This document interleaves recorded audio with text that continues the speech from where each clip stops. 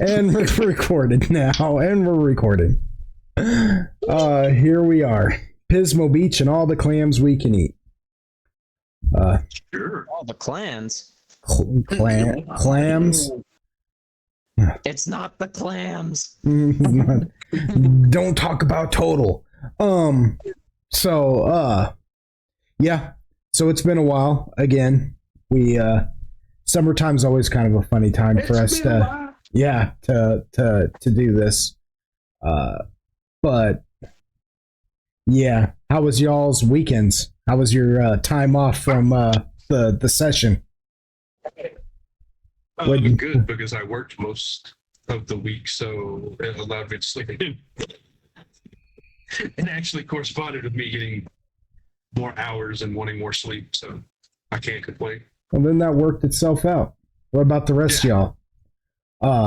I know I personally, just had some things and some matters that I had to attend to, and I took the family camping, so that was cool,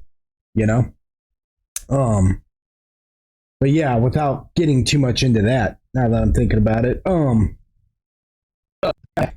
we are ready in. I hope everybody's as excited to get back into it as I know I am, because I've had this planned for quite a minute now, and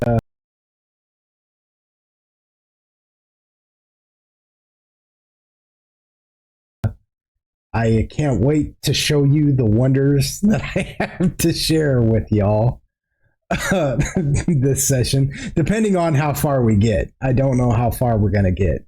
It really just depends. But with that said, I guess let's get into our introductions, huh? Let's do it. Yeah. Starting from the top, we have AGTX, the Dragon, and he will be playing the Human Slayer, which is a homebrew class, Slayer / Dragon Shaman, and he is also the totem of the Dragon God Fenrir, the Red Dragon God Fenrir. Red Dead Dragon God Fenrir. And Uquill is the guy. He's what else the MP to say. Meanwhile, he's standing in the background to figure out how they did the sign language they just did. Yeah.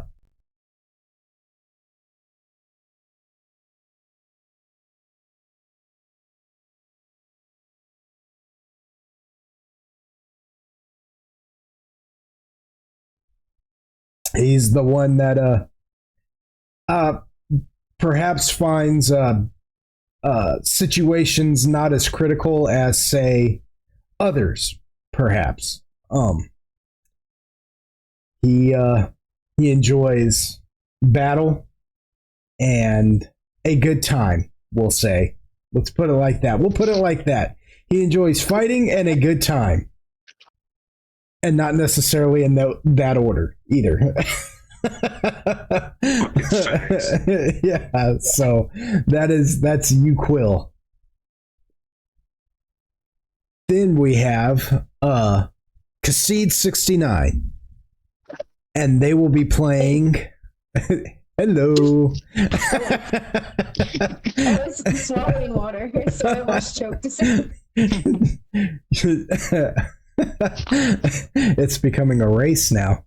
And they will be playing Agaricus, the Mycetid Pion Mender. And the Mycetid is basically a race. They're just mushroom folk, about 4 foot tall. And the interesting thing about Agaricus is they are a sub-race of the Mycetid race known as the Androgyny, meaning they aren't born with Mycetid aren't born with any assigned gender. They develop it as they grow, but sometimes that gender never develops. and they become known as the androgyne, which means, and the androgyne are known for having like special abilities and stuff. Like they just, they inherit like certain abilities. Some can do some things and some can do others. The type that Agaragis is they are a part of the Pion Mender, which is like a little healing buff machine. And capable of doing some damage as well. And yeah, Agaragis is well, the most chaotic members of the group at this point. Yes, at this point, they are in a close race with one another to see who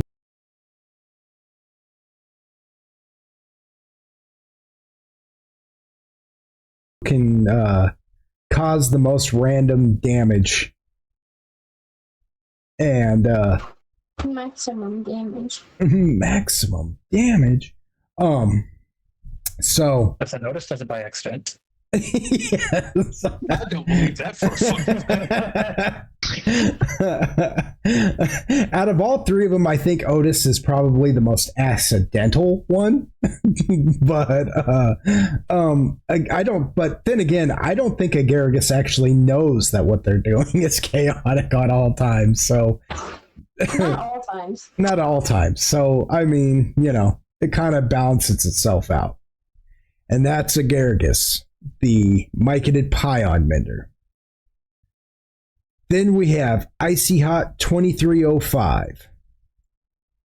And he will be playing Zoltan Heisenberg, the half-drow, half-human deep druid. And if you don't know what a deep druid is, well, it's not your mama's druid.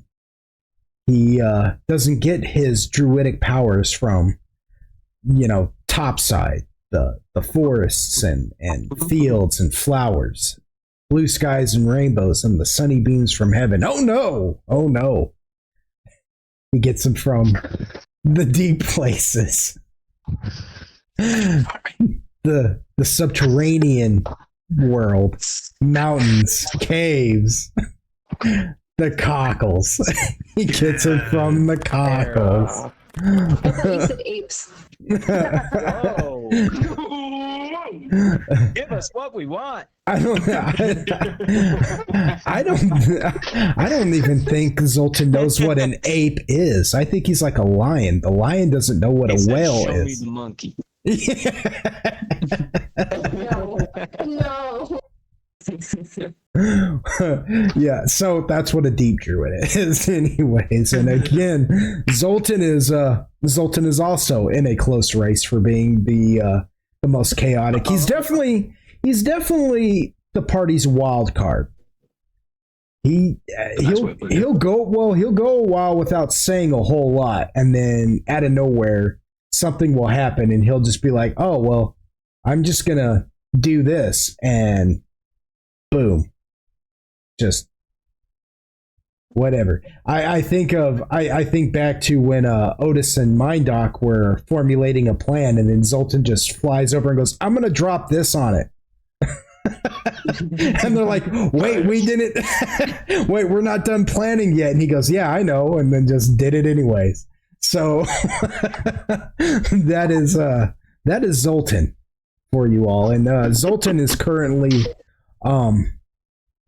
trying to figure out how his special item known as the time frame, an hourglass embedded in his chest, he's trying to figure out how that works. While I guess let's rewind a minute. While Zoltan's doing that, Agaragis is dealing with the fact that they have been anointed the new elder of the Pion Menders, and so they're trying to figure out what that all entails. And Uquil is slowly being conscripted into a war that he didn't even know existed. Like he's just become this entire race of people known as the Dragoon. He's just become their chosen champion. And it's a self-fulfilling prophecy, though. It's fucking Himothy, bro. Yeah, it's a self-fulfilling prophecy, meaning that they're not waiting for certain signs and wonders. No, they're making it happen. So, yeah, that They is saw greatness and they chose to follow it. that is what's going on with that with them. Then we have Tempest Inferno, who will be playing Otis Hirokin, our halfling cleric / favorite soul / champion of Obod High. And yes, Otis is that last one that Otis is that last one that I said is in running for most chaotic member in the group. In fairness to Otis doesn't always know what he's doing is going to actually result in the kind of chaos that he causes. Most of the time, it comes from a place of good. So that's the own cleric of the guy. But High doesn't usually do clerics. His clerics are druids, and not the kind of druid Zoltan is actually.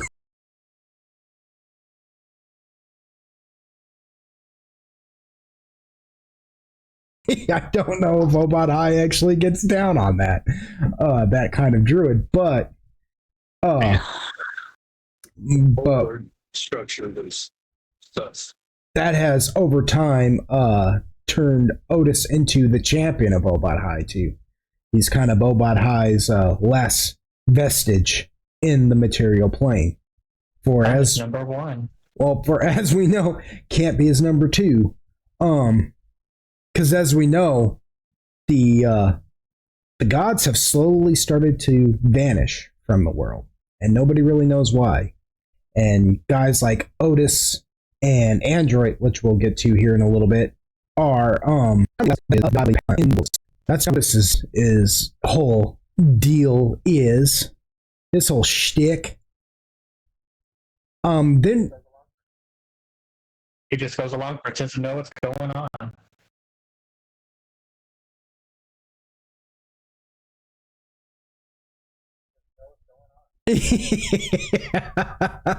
yeah, man.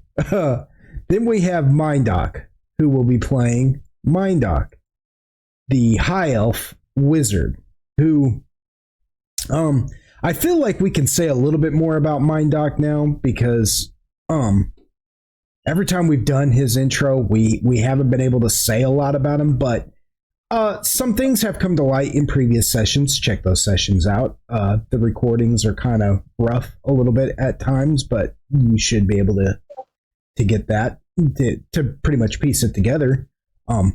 All you golden wonders out there who are joining us for this session.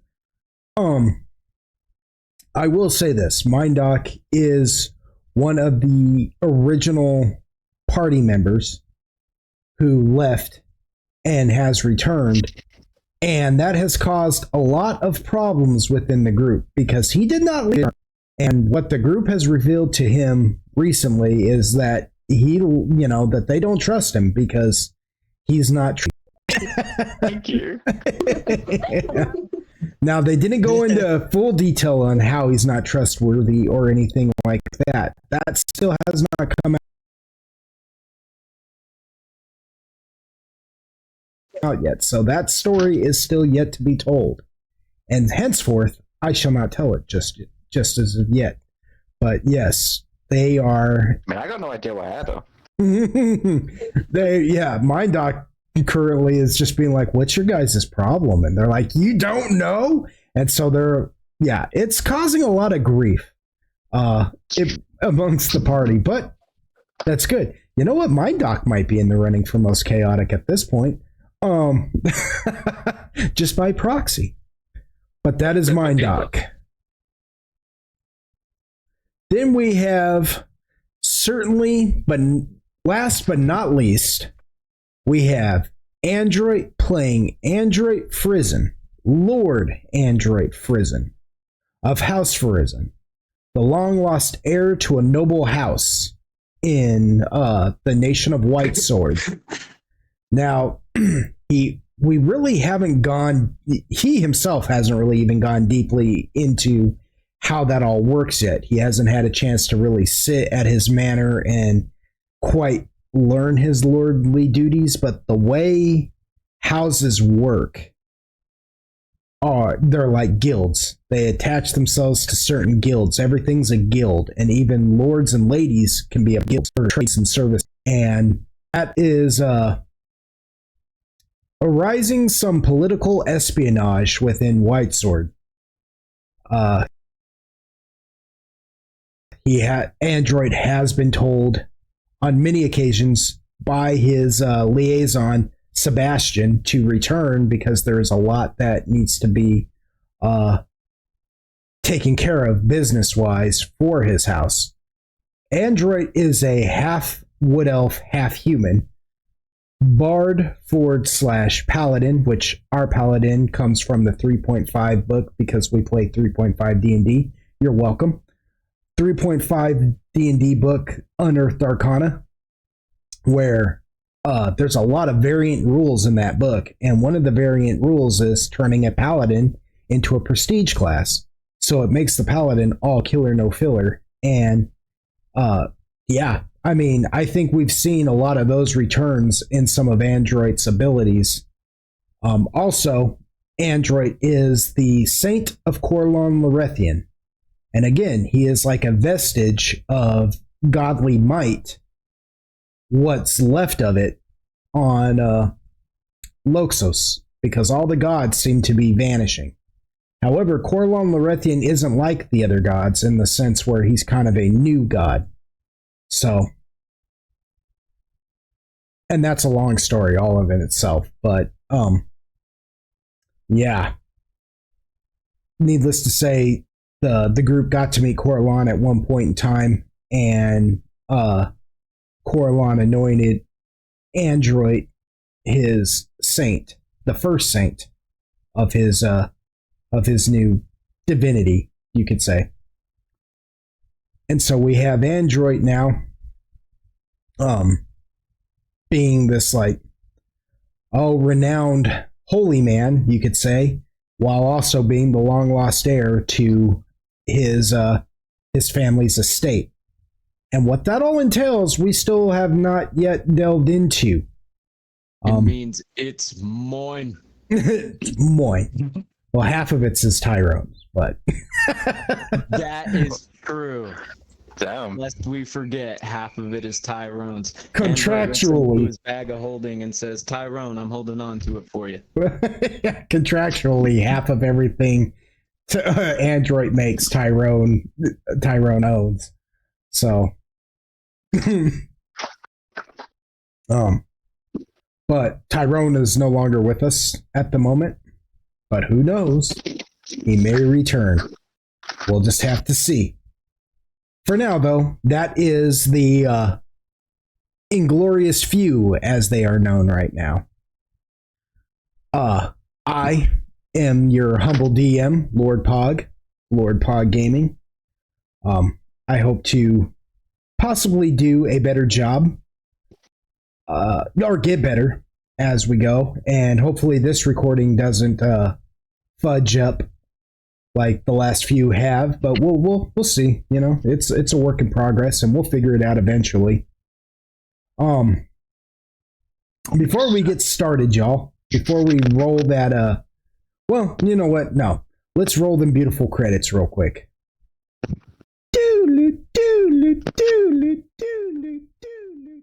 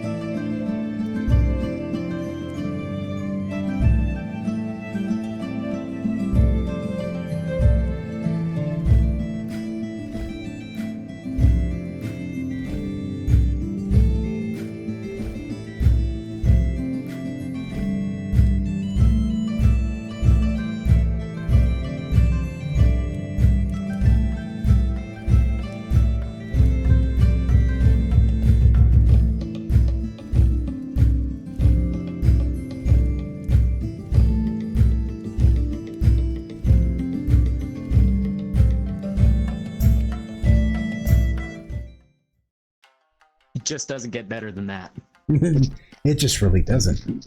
So before we get into the recap though, y'all, something I've been meaning to do that I have yet to have done is we're gonna hand out some heroic points to the party. Y'all have been doing you guys have been doing a lot and trying to survive, and you guys have come out of some pretty sticky situations. I know just sleeping. off the top of my head, Agaragis and Uquil have cheated death at least twice. And Otis managed to pull out some pretty gnarly magic that killed a Neolithid. So, and then, there's Android in the back buffing everybody. There's Zoltan, who is never one to shy away from a good kaiju battle. So, and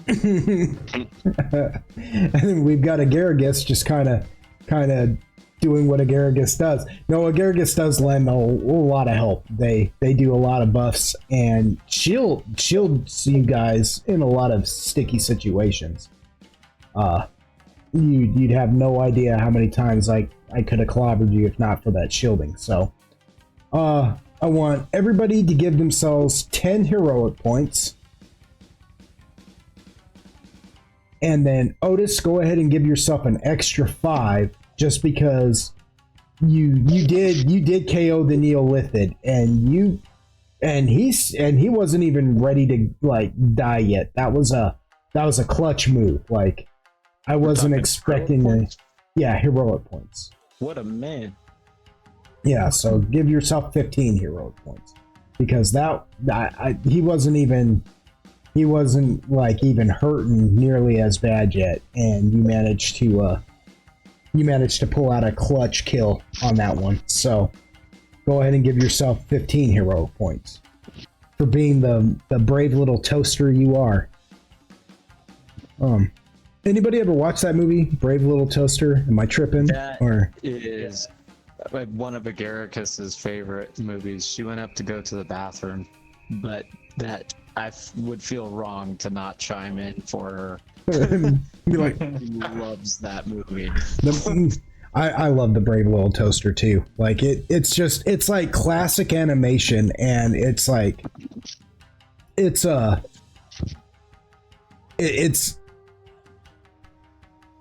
talented animation. I don't know how else to put it. Like like that old school animation where they would have to like flip like 100 pages just to get like one like slight head gesture or something, and it's just a fantastic little story about bravery. It's kind of like if Brave Little Toaster walked so movies like Toy Story could run, if that makes any sense. The idea of inanimate objects being discarded once the kid grows up and gets too old to have them, and the objects are like, no way, and they go on an adventure to find their owner. Yeah, it's kind of like that to me. In fact, you know what? Disney should pay whoever made the Brave Little Toaster royalties, because they pretty much ripped off their idea. They pretty much ripped that idea off. Tell us how you really feel. Dang it. Well, I'm glad she didn't have to hear you just murder that childhood favorite of hers. What? No, I love Brave Little Toaster.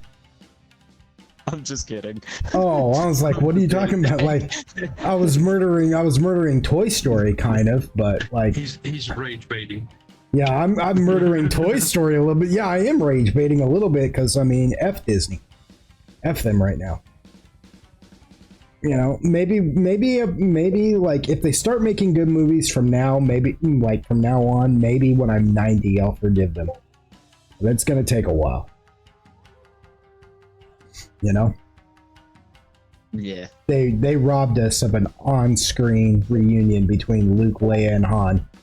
You know, may a curse upon them and their family and their families' families and their generations. A curse upon them. You and all your stuff. Yeah, a curse upon them. But no.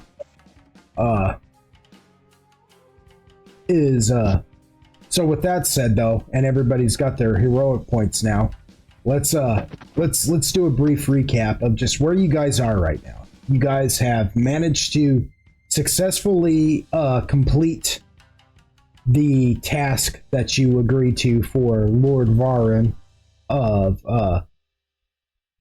the underworld, and you guys managed to successfully complete that task. But you've returned back to the Dragon Shogunate, the Dragoon Shogunate, in the land of, Longzi Judo.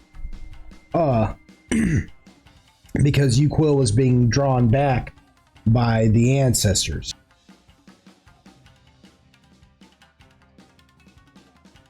Who are dragons.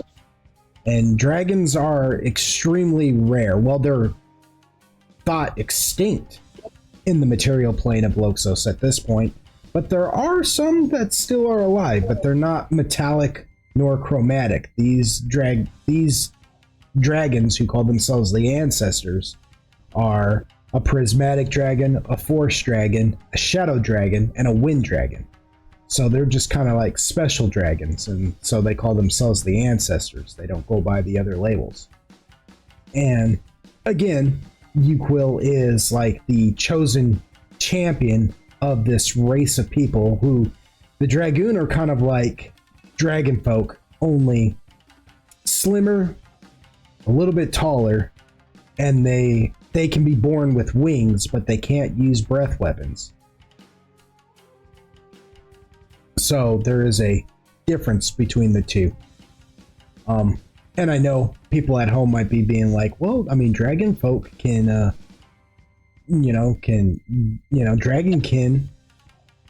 can have wings, and it's like, yeah, but not in this game. So, erase what you think you know and just follow me.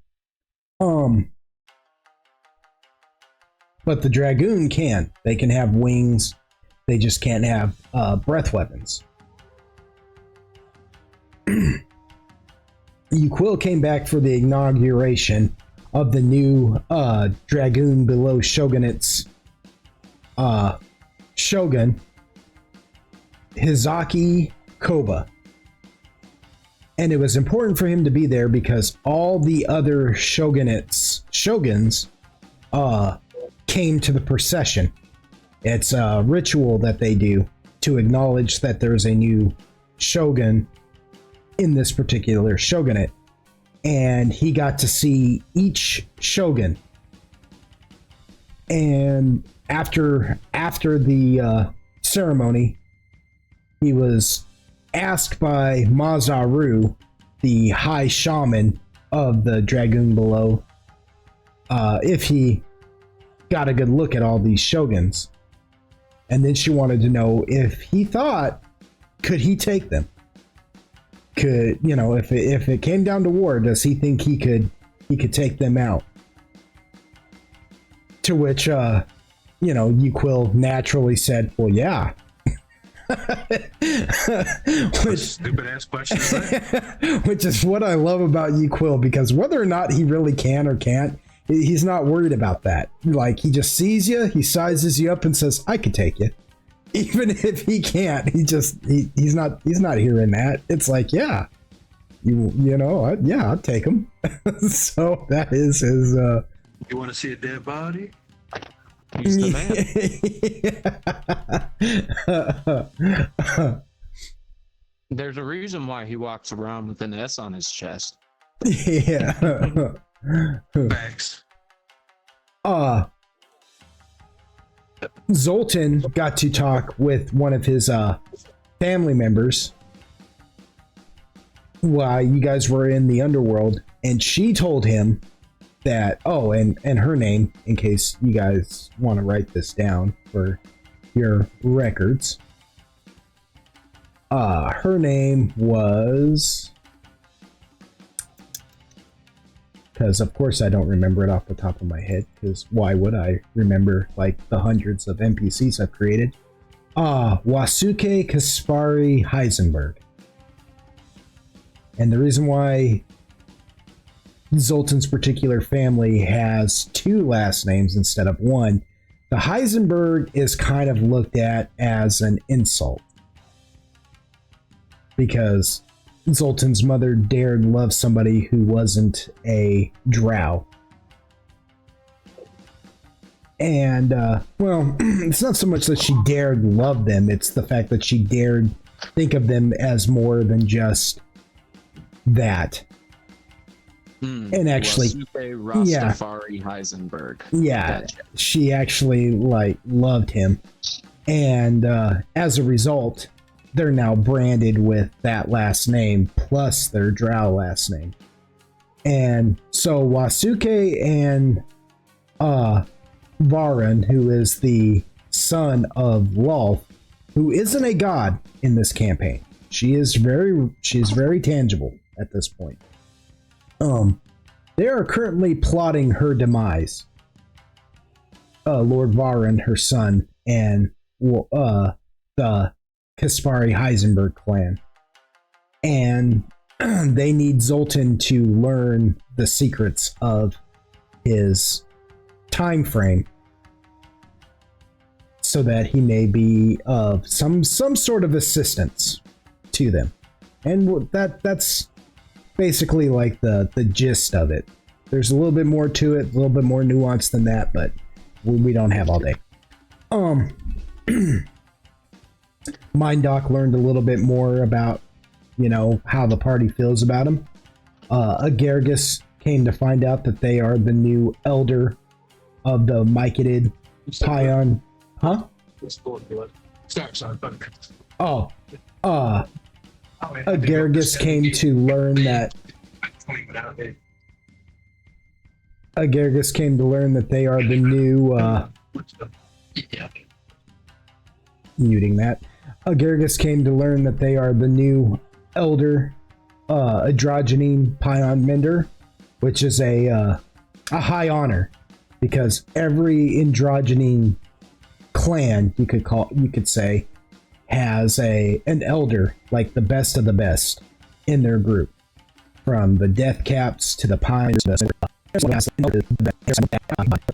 who and forth to Agargus, their root, which holds all the knowledge of every previous elder.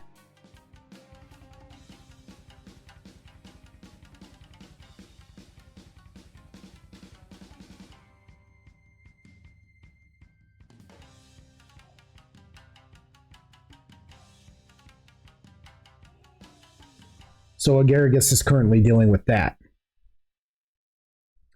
Android, huh? I was gonna say, is he like sucking on the root?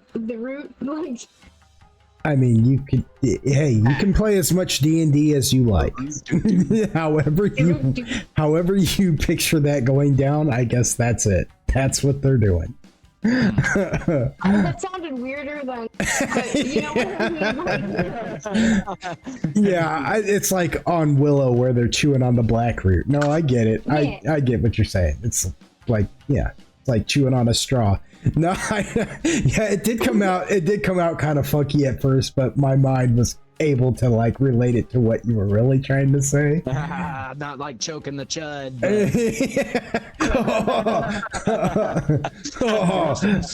rest of us were cooked. Saw, bro, saw.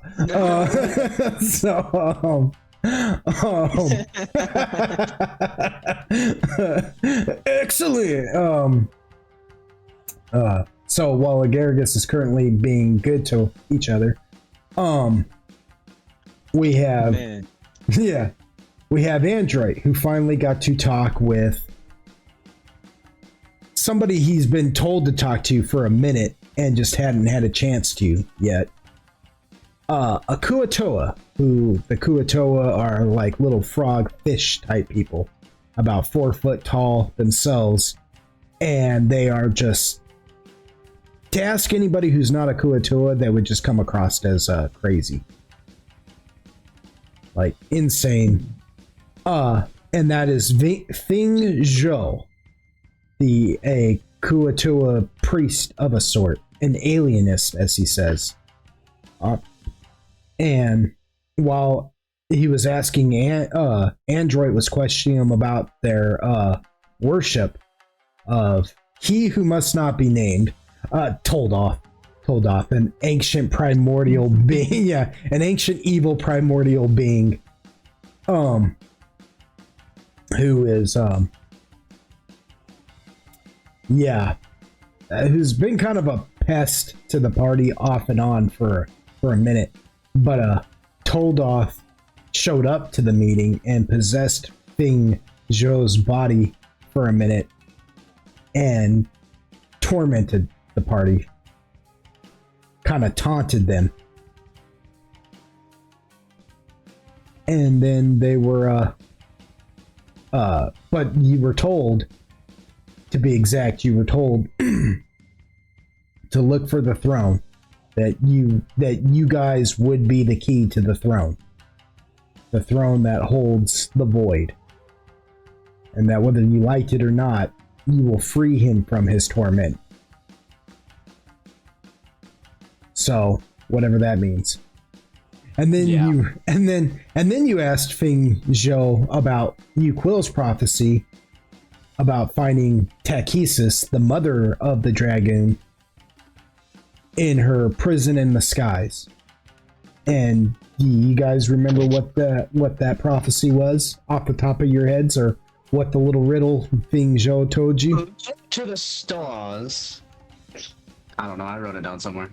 I have part of it written down, but I did not do my homework. I'm a bad boy.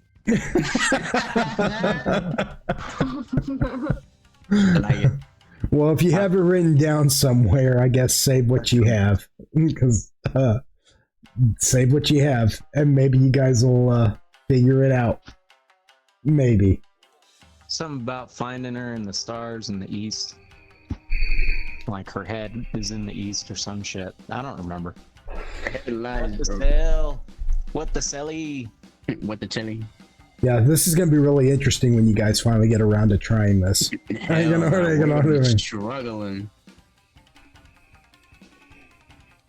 You're going to break something. Anyways, Something's on something's Naturally, we do going that anyways. What are you taught? to break Oh, something. well. Have you met the fucking party? We tend to break shit. And that He's gonna like cut off the head, and when it grows back, it's gonna be his own, and he's gonna be like, "What the sale?" It's fucking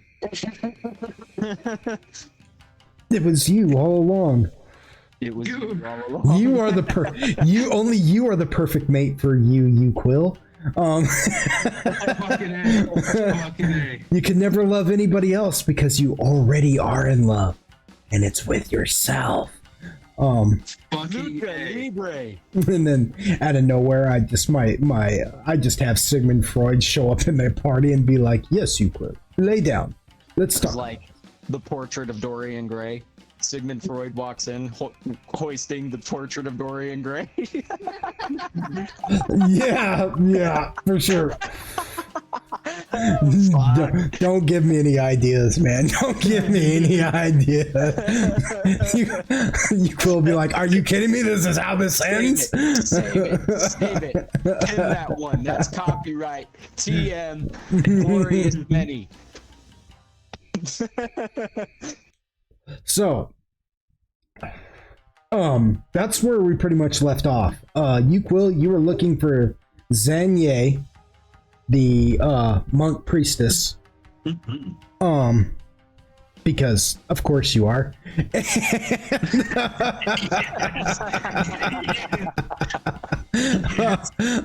You understand. And Android, Agaragis, Otis, and Mindoc, and Zoltan were all still just kind of hanging out after speaking, after having that particularly strange conversation with Thing Zhao. Something I'm going to point out too that I didn't in that last session was Mindoc, when Ving Zhao was heavily possessed by You's a bitch. by Toldoth, he was already. It's like, oh, you're hitting us with something already. Yeah.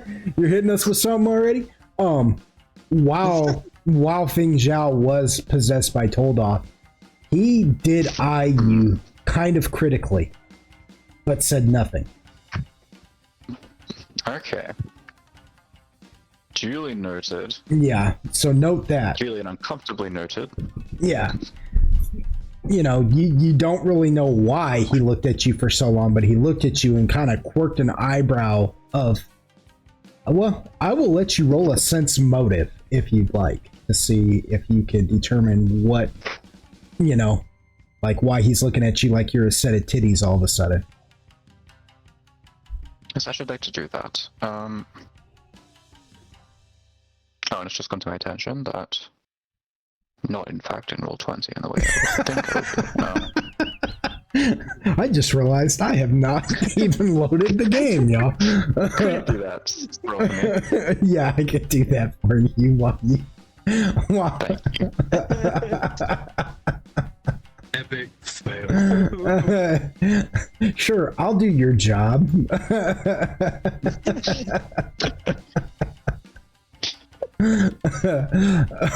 As soon as it loads up for me. Nice. Yeah, it's loading is what it says. Loading. Nice. Okay. Sense motive skills. Most things Skills. they ended in Y. Skills, my boy. Skills. Okay. Oh, boy. Anybody could lie to you, man. You don't know how to read people at all. Yeah. So. Yeah. So So what we're gonna say, because you rolled a straight up 5. So what we're gonna say is that it's not like you're blind to this. You know that he took some kind of interest in you, but you can't really determine what that interest is. So it's just left you with more questions than answers. And that's how you're feeling now that he's like, now that Fin Zhao is no longer possessed and has long wandered off. There is no way. Hold on, y'all. Put the phone on silent. No word. No. Can smell what the rock is cooking. Hold on. All right, we're back. So, for the folks at home listening in on today's session, that might have sounded really crazy.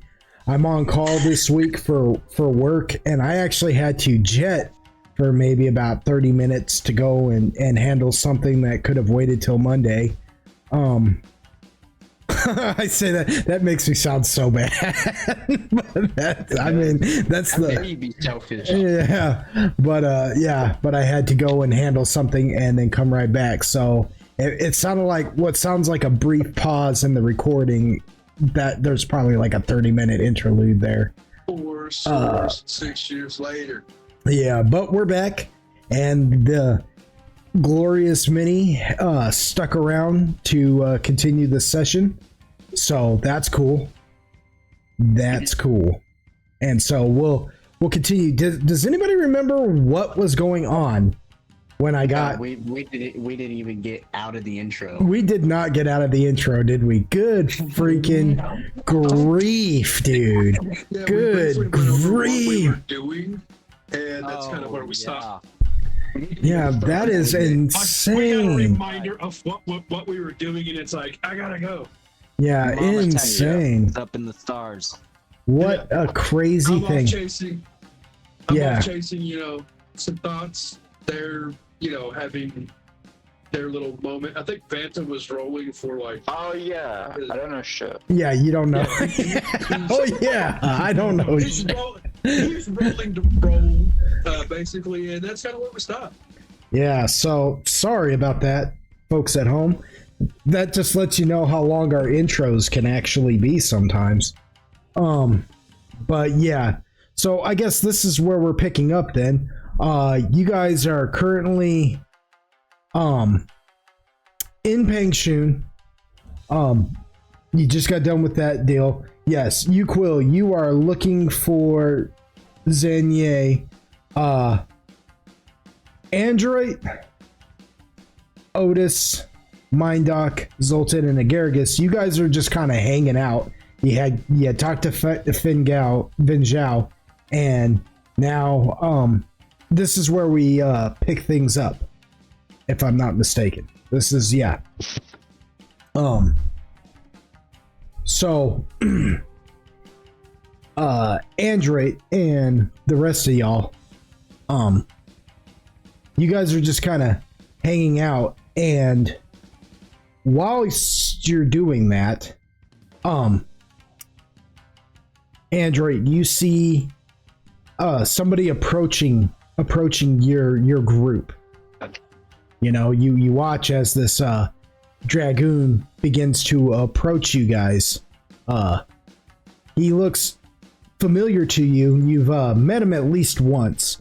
You know that he's one of the thugs that works for the underbelly. He is a dragoon.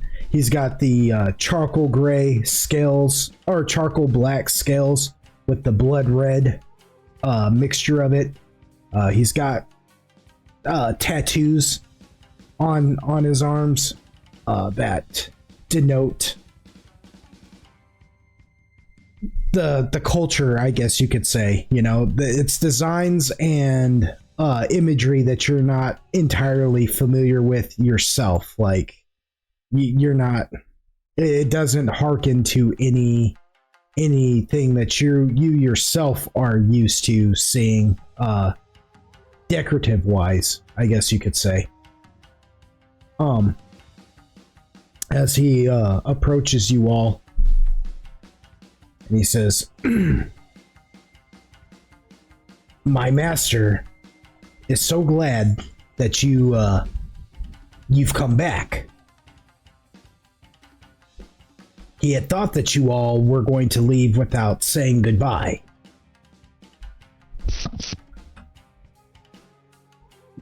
No. We just had to regroup. We're back though. We knew we had some loose ends to tie up here. We're here to make good on all our bargains. What say you? Says, Boss Kappa would request you and yours for an audience with him and some important investors, shall we say. Lead the way. Says, indeed. With that, he motions for you to follow him through the crowd. He makes a point of walking just far enough ahead of you to where it's not obvious that he's with you, but staying within line of sight so you can see where he's going. Android puts his hands in his pockets.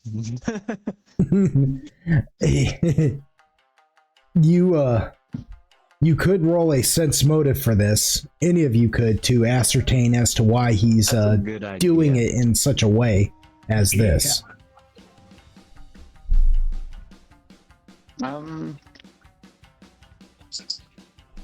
anything about paying attention to.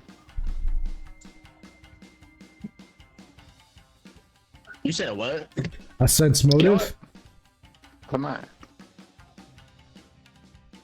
Did I sense anything? Dang! Look at you. You sense the flaps of a butterfly's wings. Do I sense the force? No. You hear it fart.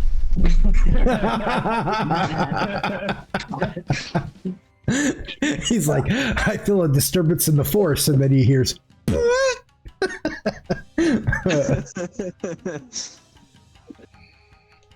So,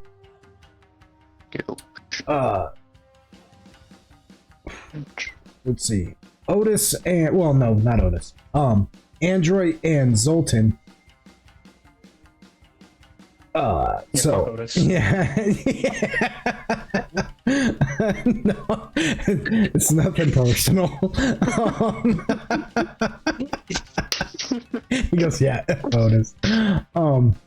Android and Zoltan. You guys watch him.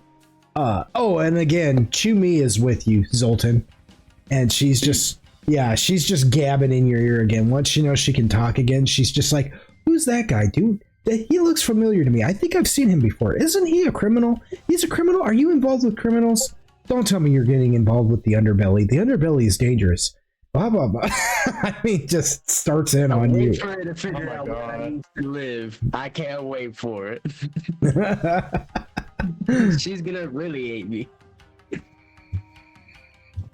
But yeah, so but Zoltan and Android, you guys figure out that, solely really based the big trick to it actually is, even though she's talking a lot, something interesting has come out of Chumi's mouth with her saying that she recognizes him, and he's known for being a part of the underbelly, and you figure that's probably why he's keeping his distance from you all, as to not make it seem Right. overly direct that you guys are involved in some kind of business dealings with known like mobsters, I guess you could say, organized criminals, as him and his group are.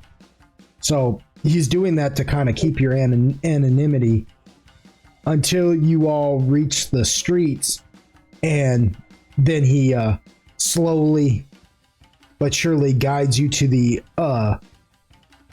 compound which the underbelly resides. It's probably like a short 20-minute walk from the Forgotten Palace. And it's all the ancient style, and then like one giant like tower in the center of all of that that's a pagoda like.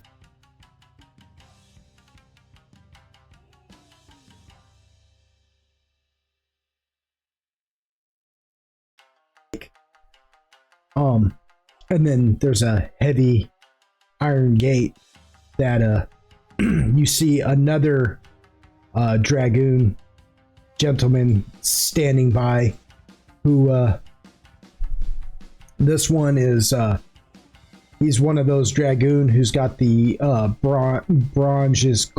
bronze like golden brown scales.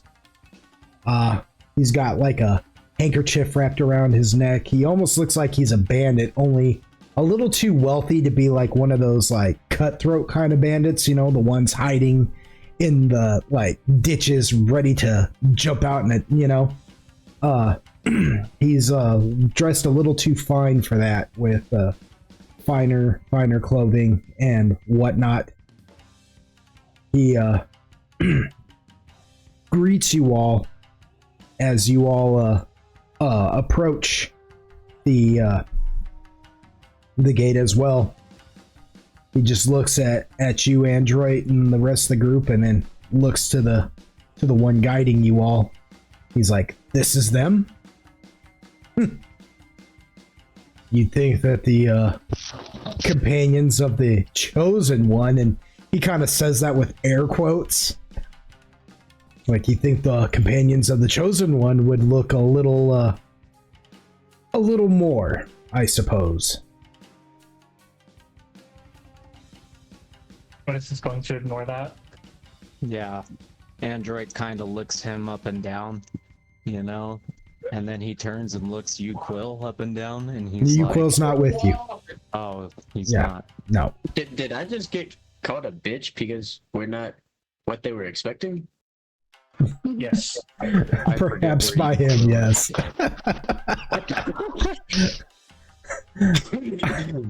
Oh no. Where's you, Quill, again? Can you remind me? I'm sorry.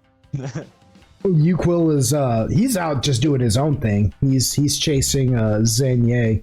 He's looking for Xanye. Okay, so he's still away from the party from when he Dragon told Quest. to talk about Takesis.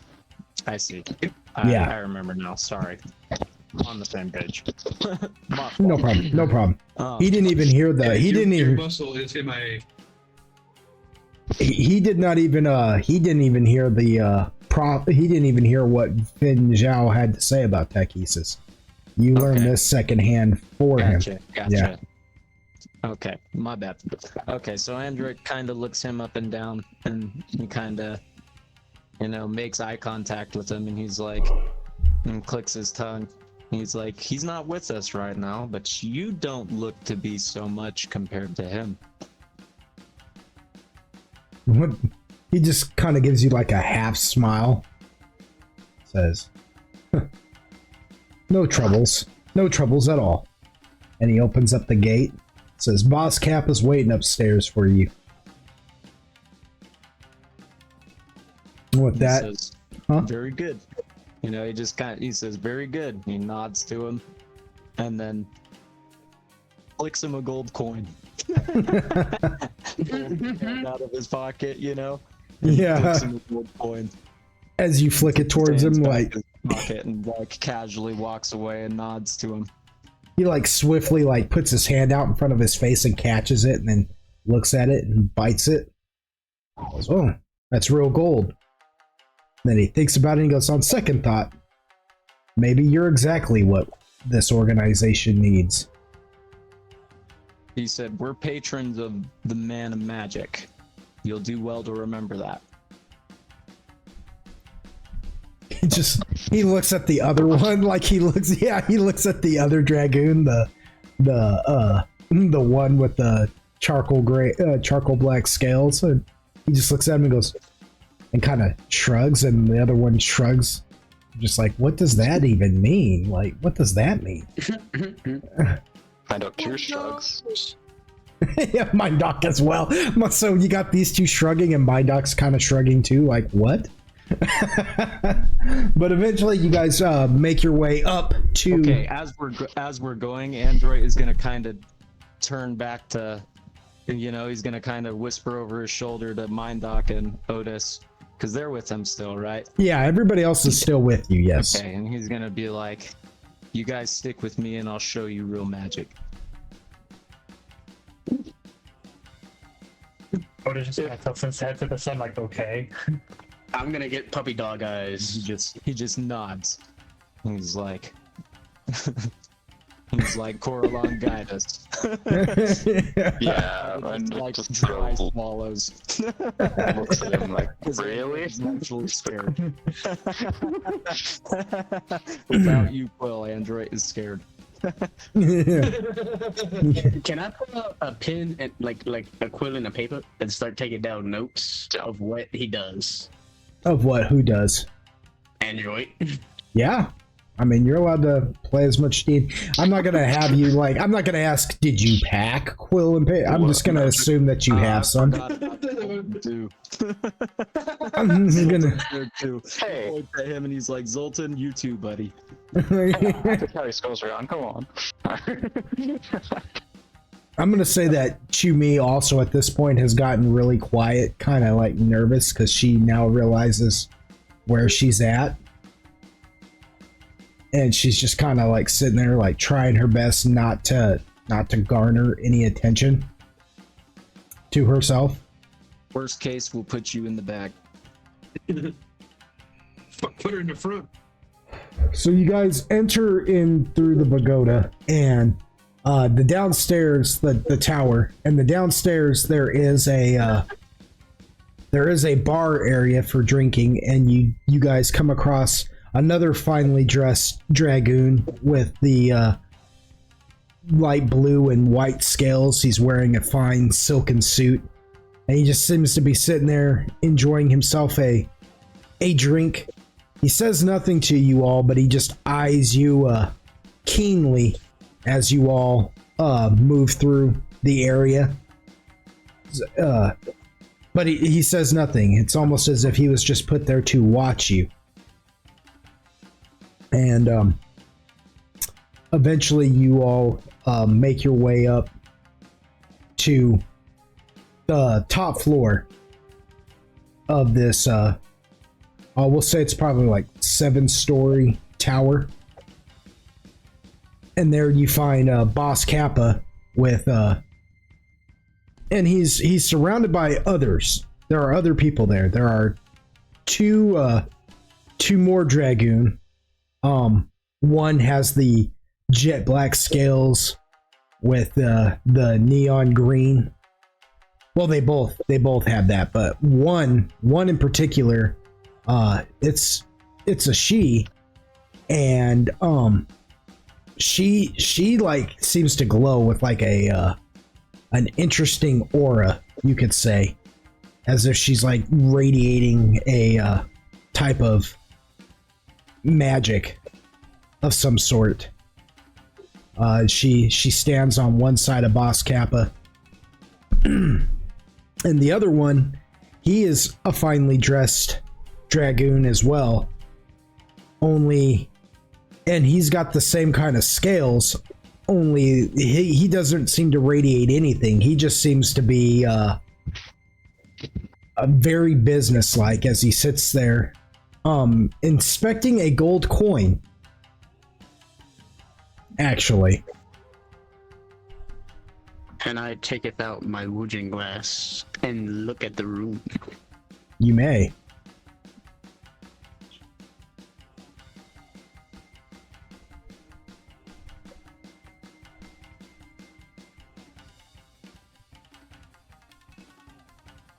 And of course, there's a Boss Kappa as well, who is there. And you all remember him from the last time you met him. He's got the charcoal black scales, and the thing that sets him apart from other Dragoon is there's something almost slightly demonic in his visage. Almost as if he's not wholeheartedly Dragoon, but you can't really tell. And he just sits there with and every once in a while he just like breathes smoke from his mouth, but it's like different. It doesn't seem to be like actual smoke. It's almost like he's breathing like some kind of like spell or something. Like he's they have vape here. Nice. Vape gods. He says, "Whatever do you mean?" No. Yeah. Can I take it to that? He says, "Welcome back. Oh. I had heard that you all had left, and I was dismayed. I wanted to introduce you to some of my investors." When he says this, Android kind of turns and looks them all in the face, before, and then, looks to Boss Kappa, and then bows deeply before he, says anything, and then looks up to him again, and he says, "Yes, we apologize for the delay, but sometimes even delay can be divine appointment, and we needed to regroup. I apologize, and I hope that you understand." He kind of chuckles a little bit. It's quite all right. The investors didn't even arrive till tonight anyways. It seems that it was fortuitous that you'd show back up at this appointed time and place. It says, to bring you up to speed, we have already sent off our agents, if you will, who will be overseeing our partnership in your land. I sent them with enough resources to be able to be up and running within a few days. By the time you get back home, they should already be up and in full production.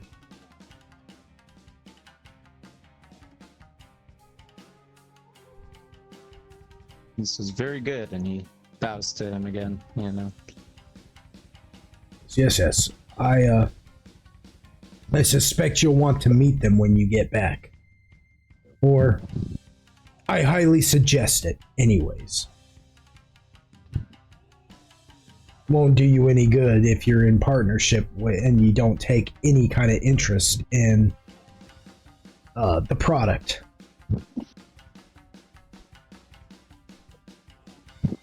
Now, I'll call in our investors, other people of like mind who do a similar thing as our thing that we do, the underbelly.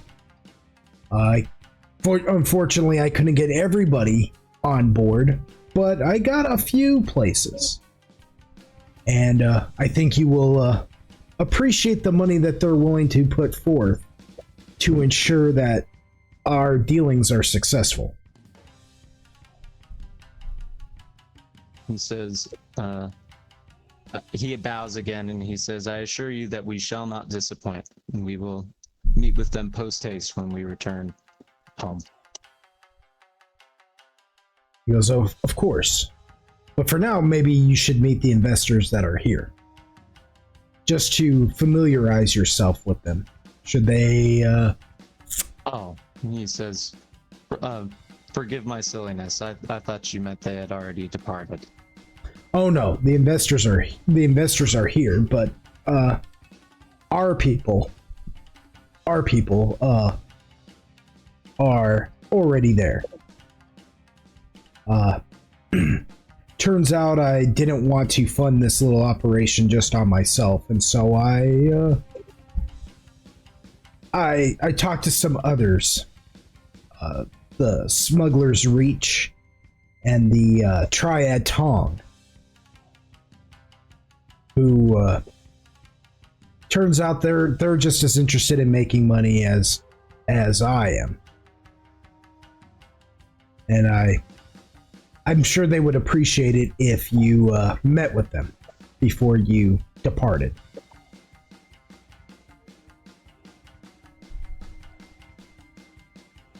And he says, okay, very good. I will do so.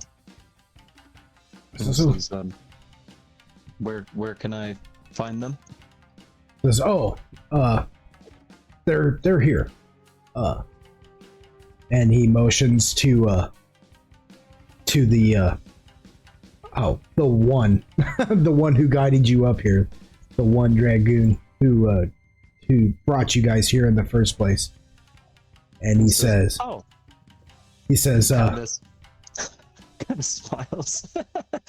he goes, no, he works for me. It's like, Bushai, bring in the investors. And with that, I'm still taking notes. with that, Bushai like bows. Now he's the charcoal black and red dragon that, or red skill, crimson red dragon that guided you all in here, and he bows briskly and then departs. And when he comes back in, he brings in several people. One group that he brings in, Boss Kappa introduced as Boss Boaz Nagata with his colleagues, Ming-Na, Wusha Jenga, and Yakuma-san Obadi. Boss Boaz is a Ibixian, or as you've heard them called in the underworld, a goat folk. He's got these like jet black horns and this jet black skin, but with this like white fur, like almost like white hair and a beard, and he wears a black leather suit and vest, and he's got these piercing like yellow eyes. The people who are with him are, oddly enough, two of them are Dragoon as well. Ming Na is a blue and white scaled Dragoon only, and he wears like a fine red coat with a royal purple vest and trim with silver lining, and he's got ever so faintly tongues of shadow that seem to lick off of his body from time to time.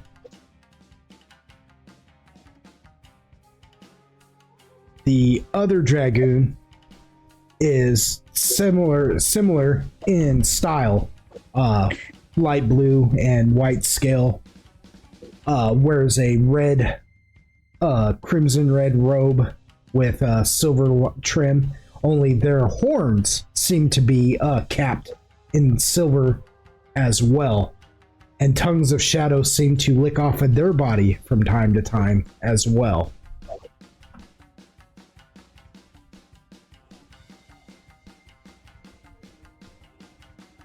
And then the final one, who's with them, who is known as Wusha Jenga. They are a Banzai, one of the bunny folk, and they are female.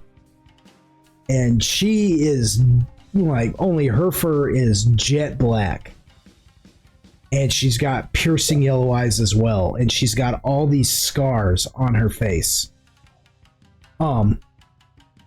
In her ears, she's got like several loops like pierced in her ears as earrings, and again, tongues of shadow seem to lick off of her body as well.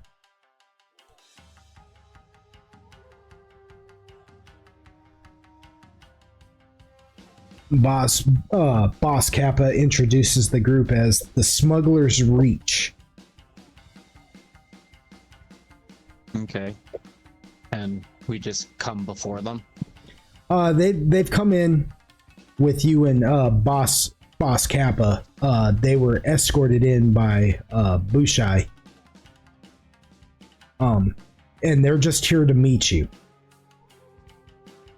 Boss Boaz is obviously like these obviously their leader. These other three, the two Dragoon and the Banzai, they're just his escorts, if you will. Like, they're his posse. You know, they're strictly here for his protection. As Boss Boaz looks you up and down, all of you up and down, and you know, he says, "This is the group, then."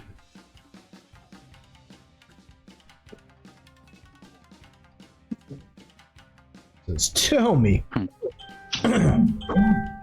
what is your culture like where you are from?" He kind of, before he says anything, he bows very deeply to all of them, but he does not take his eyes off of them. And he says, and then before he raises, he says, "Forgive my insolence that the Chosen One is not here with us, but he's here with us in spirit, you know?" And he kind of raises up. When you say that, he kind of he like cuts you off with like a laugh that sounds like a goat, you know. He's like, "Ah, ah," and then he stops and he's like, "Pardon me for my rudeness, but we don't care about fables. our business with you has nothing to do with the chosen one. We could care less about that. He's like, he's Boss Kappa himself could care less about the Hold on, fables. there's a spider in the bathroom. I got it. Tiger. Oh, a spider. No, I'm just. Uh-oh. I'm just- Well, He's what gonna are get to you care before- what are you doing in the bathroom instead of being on D&D in the first place to find said spider? No. How dare you have normal bodily functions? Yeah, got you fucking hold weirdo. that. You hold that. It's like a Why car are you doing trick. that? Go before you leave. Oh yes, with the with you said you were staring at this room with your glass, right? Yeah. It's going wild. I figured. 4 out of the several people that are in this room right now are just radiating Woojin magic. The 3 Ooh, Jin. yeah, running from a magic. The Yes. 3 that are with Boss Boaz of the Smuggler's Reach are definitely Woojin, and the woman Dragoon who is with Boss Kappa, who's standing behind his seat with her arms crossed, with the shadow, with the jet black scales and the neon green. She is definitely Woojin as well. Like this, these people are all just radiating like Woojin magic right now. An intense amount. It's unreal. Like, apparently they didn't get the memo that Woojin magic is considered taboo because they're just letting it, they're just letting it hang out, letting it all hang out. Yeah.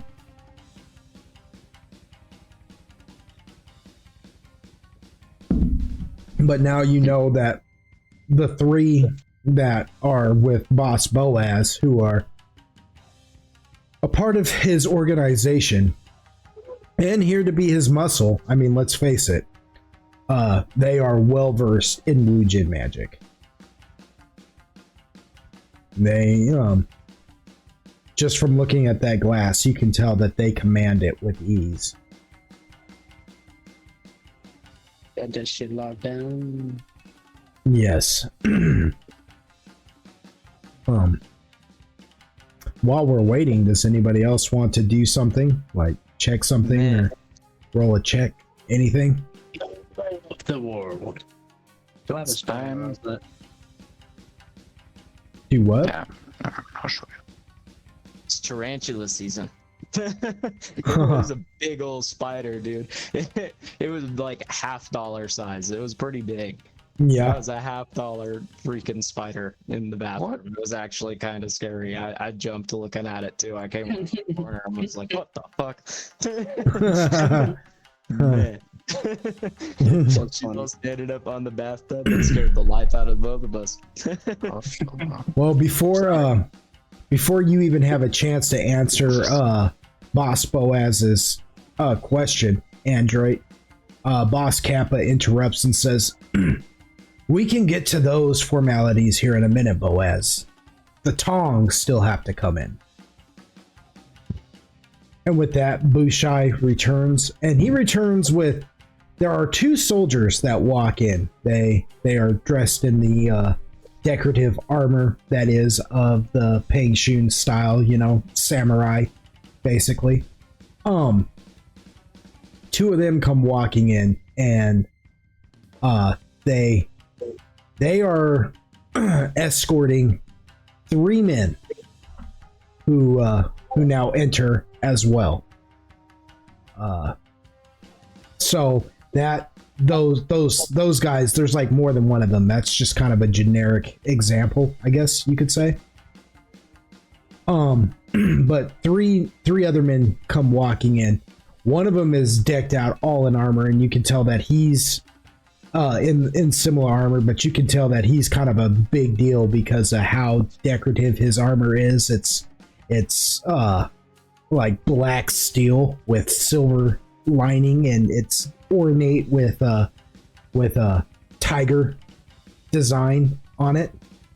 Um, he comes walking in, and he's followed by another gentleman, who's similar in style, only his is brighter.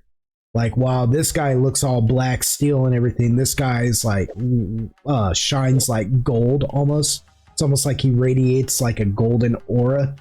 And he too wears a mask, but he also wears a hat that like veils all around his body with a royal purple robe and golden trim. And then finally enters an elderly man, just wearing who's probably the most simply dressed one out of the three. But when he enters, the two that entered first and their two soldiers part ways for him to come and sit down. And he wears just a red silken robe with black silk pants. And he's just an elderly gentleman, kind of like he's just kind of inconspicuous, if you will. Like, to look at him, you wouldn't know that he was as big of a deal as he is. And yet he seems to command this presence. And Boss Kappa introduces them. I introduce the Triad Tong. Boss Ichu Uzumaki, who is the golden one. Boss Shijing Yangu, who is the black steel samurai. And Boss Tsushima Tong. Followed by their Tong Ronin. And he just kind of half-heartedly mentions their muscle. He says, those are the investors. Any and all questions now, Android? And my only request is that at any time, I may be allowed to consult.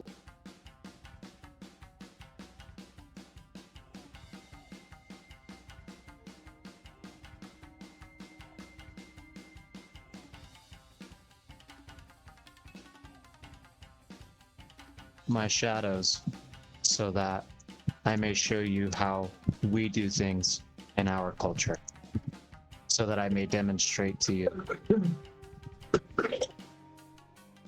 About that time, Boss Boaz. Kind of motions to everybody behind him, you know. Boss Boaz, he kind of cuts in and he goes, what does that mean, shadows? What exactly are you talking about? I would prefer to know who it is I'm actually investing in, if I'm going to invest. He kind of bows again.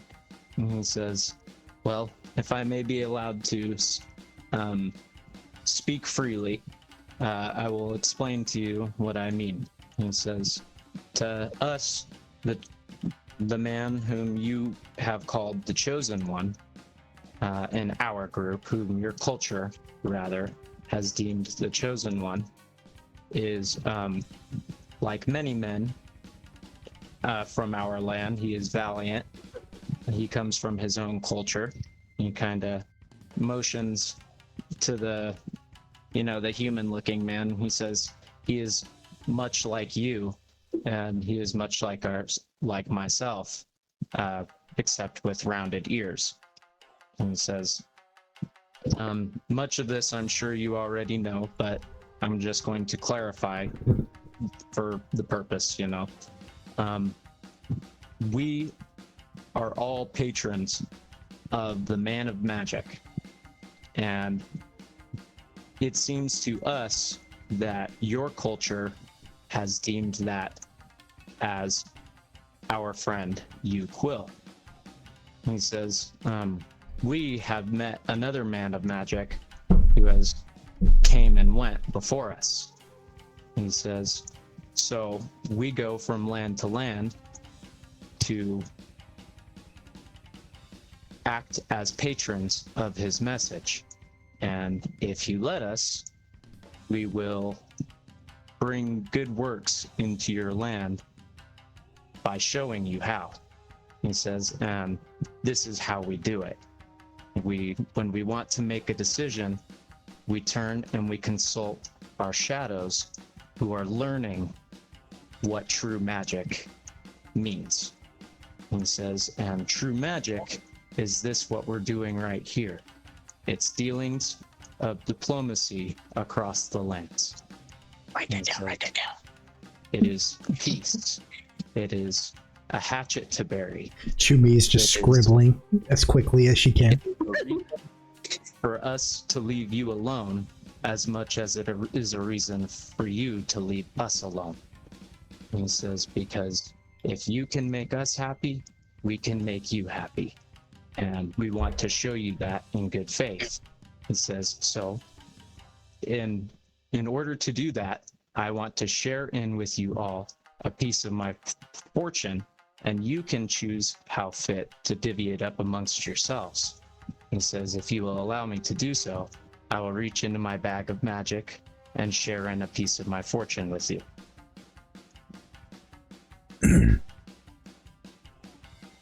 It's about that time that one of the Triad Tong actually cuts in.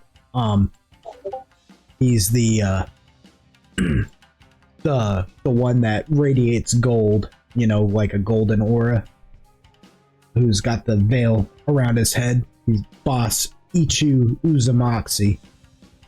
And he says, and you say you have great fortune. Might we inquire how you came across this fortune of yours?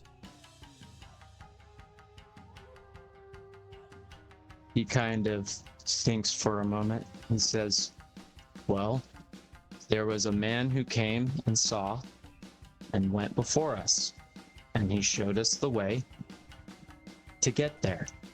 And to get there, you have to know where. And he kind of nods to them. And he says, and the only way that I can show you what that means is if you display your trust in me in allowing me to reach into my bag and display my fortune to you. He says, and I will give it to you if you show me that trust. He says, I do not want to harm you. They all kind of, the boss Boaz, he just sits back in his chair and just whispers amongst his group. He says, there are 26 pieces that I am offering you. 26 pieces. He whispers amongst his group, the Wujin that are with him, and they just kind of nod, and he sits back and crosses his arms and nods in agreement. Boss Kappa just remains motionless. He's got this kind of like smile on his face, like he's real interested in what it is you're trying to, like, whatever it is you're trying to put down there, Android. Meanwhile, the Tong, they don't say anything. The two just look to the elderly man sitting in the center of them on his chair, sipping his tea, looking at you somewhat, I don't want to say critically or even inquisitively. He's just got this, like, it's like a gaze, but it's not like a full-on like stare, you know, like he's got a way of like looking at you without it burning a hole right through you, and yet these eyes seem to like just peer into you, if that means anything. Android is a little visibly shook. He's not trying to hide that either. Because he is way out on a limb here. He sits there quietly for a moment and says, and without saying anything, he just nods very slowly. He shuts his eyes and nods his head with his like bottom lip kind of out in thought, giving you the signal. Android opens and reaches into his bag and pulls out a right foot from the fucking skeleton of the fucking, you know what I'm talking about? Yeah, that astral alloy. Yeah. Yeah, made of astral alloy. He Mhm. pulls it out. It's a right foot. There are 26 pieces. You're busting out the and right foot. T800 right now. Yeah. I Okay. am. There are 28 or 26 fucking bones in the right foot. So he pulls it out and holds it out before them, you know, and, you know, just for them all to see. And he says, "This is what I have for you. And there's more of this where this came from. And this is our fortune. And all we desire is that wherever we go, we're in good company.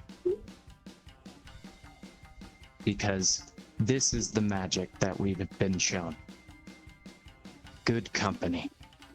And he says, "That is why we carry shadows, whom we consult." If you understand. Boss Tsushima Tong, the elderly man, he stares at the foot for a minute as it sits there on the ground, and then eventually motions for one of the Ronin to walk over and pick it up and bring it. Boss Shijing Yangu looks it over for a minute. He says, It's steel of some sort, but it's light as a feather." And then he passes it, but he doesn't pass it to Boss Tong.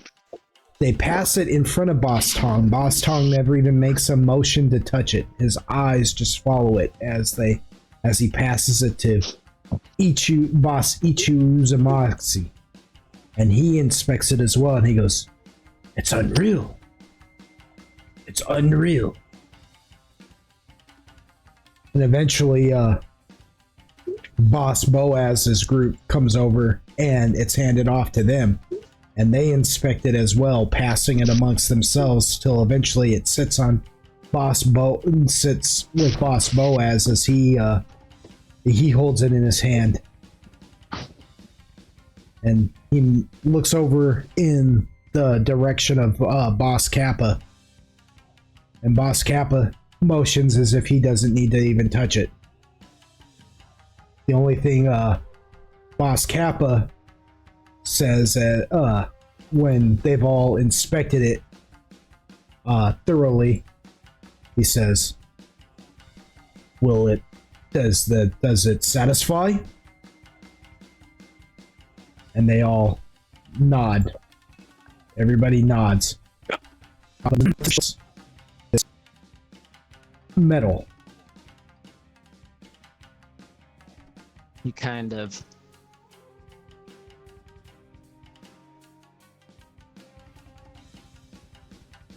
thinks it over, you know, and he says it's a hard thing to explain, but if you work more with my people at home, we can explain more of it to you. But understand that there is a lot to understand about these mere 26 pieces that I have shown you. And he says, and I give them willingly to you, as it is a base of where I have seemingly my people at home know how to take this and turn this into gold. And he says, so I hope that this is a show of good faith. You can each keep this just as a symbol, even if you wish, as a show of good faith between us and you. You can show it to us anytime to remember this deal, you know, because we will share in our gold with you whenever, wherever, whenever. This steel, Boss Kappa then says, this steel that you're showing us, this precious metal. He says it's a little more than just regular steel, and kind of, you know, nods. He says, I see. He says, And it's, it is very precious metal. And he says you cannot acquire anywhere else in the world, to my knowledge. only through you. Only through me, to my knowledge. With that, Boss Boaz interjects and says, I can confirm that it doesn't feel like any metal I've ever held. It is Light as a feather and stiff as a board. He says, yes, quite. It is solid, like steel, but light as a feather. As if it came off of a hawk fox itself.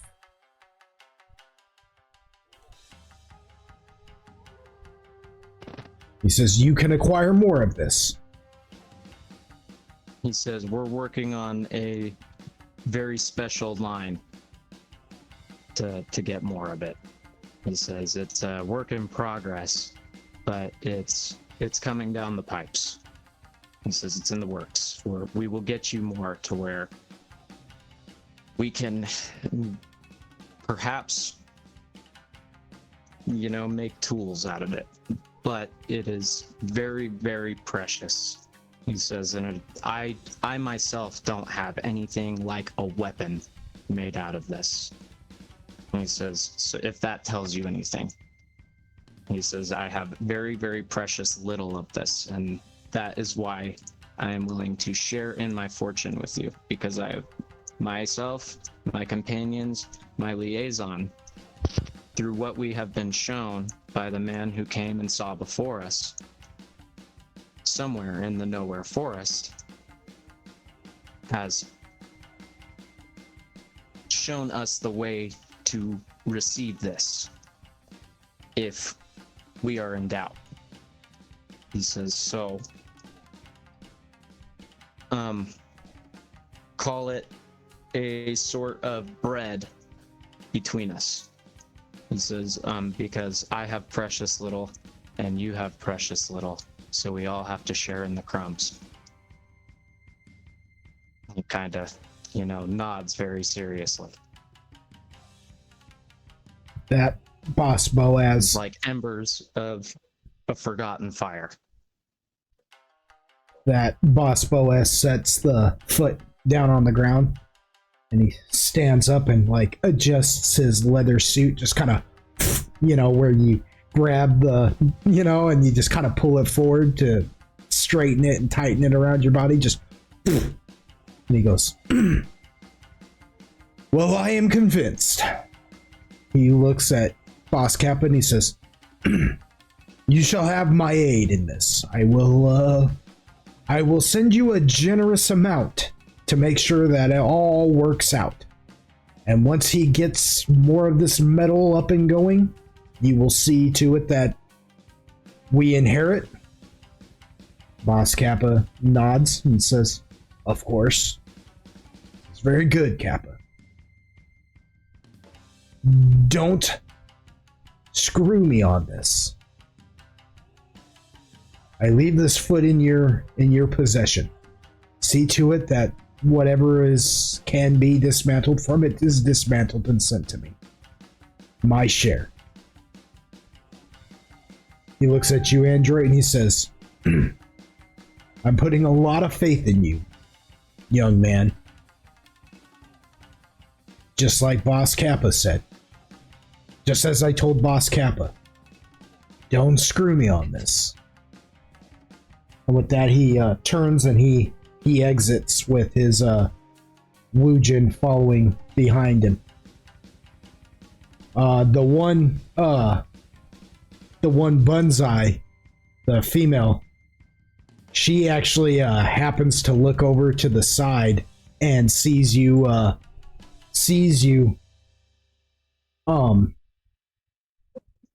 Zoltan, with your eyeglass, and she looks over at you and just kind of giggles. And she looks at Chu-Mi and kind of taps her chin.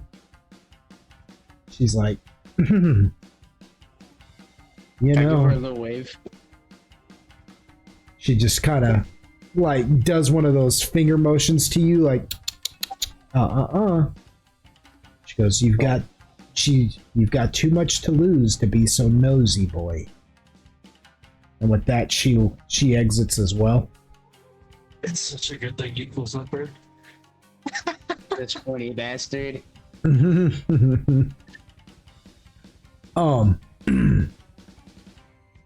That just leaves the triad Tong, and they are just sitting there quiet for a moment, and they look at they're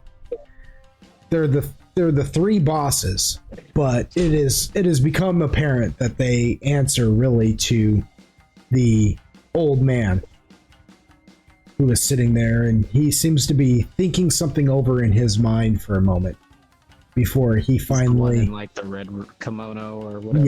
Yeah. He seems to be thinking something over for a moment before he finally nods, and that leaves them to turn and say, we agree to these terms.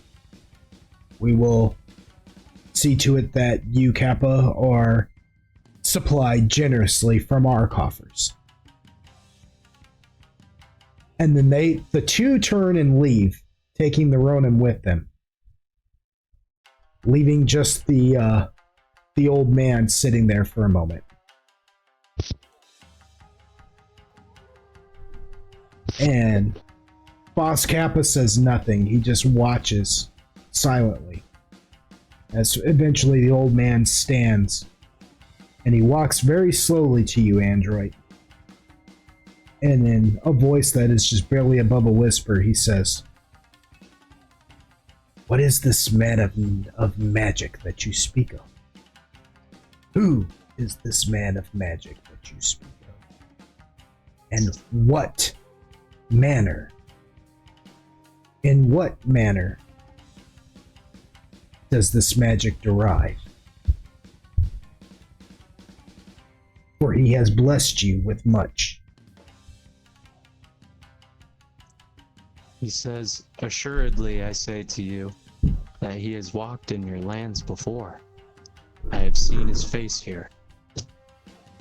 And all I wish is to return with his message from before, which is peace and love and community. And it's something that I see precious little of in my own land. And it's something that he taught me of. So all I wish is to bring that peace and hope and love to your lands as well. He kind of just bows to him. He says, we have many words for it. We call it community. We call it company. He kind of motions back to them. We call it a party. And he says, for now, I will call them my shadows. But know that the most important word that we call each other is friend. And the message that we're bringing is that we will always have each other's back. We always carry each other's names on our shoulders, because that is the message that was taught to us. And he kind of deeply bows and just faces the floor. He waits for you to finally, stand up. He just sits there quietly watching you before you finally, finally raise up in the silence. And he kind of raises again and says, this is the true magic that we have been shown. Because even the spells that are cast can only be done so, that I've seen, through some utterance. Everything else is a cheap trick. And it is through our community. It's through building bonds. It's through forging pacts and building law with one another that we make magic happen. And that is how we get it done every single day where I'm from. And I see it here too. He says, I see your struggle, and I want to bring my fortune in gold. He sits there for a moment, and then again in a voice just like barely above a whisper, he says, you speak of bread. You just make sure that we all eat. A word of advice to you, android. These things you speak of, they don't belong in my world. Ensure that we all eat, and then find a way out as soon as possible. For you won't be long for the kind of business we do. Should you not? And then he turns and exits as well. And then as soon as he's like sufficiently gone, Boss Kappa just kind of chuckles and he goes, well, that was intense. There's not too many who speak with old whispering tongue for so long. The man barely ever says a word to anyone. Sighs. He just goes and says nothing for a second. You know? He kind of nods to Boss Kappa. He says, thank you for witnessing that. He says, oh, not at all. I was going to go in business with you whether they wanted in or not. I'm just one of those, call me a poet, if you will. I like money. But here's the thing. My favorite kind of money is your money. You know what I'm saying? And if I can't have your money, then I guess I'll take my money. And you're gonna act a little funny? He kinda chuckles. He goes, well, it makes everyone act funny. He goes, so if I could get them to help me flip the bill on this little venture, why not? He goes, you performed brilliantly. I'm not gonna pretend to understand everything that you said just now. And then he kind of waves you a hand and goes, and I don't care for an explanation.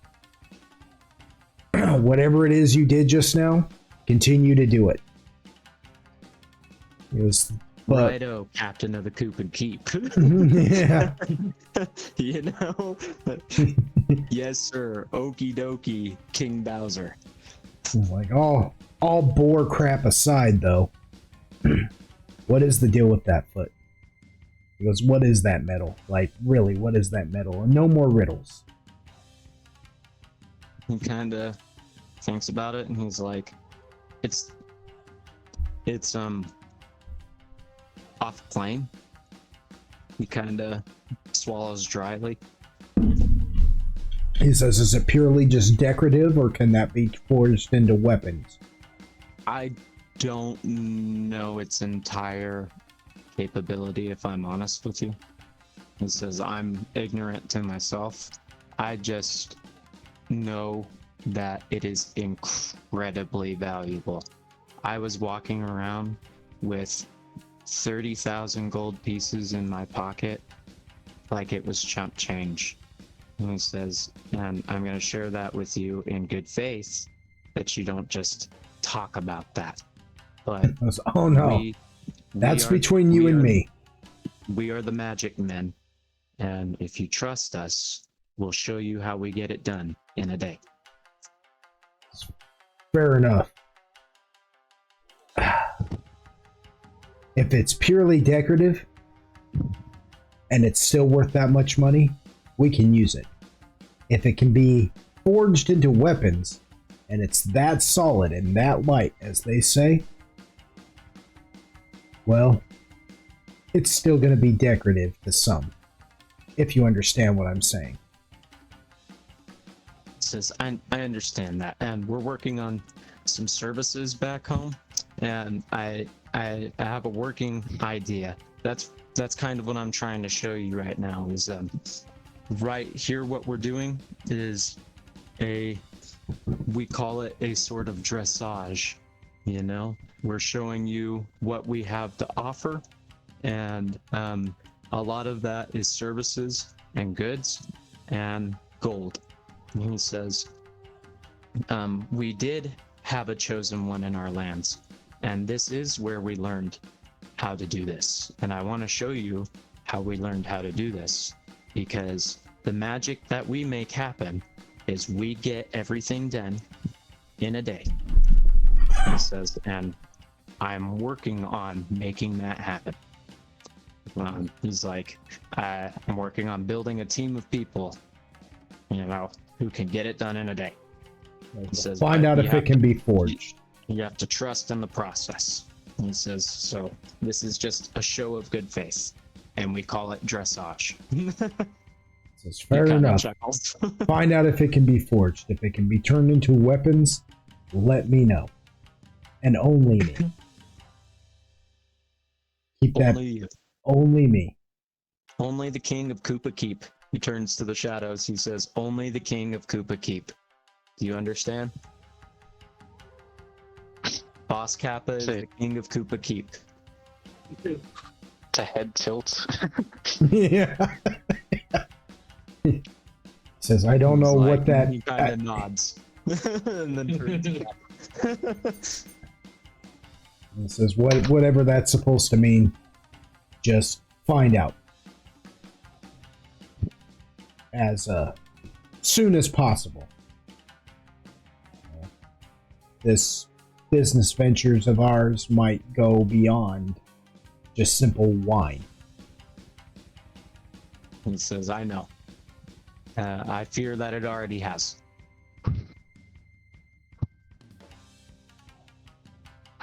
With that, he looks at Zoltan and says, Mr. Blossom misses you. No, I'm just kidding. He doesn't actually do that. He doesn't actually do that. He just yeah. As well, if there's nothing else, then you are free to go. I'm sure there's other things that you have that you could be doing that you don't necessarily need me for. Not surely. And kind of bows to him and says, then we'll be off. From Android to Zoltan. We'll show you the one who came and saw and went before us somewhere in the nowhere forest. He kind of He says, I don't even know what it is you're talking about, son, but I'm sure if it makes us money, then I'm all for it. He just chuckles. He just chuckles to himself. He's like, oh, you don't even know. He turns and he's like, bows to everybody and goes to head out. We take ourselves over to Uquil now, who has been searching for Zanye for a minute now. Uquil's not even aware that the party has been escorted out of the Forgotten Palace or anything. Uquil, you're just going through a sea of different bodies, hoping that perhaps Zanye stuck around and just went to this little shindig, you know, that you might accidentally, nudge nudge, wink wink, bump into her. But however, you surprisingly bump into somebody else that you didn't quite expect to see here, but he's here all the same, and you actually hear him before you see him, and you just hear this voice just cry out amongst the crowd. He says, buddy! My panda, my panda. Yeah. Through the crowd comes, like, pushing through a large panda man. He's a humanoid panda bear. Known as the Fei Zhang is their racial name, and he's decked out now a little bit more ornately than the last time you saw him. He's wearing, leather and leather armor with brass lining or copper lining to it, decorated in red design. As he comes pushing through everybody with like a big old smile on his face, and he goes, "You're still here, buddy." He goes, "I thought you had left." He goes, "But you came back." Yeah, we had to go take care of something real quick. We had to swing back through, it seems. He comes like as he pushes through everybody, he's like got this big old smile on his face, but like every once in a while, like his expression like just turns kind of like menacing as he like shoves people out of the way. He's like, "Buddy," and he's like, "Get out of my way, bitch!" And like shoves somebody out of there as he just comes over and like bear hugs you and like picks you up. He's people. Yeah, like he's, you, Quill, you're not a small guy, and this dude just towers over you in like muscle and height, and he just bear hugs you and lifts you up off the ground and just kind of, he's like, "Oh." Sweet, great, Jesus. Then he lets you go.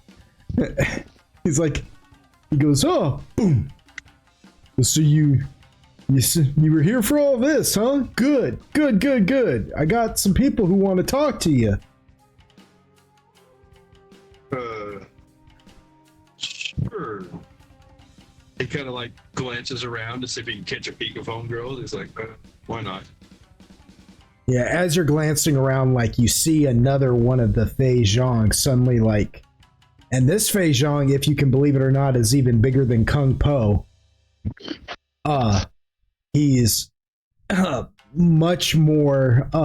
He's just slightly taller, but like his mass is just much more, and you can see that somehow he's been tattooed on his body through his fur,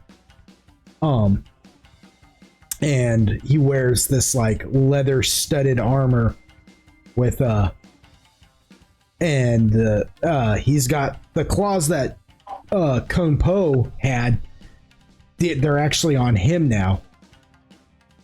The claw gauntlets, and he's got an eye patch, and he just looks not as happy to see you, I guess you could say. Like his just expression's a lot more stern.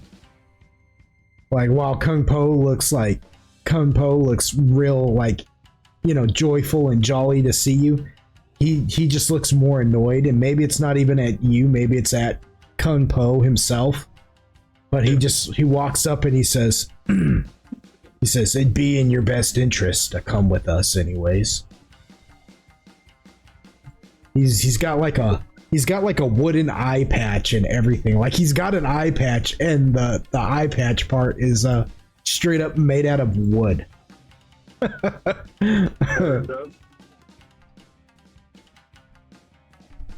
We'll just chuckle. He's like, you don't say.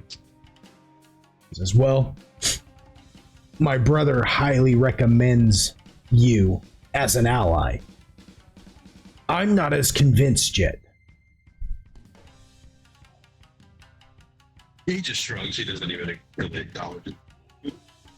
Whatever. Just looks at that pose like, "I'm assuming it's you." Yeah, Kung's just kind of sitting there, kind of like, he's got like a look on his face like, like,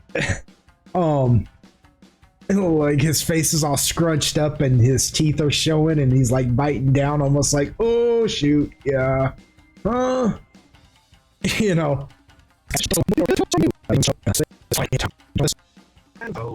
it! Got shit to do today.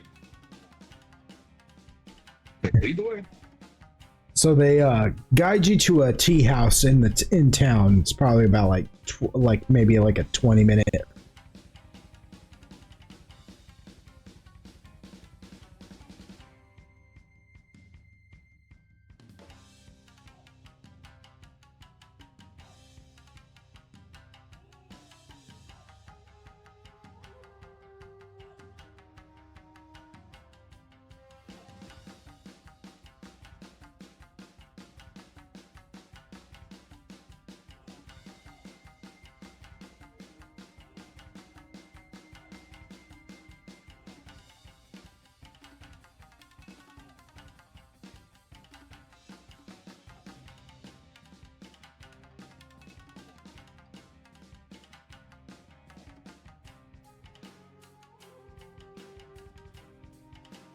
walk. It's the tea house that you've been there before. It's the one that Kung was at constantly, getting drunk and playing mahjong and everything. And sitting there is another Wei Zhang. He's sitting by a window, and he looks a lot more laid back than both Kung and Chun. He wears a fine silk robe that's decorated in cherry blossoms. He's smoking a pipe, and he's got like a singular sword just sitting there resting by his knee. But he doesn't look like the sword, just looks almost like it's decorative in a way, like it's a real sword, but he doesn't have it there as like a show of power. You can kind of tell he just has it sitting there the way that it is because he thinks it makes him look like cool, like badass, Yeah, like it adds to his aesthetic. As you enter the tea house, he looks at you three, and he just smiles and motions for you to come near. You Quill.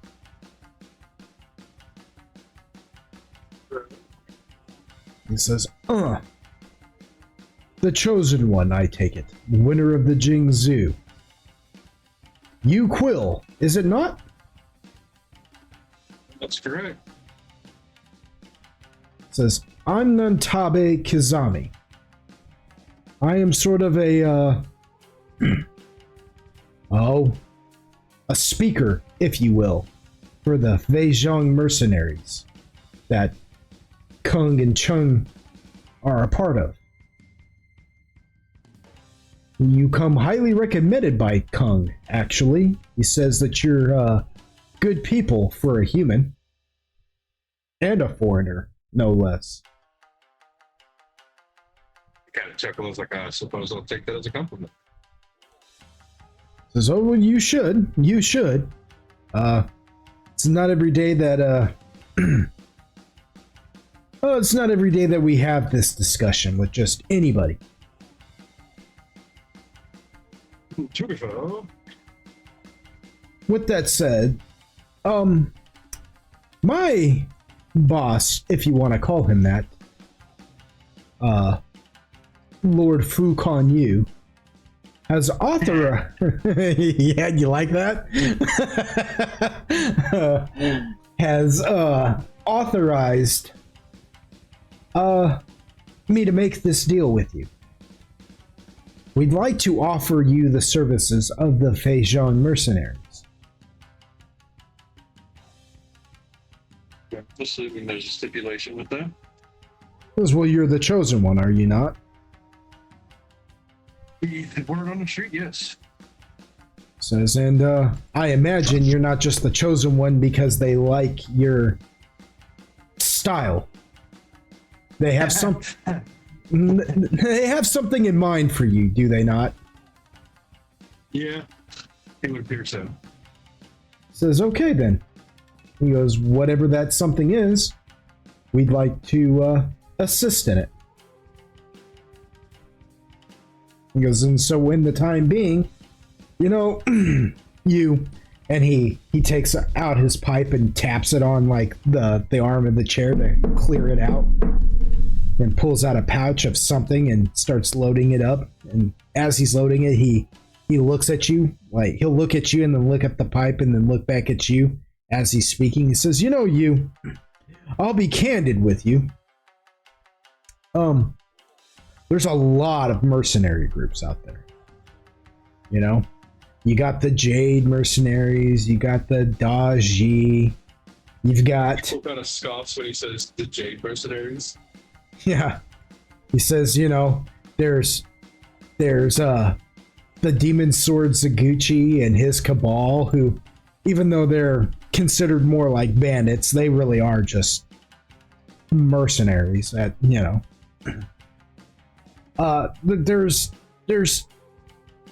we have competition.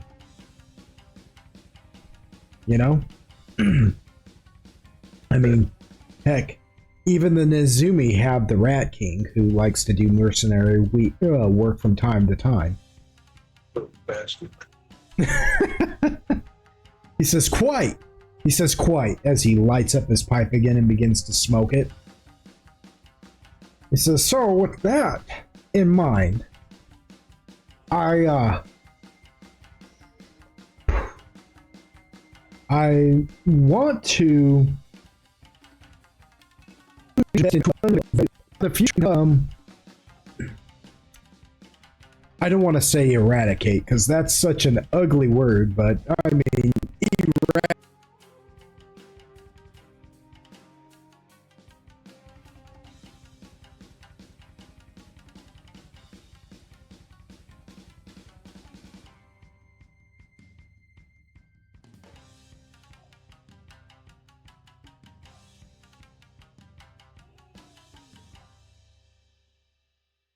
eradicate though. And he laughs, and with that, Kung starts laughing too. He's like, oh yeah, yeah. Chun does not laugh. He looks like he hasn't laughed since birth, and maybe not even then. But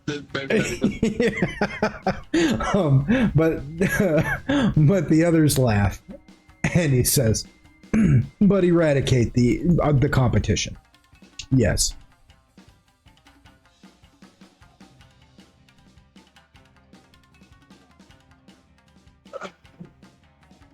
Fair, I suppose. I can supply you with shall we say 3 Ronin to watch your back at all times.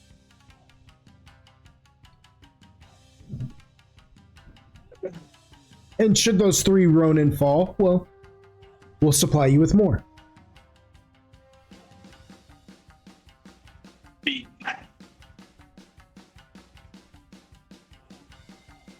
So what you're saying is the good old you scratch my back, I scratch yours. Yes, we will help you accomplish what it is you seek to accomplish. And in turn, once that is fulfilled, you help us eliminate the competition, making us the primary source of mercenary work, or mercenaries in the land. Make that plural.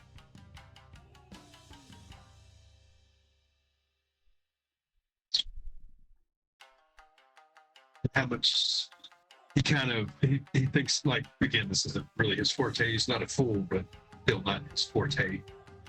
He just kind of looks, at the table, decides to pull out a cigarette. He's like, so how much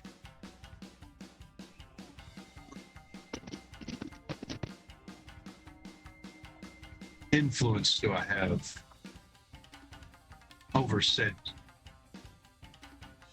Ronan? No, your organization wants this. Let's say I follow through and become the lead or the only. How much influence do I carry amongst you? I guess is the best way to ask.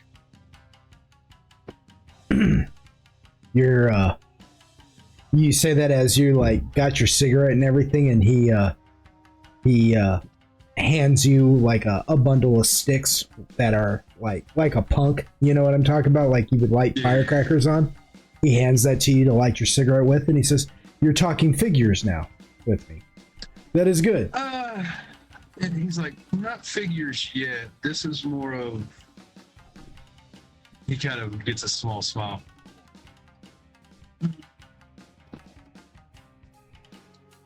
Dare I say, more of a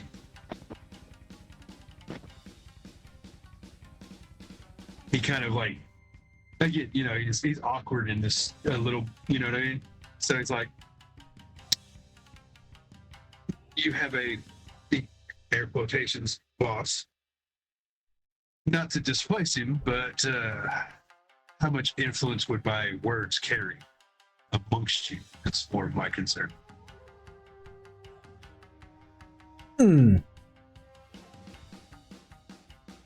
Are you looking to raise an army for some reason that is unbeknownst to the rest of us?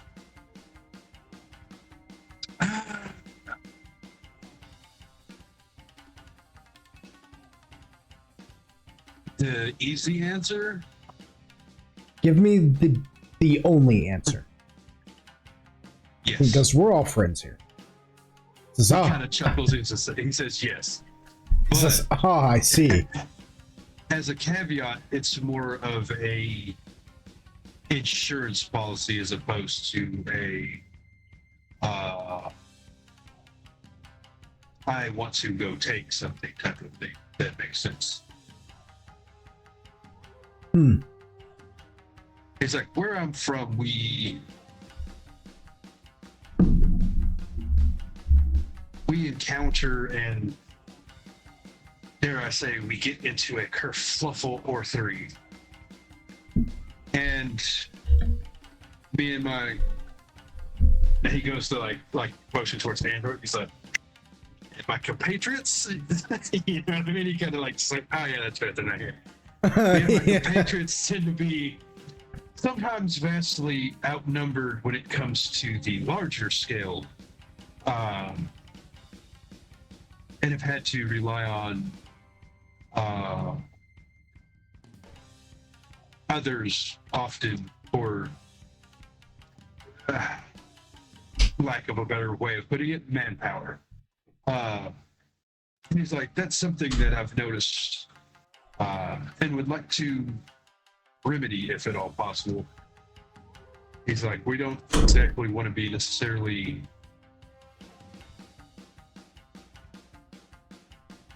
the seat of power, but we definitely don't like not having our own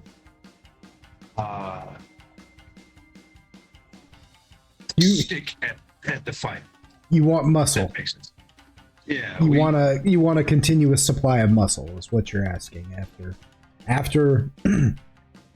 our business is concluded in what I'm proposing. You want to know if you can easily call upon our services again. Pretty much, because having he looks at Poe and his brother, he's like, having capable warriors, if anything, besides being a deterrent, we learned is quite useful. But as a small band of 6, he's like, you met the others, they don't exactly instill fear in one's hearts. And he kind of taps the table and he's like thinking about it more deeply. He's like, we really don't. Says, well, then I guess we are talking figures. Are you asking for our services for free, or are you asking to be able to hire us once again? Because what I'm offering you right now is free services. You will take the Ronin that we supply you with, should you say yes, of course, and we will not charge you for the work. And or should our Ronin die, which, I mean, is, well, let's be honest with each other. None of them are around right now, so I can speak freely with you.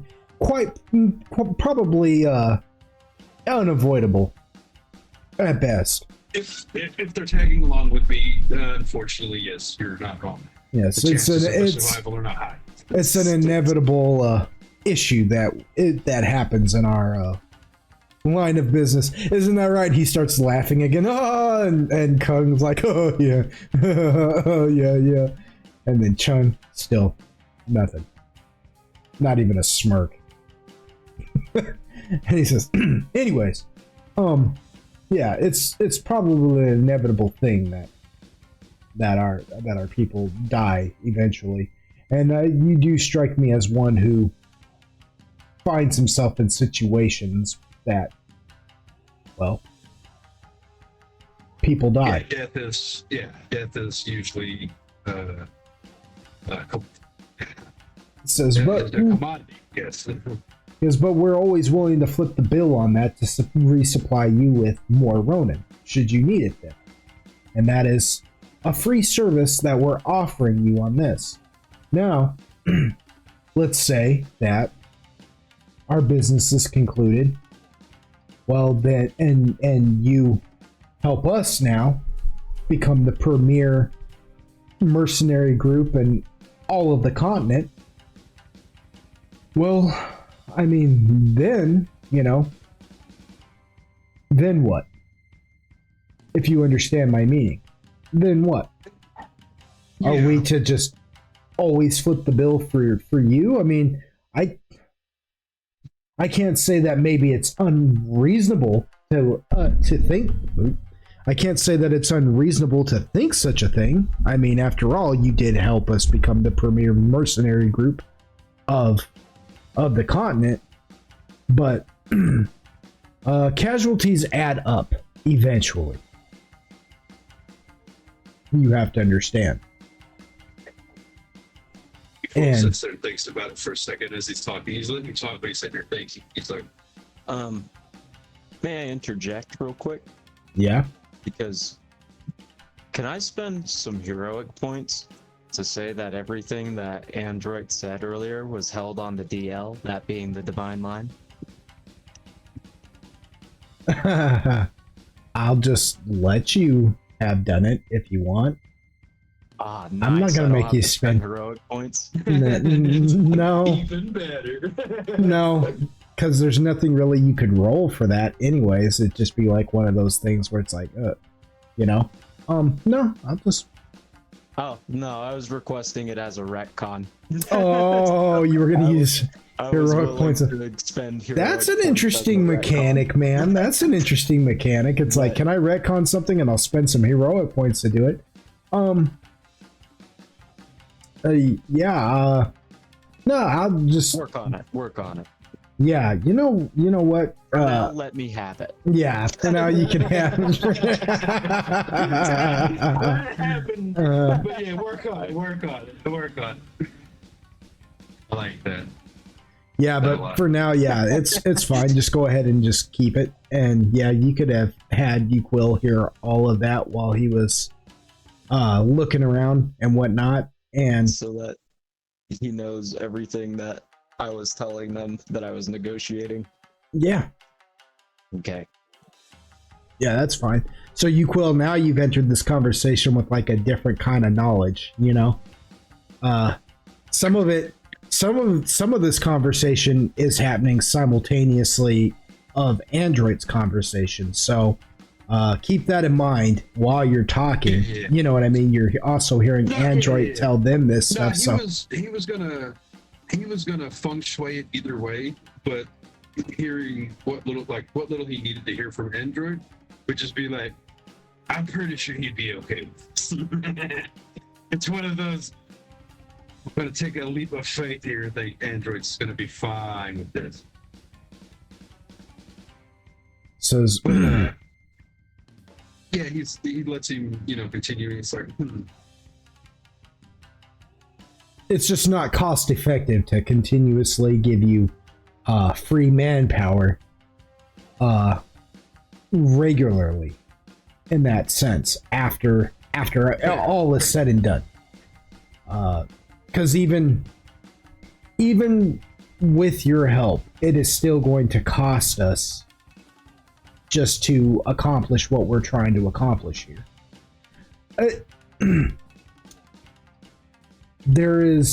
It has come to Lord Fukan Yu's attention that with every time too. it's going to be yes. Yeah.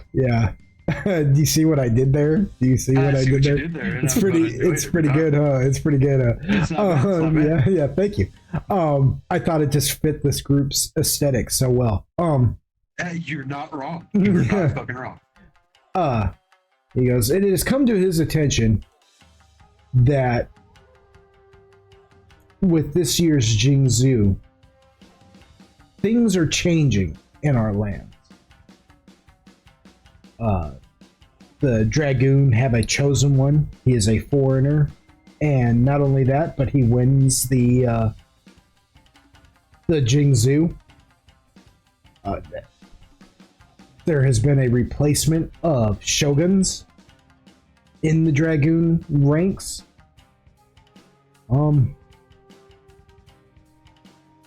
Yes. He is just doing his best to facilitate the change that he sees happening.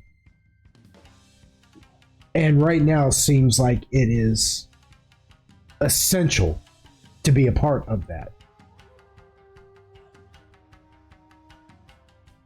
I disagree. If we can create our own kind of change that makes us who we are, who we want to become, then he's willing to do that. But you have to understand that is going to be costly on our part. Fair. So I can't sign off on what it is you're asking as far as that goes. However, Well, Lord Fukan Yu is a businessman. And I use the term man quite loosely. people just kind of smiles and chuckles. He's like, "No, I understand." He's like, I wasn't exactly thinking of necessarily your services for free after all. He's like, think of it more of a. He chuckles and he kind of smiles at him, like kind of like a knowing smile, because he technically, basically, was a mercenary. He's like more of a.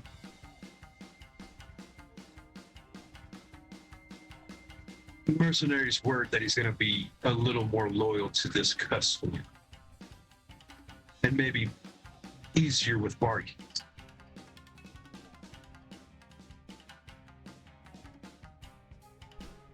As I see. Well, And yes. it's like, he's like, I know it's kind of bad for business. And he kind of chuckles again. He's like, for you to play favorites. Well, Again, coin talks more than words, but I think that Lord Fukan Yu would be willing to continue our business ventures if you can. Sooner or later, the shogunates, this feudal system that we live under, is going to come to an end. And it feels like that end is approaching at faster speed than we had expected. I personally never thought it would happen in my lifetime, and yet here we are talking about it. One side is going to win. And it seems like the Dragoon have a edge in this whole thing. If we can ingratiate ourselves to them through you, then why wouldn't we be willing to come up with some kind of compromise, call it a discount perhaps, for our services in the future after all is said and done?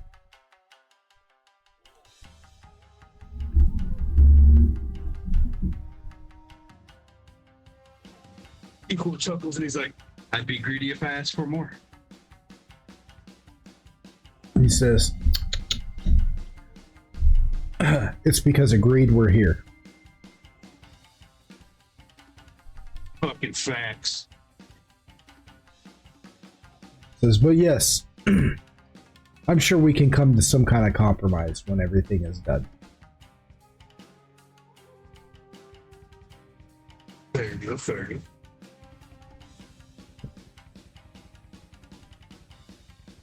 Yeah, I can definitely see what I can do. He's like, yeah. He kind of sighs a little bit. He's like, just small caveat, nothing crazy. In some regards, I wanted to go over a little more peacefully. He's like, I've got enough. He's like, I've cracked enough eggs, so I'll try to help you with my part a little.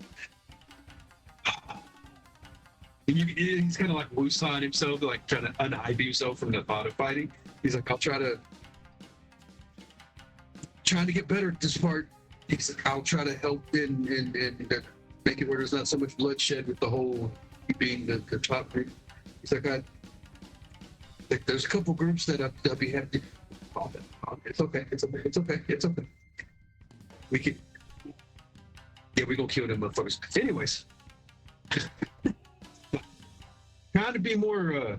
He goes to look at Android again, forgets he's there again. He's like, son of a bitch. Like a patriot tends to like to do things a little more peacefully. Trying to work on that. Some of the groups we'll try not to murder. All right. Yes. That's yes, that part. As well, if everything comes under one banner, as we if we actually get ourselves an emperor in these lands, perhaps there won't need to be as much slaughter afterwards. Again, times are changing. These different shogunates that are constantly warring and conniving against each other, eventually somebody is going to have to win. I mean, yeah, you would think. We're just ensuring that we're on the winning side.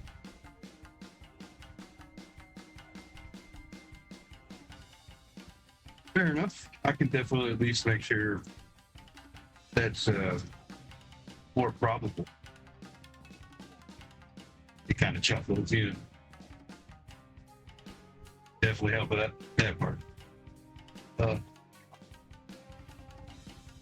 Says, well then, I guess our business is concluded. Where should I send the Ronin to meet you?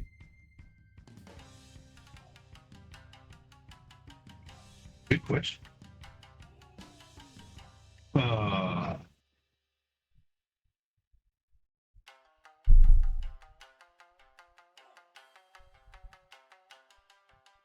Do you want me to just send them back to the palace and wait for you there? That would probably be the safest bet. I think I need to. Yeah. If I have to go do something else, I'll just go wrangled in my. Says, very well. It was nice to meet you, Uquill. And he bows. Likewise. Gives him like a decent little bow, remembering. It's like, oh, yeah. yeah. They don't shake hands. They bow. Yeah, we're back over here. We're back over shit.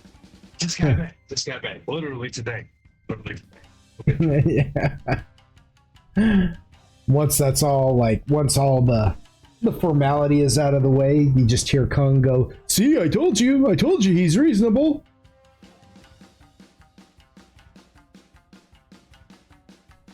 But good job, buddy. Equal just kind of chuckles. He's like, next time give me a heads up. He just kind of sighs.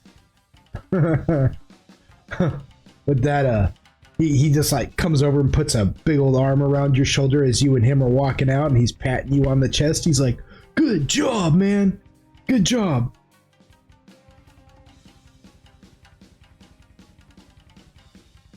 I've known for a while now it's something I've needed to address, for my group is finding. He kind of looks at Poe and he's like,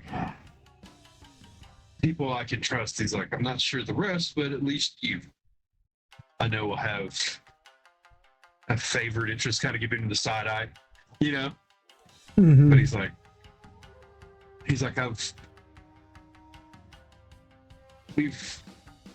like I said to him, we've got a lot of things going on, and having reliable warriors that we can trust is something that I've found to be. I don't want to say in our homelands we don't, but we don't have enough for the things that we tend to get into. What's that way? He goes, well, you can count on us. He goes, we're gonna take them all out. Fair. Speaking of taking out, have you seen old homegirl around?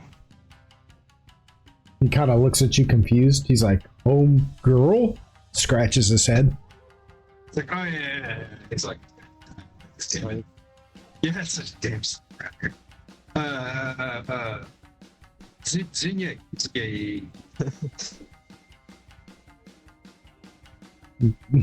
He goes, oh, the monk? Yeah.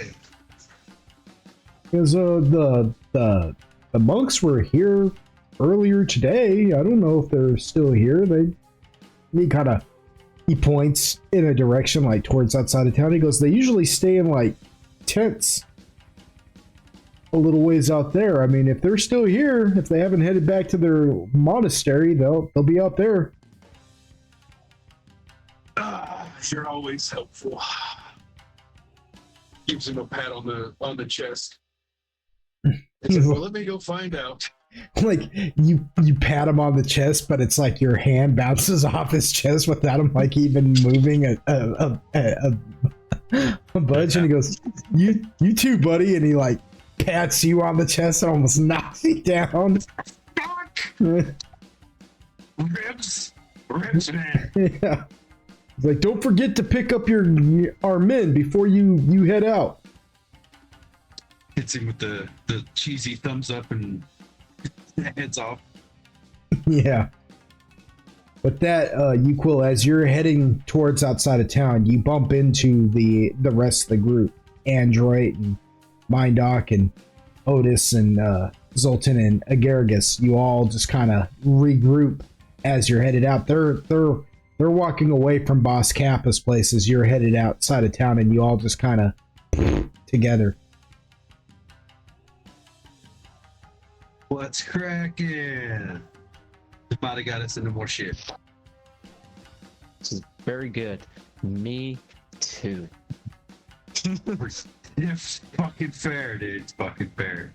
He's like On the breathing. He's like, I have no fucking clue what I just did. I just went way out on a limb, and I was terrified that I was gonna die without you, you Quill. So I'm fucking really glad to see you.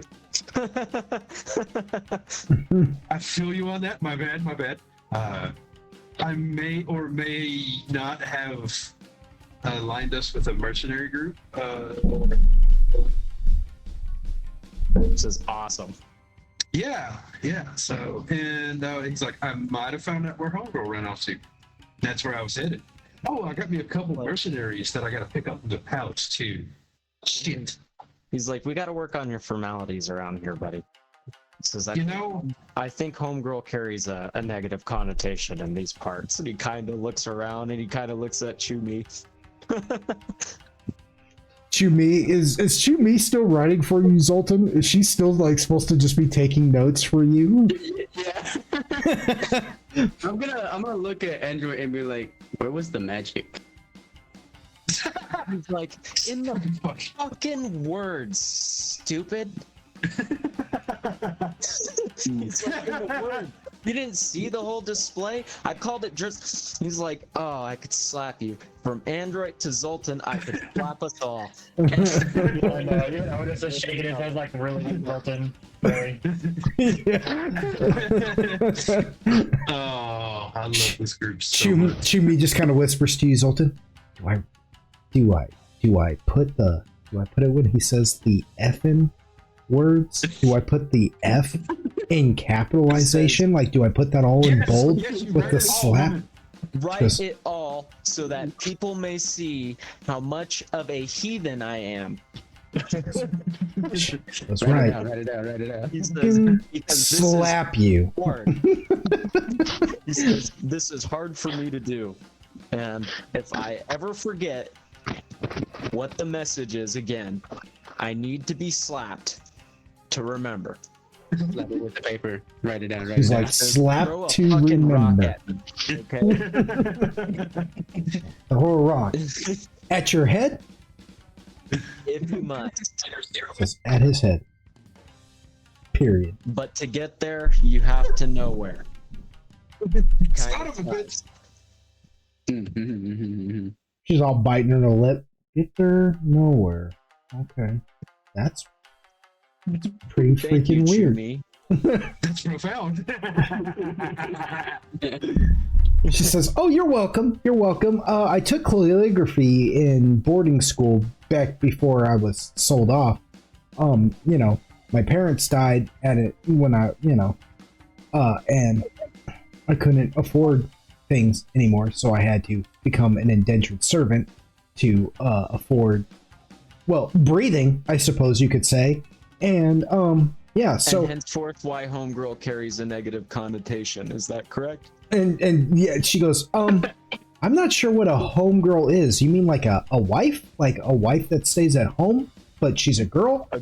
A girl who lives at home but is owned, like you. But you're not. He's kind of like, yeah, but I guess in this case you are kind of like, you are just Zoltan's wife, but you understand that I had to like pay for you, right? And that's She's like, wrong? wait, do I write all Question this? mark? Do I write this conversation down too? I don't understand. If you think it's important, I'm asking you a question. Do you understand that that's wrong? That He I have to asked pay me for a you? question, and You will just looks at him and is like, bro, I Answer the think question before you write it down. water over the bridge, bro. Water over the bridge. She says- whatever the fuck He's his like, name is. no, this is important. I need to know. The bridge. goes, you Like, know, before I you write never, it down, don't see- did you know that? I never considered it. He's I like, haven't thought about and- it before. And he's like, and that's why we're here. And he's like, now write all of that down. She writes it down, and then she kind of whispers to Zoltan, "He scares me a little bit." No.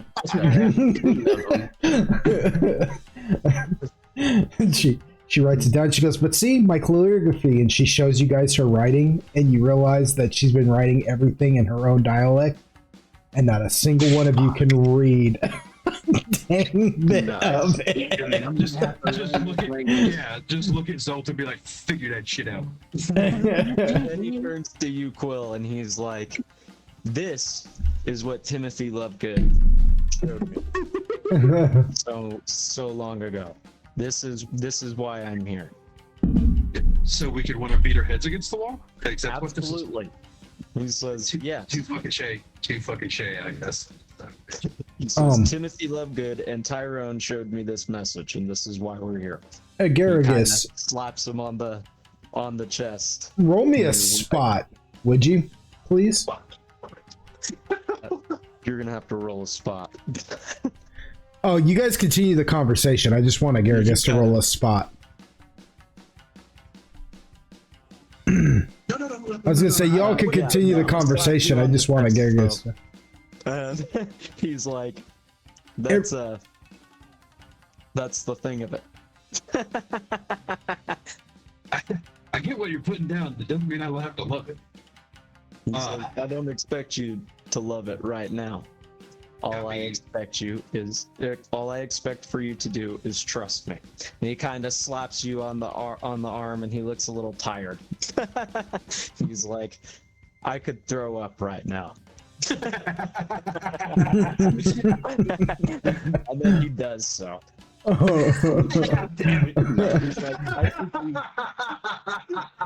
He's like, I think we really need to get home soon. And see tonight.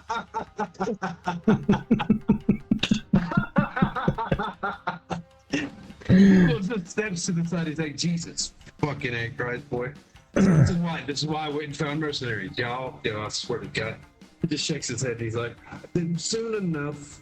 Oh, God. Garrigus, would you like to spend a point of luck to re-roll that, since you have that as a ability? Please. Yeah, go for it. Thank you. Just subtract it from the luck that you have. Like, you know how you have your luck, whatever, written down somewhere, like your points in luck. Just go ahead and I realize that the way your luck works in all actuality is the way your luck works is it allows you to like re-roll missed things and stuff like that. And since you have like a pool of it, you can spend a point until like, and then you've got to go through a rest to renew that luck. But until then, you can, you know what I'm saying? Yeah. Use it to, yeah.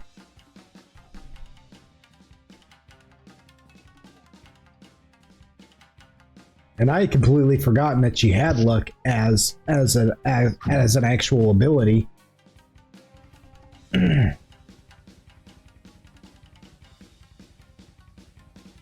That's better. Wow, what a difference what a difference luck works, huh? Now you can't keep like spending it like that. Like you can't sit there and be like, oh, I missed that one, let me use another point of luck. But it allows you to like retry at least once, and then you just subtract whatever your points are until you get a rest, and then you refurbish. But yeah, so Agargus, everybody's like engaged in this conversation and everything, and you're just kind of being Agargus, you know, you're just kind of hanging out, you know, you're just chilling. Everybody else is like talking about all this, and I don't really know how involved you are in like what Android's actually like saying about all of this and everything and stuff. Like if any of that, like, you know, if you're just like, okay, cool, man, yeah, you know, to get there you have to know where. All right, you know, cool. But everybody's like talking and having this conversation, and you just happen to glance over and see somebody watching you from the shadows, the group from the shadows. You see a pair of like white eyes.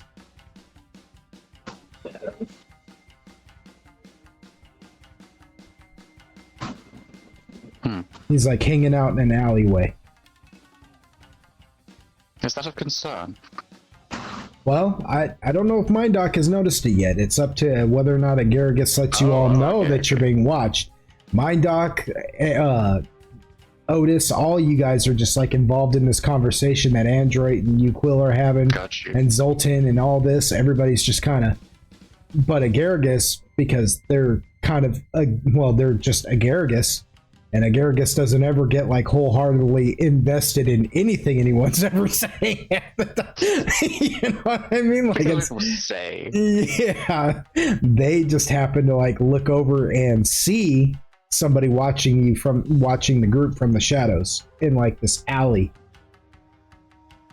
They seem like they're trying to be inconspicuous, but you see them, Agargus, and when you see them, they see you, and you watch as a singular hand like reaches for their sword, and they don't draw the whole sword. They just take their thumb and click it forward out of the sheath just enough to expose a bit of the blade. And when they expose a bit of the blade, you see this light blue flame start caressing the metal.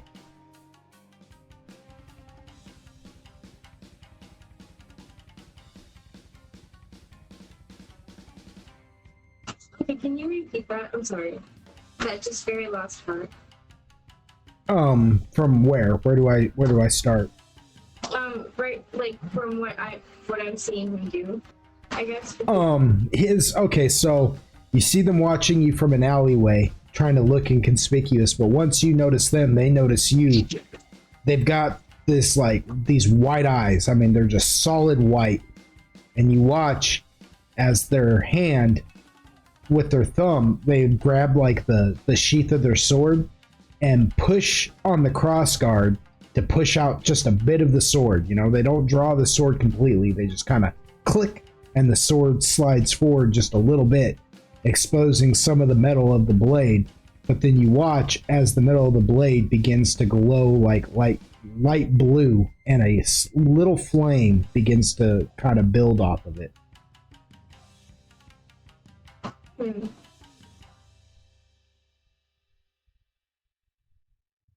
Is there anyone like directly near me? Oh, everybody's with you. You're just the only one who's seen it. You're the only one who sees it. at this moment. You're the only one that noticed it. You're with everybody. It's just that, you know,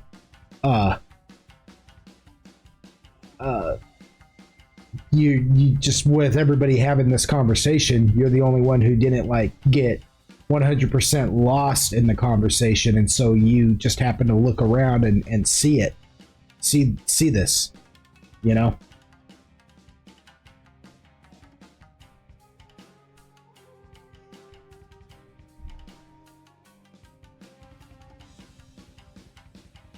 But yeah, you're standing with the group. Okay. Can you just like start screaming like guy, fire sword, fire sword? Are you pointing? Yeah, well, yeah, he's gonna point. He doesn't have manners. Okay. Goes just speak like he's gonna say something, and then he hears this and just sounds like what? Yeah. Can Android see what? Yeah, everybody sees. Yeah, is pointing to? yeah, everybody sees it now. Like everybody just Android. turns and, huh? Android in his delirium goes to jump in front of Agaricus. You know, he says, "Guy, fire sword." You know, so Android just like turns and runs to get in front of Agaricus before that guy can attack. You know, he's like delirious a little bit, like he said. He just threw up. Yeah. Yeah, so with Agaricus pointing and everything, everybody turns and looks, correct?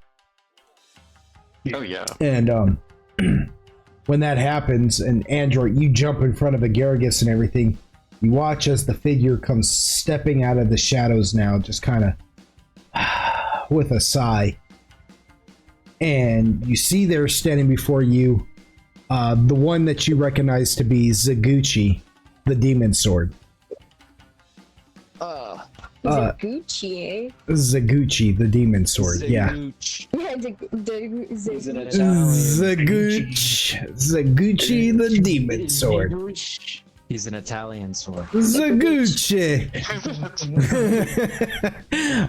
One might say he's a Sicilian. Yeah. Now What a I think the only one who's actually met him is Android. So I think Android's the only one who wholeheartedly like recognizes him, right? But he What? yeah, I think Android's the only one who's like met him before, if I'm not mistaken. I could be wrong, but I don't think I am. But yeah, He's the only one that met him. I know Yuko knows of him, but he's never met him. yeah. And Zaguchi, he's like wearing this like almost metallic purple looking robe. He's got one of those circular straw hats on his head. He's got white eyes. I mean, his eyes are just pure white. It's like he's got no pupil or coloring or anything. You know, he's got this thin mustache and goatee and this long hair as he comes stepping forward, and he draws his sword even more, allowing more of that spectral fire to cascade out of it as he comes and approaches you all. He says, I didn't want to be... Huh? Can I finger dip him? I mean, you have to touch him to do it. A range touch. Yeah, you'd have to touch him to do it, but why is that not wanting to show? What is that all about? Hold on a second. I gotta see if I can't fix that file. His file's corrupted, and until that gets fixed, yeah. He Well, doesn't actually exist. Damn, yeah. it's just a What you guys are seeing is yeah. I was gonna say what you're seeing isn't real. I'm lying to you right now. Ha ha ha. The DM pulled a funny. For the Yeah. funny. Yeah, yeah. I got that from Ninja Turtles. It's like, Very well aware. yeah. Wow. Ha ha ha! I pulled a funny. I pulled another funny. But no, he comes stepping forward and he's like, I did not want to be noticed just yet until the enemy presented themselves. And here we are. He pulls a side-eye Android. He's like, He said what now? Repeat that. He said, he side-eye. It's an Android, a little, but still looking at the. Seguchi. he said, He's I, like, friend of yours? well, repeat what though? Like what he said or what Zaguchi said? What Zaguchi said. I wanted to hear both. So I needed to hear what He said, I did not want to be noticed until the enemy presented themselves. Now you have left me no choice.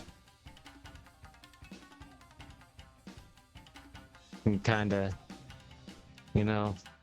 for a second, it's kind of like a sobering moment, and he straight stiffens up, and he's like, How do I fix "What's that that? supposed to Wow. mean?" Well, you guys are going to be able to see him tonight until I get back to until I figure out what went wrong with this file and why it doesn't want to show. So,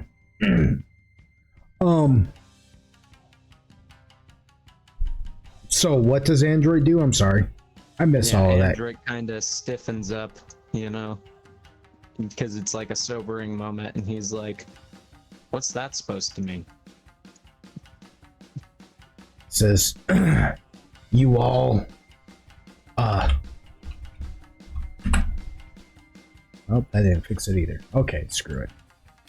He said, you conjured something here, something deadly tonight, did you not? I felt it. No, I conjured nothing. He says, "I am no conjurer of cheap tricks. You will do well to remember that." He says, "I merely bring a flag of the man I believe in, the man who became a god, and his name is Coralon the Rethian." He says, "You don't. You can have a problem with that. I don't care." And he says, I mean to bring peace and community and hope and love. But if you stand against me, then I offer you nothing but a sword. I come offering not peace, but a sword." He says, "And his name is Uquill."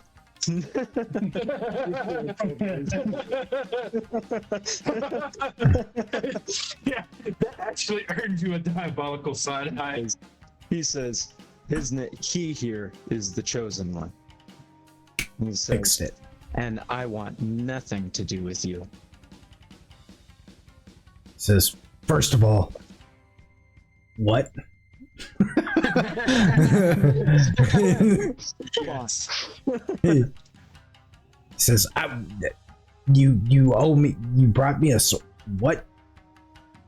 No, you've conjured something here tonight. I know it. I felt it. A dark What exactly enemy, did we conjure? an entity of some sort. A creature of profound darkness was here tonight. And he draws his sword, and when he does, the blue flame, like on his sword, like his hand lights up as he licks the flames, and it like summons like almost like a little demonic entity in the flame that sits behind him. He says, "The sword has told me something dark was here, and it has spoken. Can Something you sort of describe this thing for me? ancient and evil, and it saw you." He goes, "This is the second time I've had to cross paths with you, and every time I do, something happens. First I get Your sting glows. First I get ripped off in a job, only to find out that the job was never real to begin with. And now my sword is warning me against something dark and menacing, and it leads to you. You spoke with it tonight. It saw you.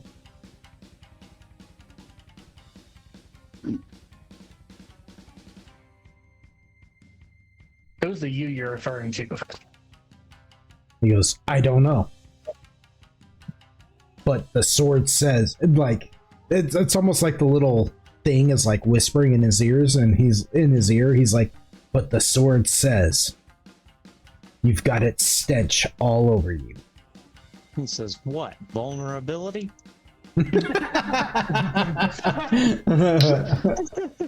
He kind of looks him up and down. Android looks like he has no idea what you're talking about.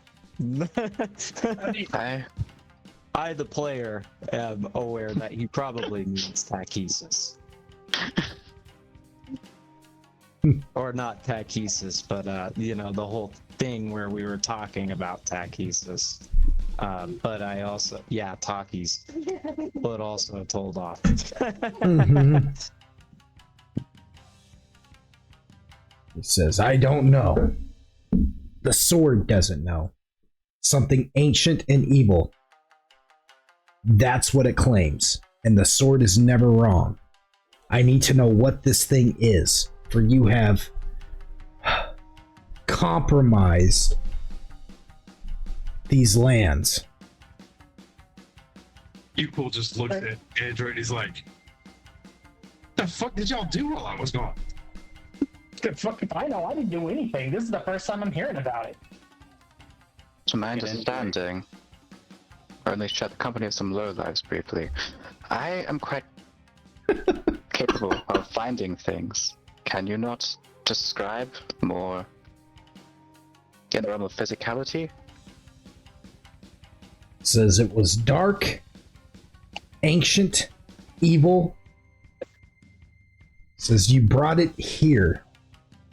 You summoned it somehow. Have you been doing any summoning, any talking with anyone? Android kinda.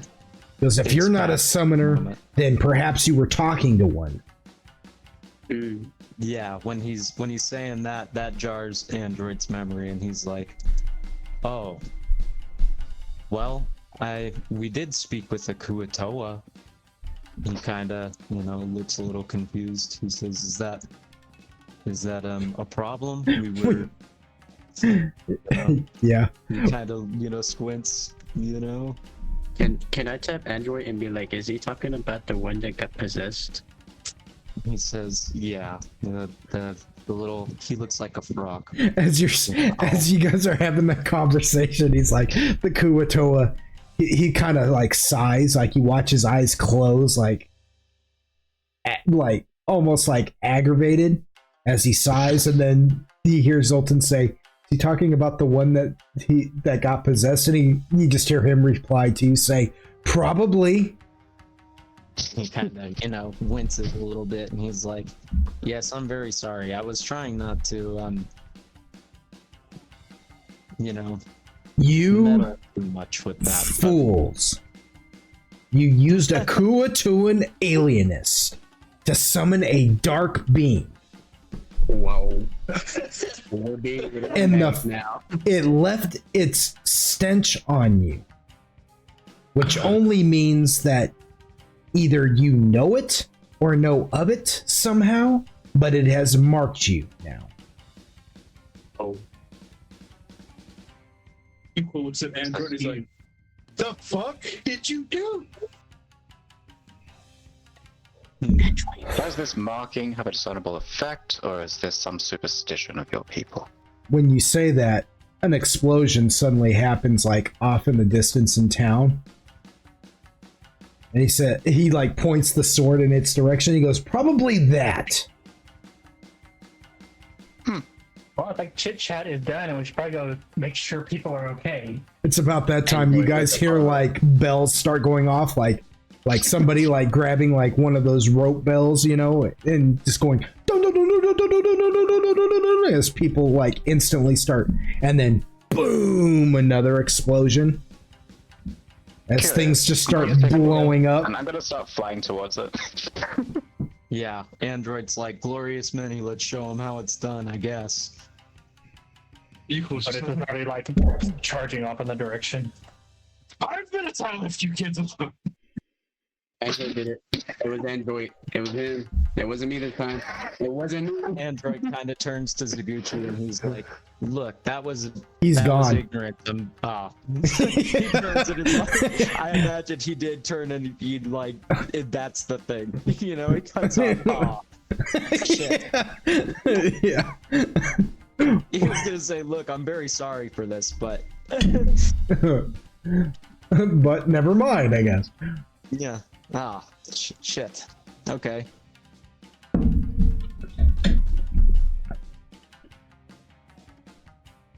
Yeah, so explosions start happening in town, and you just hear people like crying out, like humans and Dragoon and what few like other races that have lingered after the Jingzhou are like running out of their houses now, like looking to see. You know, you're just watching establishments just, you know, off in the distance.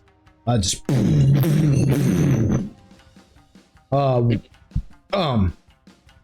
people are like crying out now.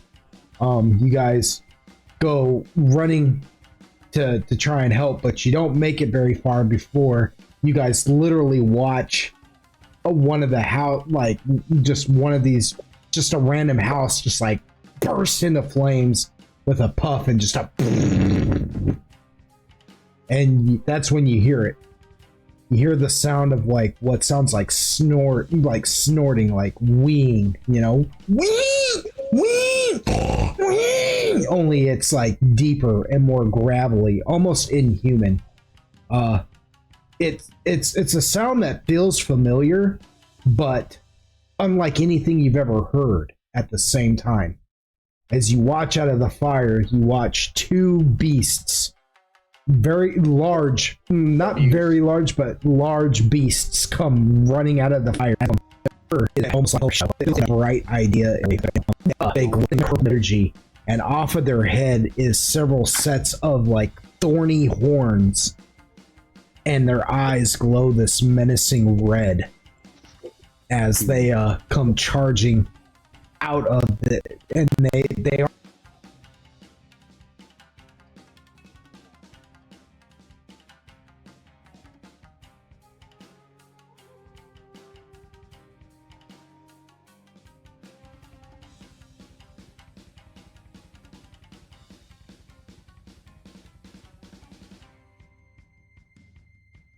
are large. They're like the size of a bull, if you will, but they look like hogs, and they have tusks on either side of their mouth, and on the center of the nose they've got like one singular horn, and then again, like I said, coming off of their head they have three different sets of thorny horns, and their body is covered in thorns as well.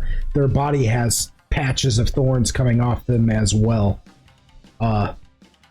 as they just come tearing out of this house that they've undoubtedly have found a way to like set fire to somehow, unexplainably, and they're charging at people and like ripping them to shreds.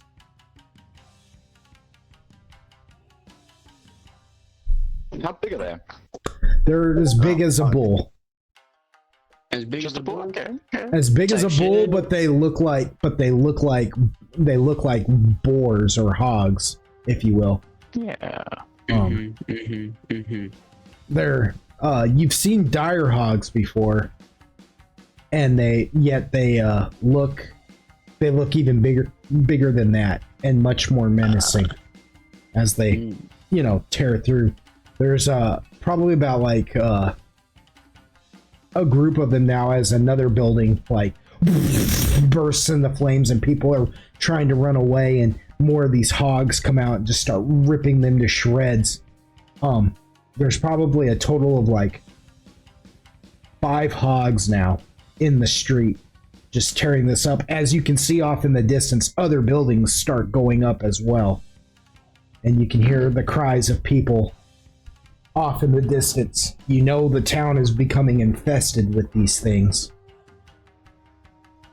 Okay. Let's roll initiatives, y'all. Dang. Damn, this is tragic. What is everybody's initiative total together? Damn, I think it Like, was- if you add everybody's initiative together, what is your initiative?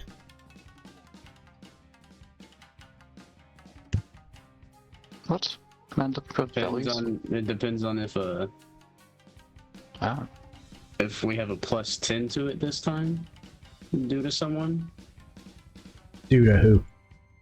I think you isn't it you, Quill, that has like a +10 initiative? I don't know. How wait, big so is your 1d6, initiative? right? I think he's just saying word.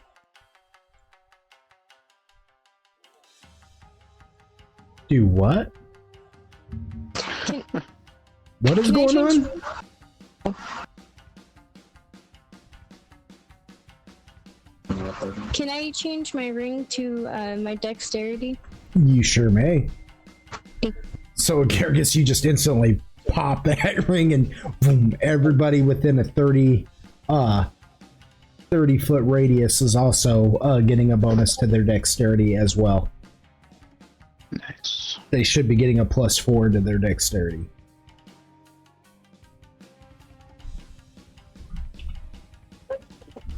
What attacks?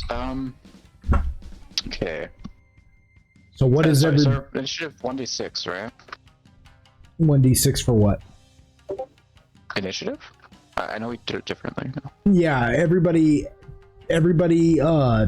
tallies up everybody tallies up their dexterity, and it becomes one lump total to see who goes first.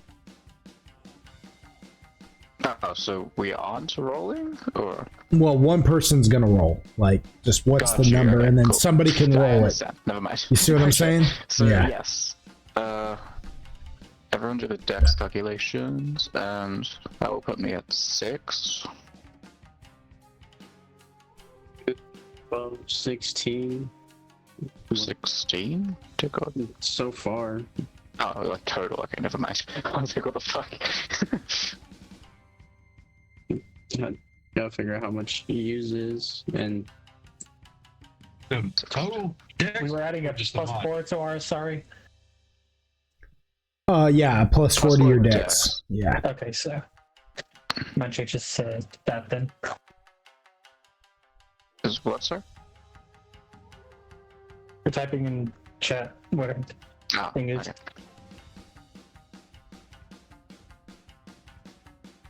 Modifier or the total? Just the total Uh, initiative. just so what is your initiative, and then add it to the grade or total. Well, that's what I'm saying. There's two different things. People are saying dex, and then you're saying initiative. So Well, you get a +4 to dex, and we need to know what the initiative is. yeah, you get a that part. I understand. Oh, okay, never mind. but you're gonna roll. You're gonna just take your total initiative and add it to everybody else's initiative. Does that make sense? Yes. Okay. 10, 26. Whoa. He goes, I get that. He says, I That's why I get. was confused. I was like, nobody's saying what their actual initiative. So how are we coming up with these figures? that's what I'm adding up the numbers.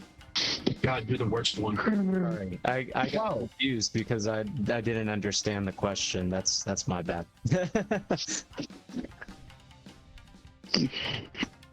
10, 16.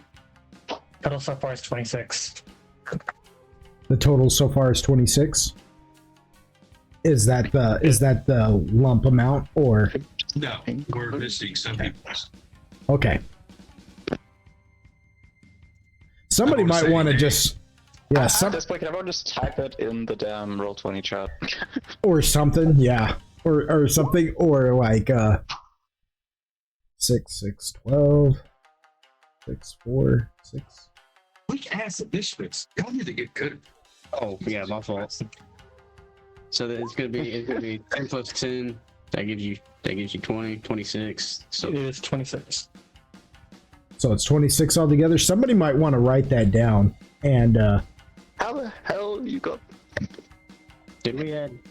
I don't think we added. Oh, wait. It's like Oh, wait. 30, it's 38. Yeah, you have Yeah. 12. That's not Yeah, 20. 38. Dude, your math had me confused. Who, found mine? someone worse I'm than not math. confused. I found someone worse than math. I'm amazing. so who wants to roll it? Not me. I had my one good roll. All right. You roll it. So to chat. But to be clear, the roll is 1d6? Or. It's 1d20. It's 1d20 1d20. plus the total. It's like it's an initiative. Easy. Yeah. Good. Cool. What did we say it was? Like 38? Yeah, sorry. Yeah. No. 20 plus 38? That's 47. And yeah, yikes. That's not bad. Not bad. No, that's not bad. Not bad, but it's not great.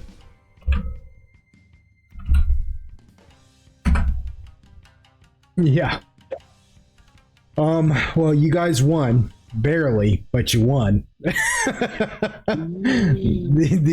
These five beasts are not yeah. This is a thing that you guys are in now. This is a thing. So do you guys remember how combat works? You do your move, you do all your moves. I would suggest discussing it. That's, you know what I'm saying? I'm not, as long as it's not too metagamey, this is fine. You know, you guys can formulate a plan, move how you want, and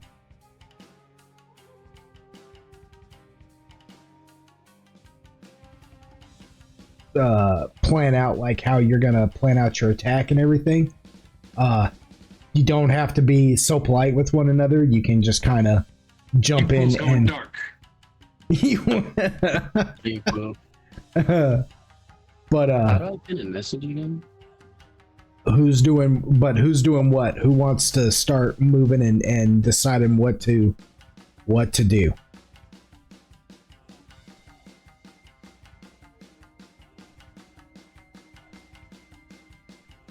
I'm just gonna go ahead and pin that message. Thank you. I didn't know how to do it. I'm gonna pull out my sword and summon a micated guard. A micated guard. Let's see. Okay. So you yeah. This motherfucker steals my fucking sword. So once again, Agargus, you watch as he pulls out Zugdemoy's razor and summons himself a micated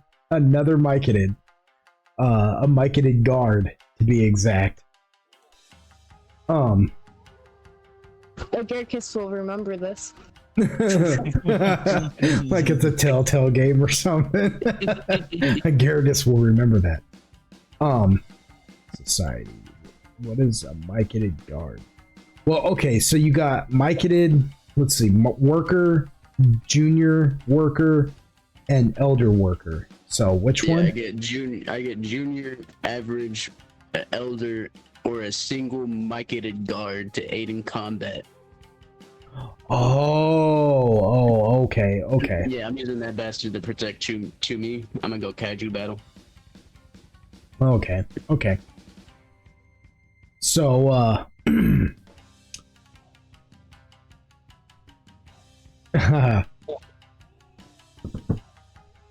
So you summon a mycated guard, right? One singular guard, and yeah. Okay, so you've never summoned a guard before. I just realized this. Yeah. So unlike the other mycated that you summoned, who are just seem like regular mycated, right? This guy is very esteemed. Okay. He's not like other mycated. He appears he's for one he's got more humanoid he's got more humanoid form. He's actually kind of more muscular, and he appears and he's got these two blades in his hand, and he instantly like looks around just completely like utterly confused as you use the razor, and just this mycated appears, and he he looks at you, at all of you, and he instantly goes into like a fighting stance. He crouches down into a fighting stance, and he's like, "What? Where am I? What is this?" Agargus, you instantly recognize him to be Fungzaknaki. He is a prestigious guard for your circle leader, Dungai. And you realize that Zoltan has just summoned a mycated who is kind of a big deal. Whoops. Oops. I'll allow it.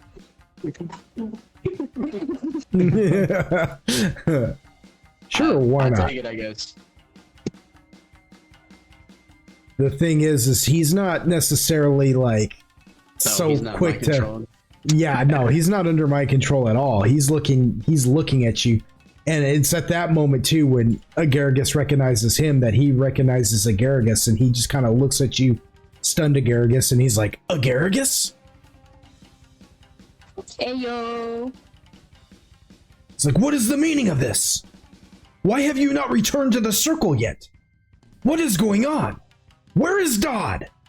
And then he looks at the beasts and he goes, "And what in the name of the darkness are those?" He just looks at him and he's like, "We need you?" He goes, "Is this for your mission? Is this in regards to your task?" And he like eyeballs everybody suspiciously. And Agaricus is almost a little oblivious because he's like, "Yeah, I'm on my task right now." So he just like nods his head in agreement, even though I know what you mean. Well, yeah, I know you know what I mean. But yeah, stay true to the character. It's like, yeah, sure, yeah, I'm on task. Yeah, I'm on task right now. What are you talking about? With that, he goes, "Fine. Fare thee well. What can I do then?" Now, mind you, he's about the same size as Agargus. He's like about 4 foot tall, or 5 foot tall. So he's about the size of he's about the size of a dwarf. You know, he's not tall like everybody, like, you know. I need a dwarf, whatever. Yeah. Whatever. Yeah. So he's taller than Otis and Agargus, but he's not as tall as everybody else in the group. He's about 5 foot tall, about the size of a dwarf. 5.5 actually, but about the size of a dwarf. He says, "Fine, what can I do then?" He just looks at him and he points to Zoltan and he says, "Please try to follow whatever he asks of you." Yo, I'm gonna look at Agaricus to give her that Naruto's thumbs up. He gives him back.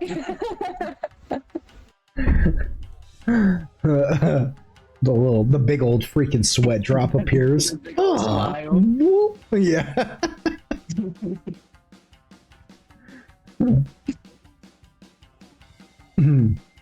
So he looks at you, Zoltan, and he goes, "What can I do for you then?" Can you stay beside? I'm gonna point to Android and shoot me and say, can you protect them with your life? He looks back at you, Agargus. This will really aid in your task, protecting these random humanoids. Because they're my friends, and yeah, I need them to survive. I'd like for them to survive at least. He like squints at you. Says, very well. I will keep them alive. Agarkus squints back, but nods his head in agreement.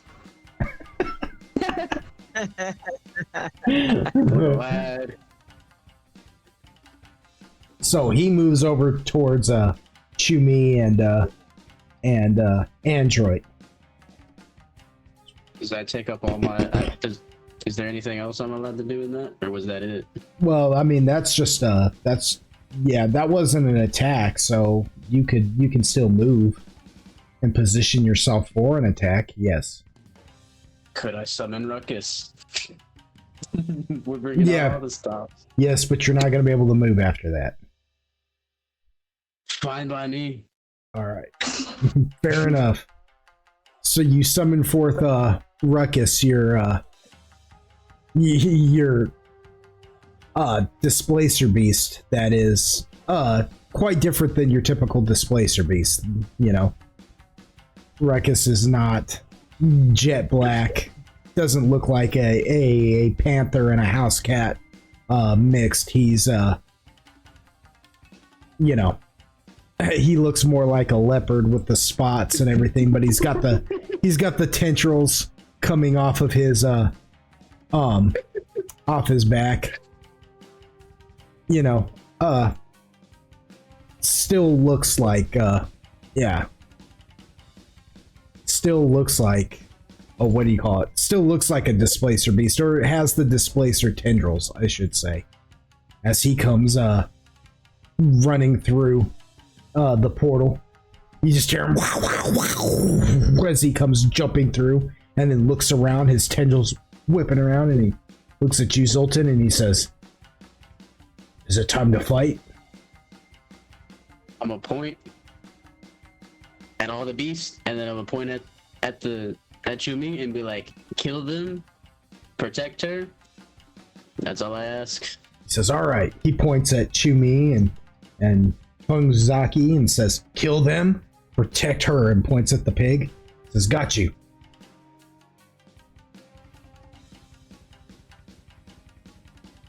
Nah, he's messing with you. Yeah. Gotta love it. Yeah. He like crouches down and gets ready. He can't move this round either. So like he's gonna have to wait. Yeah. You pretty much used up all your move stuff as it stands now. What about everybody else?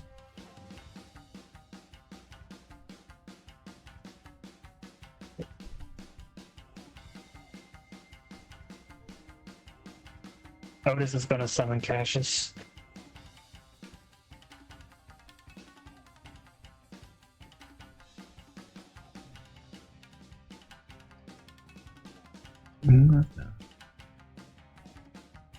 Okay.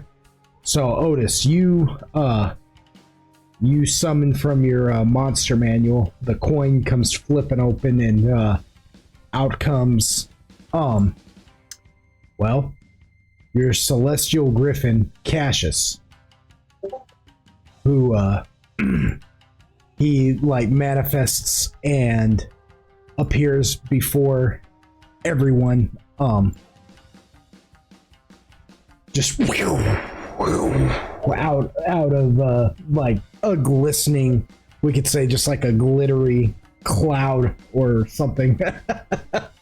And he stands there and looks and he's like, "I am here, Otis."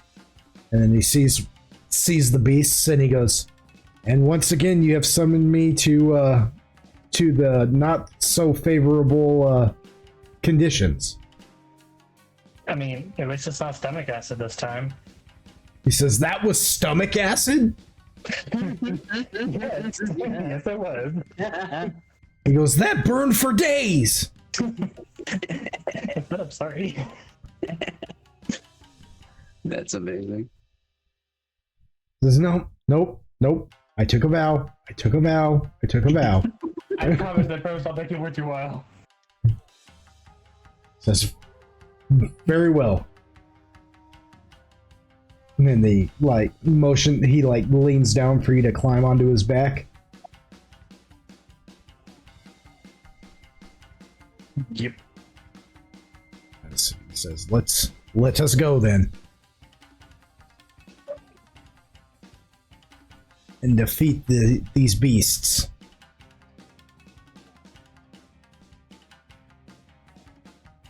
Yeah, who? So are we still in just plain movement? Yes. Okay. Is Solar summoned? I forget. Yes, he has been with you this entire time. I kind of forgot. Not gonna lie. He's just been hanging out on your shoulder. Yeah, he's just been hanging out on your shoulder, kind of quietly observing everything. He's really had nothing much to say. Oh, that means I got the bombastic side eye when I said where was the magic. I'm just gonna imagine that. Yeah, Solar definitely gave you the stink eye. He's kind of looking at Android, whispering at him, "Don't tell him a thing." If there's magic, don't let him know, of all people. Android is gonna kind of smile a little bit, and he's gonna be like, "Okay, kind of thinks for a moment." And he's like, "Solar, He says, "Yes." I guess just stay by me, but hover, you know?" And then he, pulls his swords. Solar just nods. Solar being your celestial eagle, friend, companion, whatever you want to call him, And he just kind of flaps off your shoulder and then begins to just kind of hover around you. He kind of moves in close to you, Quill. Kind of behind him, but nearby. Probably 10 foot. I don't know, behind him. Okay. Least. Yeah. So there's there's basically 10 feet between you guys. Yeah, I can see. Yeah. I wasn't sure exactly how far we were from each other, so Android's gonna move in by you, Quill, and he's gonna be like, "I'm here." Yeah. He's like, "I'll follow your lead, son. Show me what to do."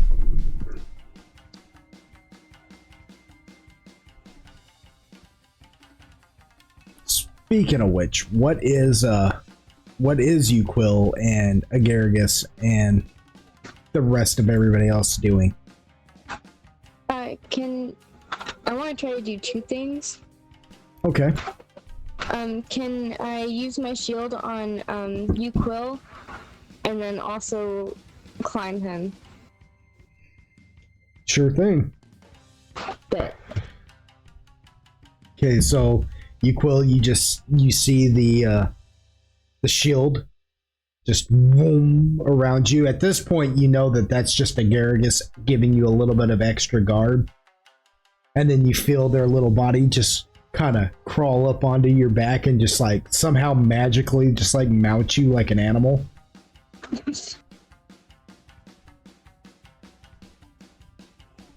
Yeah, or it's a sigh. Yeah, Agaragis is just pointing. Get him! Yeah! Psh, no. I like this. Yeah, that's right. They said I can still summon Yucca. We're the same thing.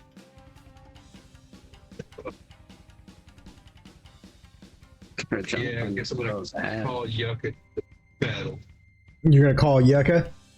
Oh my god, we get to hear the chant.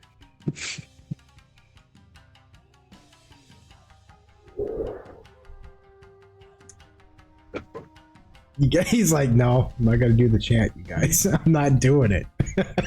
But you have to. It's the rules. You shut your whore mouth before I kill you. So you pull out the figurine and you drop it down and you summon Yucca and you watch as like a portal opens up and inside of it you can see the large bunny of the bonsai known as the Cottontails kind of hopping around this like glade with cherry blossom trees and things like that, and then a very large chimera, three-headed beast. One head is a lion's head, the other head is a goat head, and the other head is a green dragon with these dragonfly like wings and a tail of a serpent comes, manifesting up out of all of that. And he comes in and he looks at you, Yuquil, and he says, I am here, as promised. I was gonna leave you be, but he kind of like, proffers towards the chaos, and he's like, think we need your help on this one there, Scooter. He says, but of course. He goes, I am with you for as long as you need me. He goes, the Cottontails will be fine without me for a while, I think. And then he kind of and then you hear him like kind of second guess, and he goes, I hope. They'll be fine. He says, of course they will. He goes, I was actually just regaling them with a tale of when I was, grand. When I was. It's like he just gives him a little knowing look down at him, like, really? He like flutters his dragonfly wings. He's like, when these were massive and great, the wings of a green dragon, and I shimmered in the sky. He goes, Word. Did I tell you once of how entire villages used to give me their maidens, all for me to devour, so they might proffer my favored countenance upon them? Oh, those were the days, Yuquil. Those were the days. Yuquil just looks at him and just like half smiles, and he's like, I haven't missed that at all. He just drops the sword to the ground. He's like, I almost forgot why I was gonna leave you alone. Kicks on his power aura. What's the field of battle look like in front of him? Okay, so you guys are grouped up. You're on the streets. Directly in front of you is a burning building that three of these boars have come running out of. Off to your right, to your right, is another burning building that two of these boars have come out of. They're basically, so two of them are off to your guys' right, and then three of them are directly in front of you. The two that are off to your right, kind of catty corner, are probably about I'd say probably about 40 feet away from the other three. So they haven't grouped up yet. And then the three are just standing directly in front of that. And the way the street looks is you guys are pretty much on a forward path, and then it tees off left and right. So into in front of the three. Mm-hmm. Correct? Yeah. When that street tees off, it's a row of houses and buildings in front of you. You see what I'm saying? Yeah. And then there's the one directly in front of you is on fire, and then about 40 feet away kind of catty corner is another house that's caught fire that those have come off of. So they're sitting like that. That's what the field of battle. And then off to the side of you are different alleyways and houses and things like that. So basically, if you move, it's basically you just tell me how you want to move, and then I'll judge based upon your speed and distance and things like that. Whether or not you can do that. Equal kicks his power aura. He looks at Yucca. And he's like, "Hey, you got the right side." He looks back over to Zoltan and his displacer beast. He's like, "Take the right side with him." Nope, it's not a question. Go. And he's holding it like he's just like looking over his shoulder, not pointing his sword to the right. Yeah. And then Ruckus just kind of. Oh yeah. Yeah. And then he just looks at Andrew. He's like, "You think you can manage things from here?" He says, "Sir, yes, sir." He gives a little salute. Make sure. He's like, "Make sure I don't get flanked." And then he just fucking eating himself right into the mix of the three. He's like, "5 bitches, 5 bitches," and just falls ass. All right, so you charge at those three directly in front of you. All right, I'm gonna say with the way you're charging in, you're basically gonna charge in at the one in the center of the three.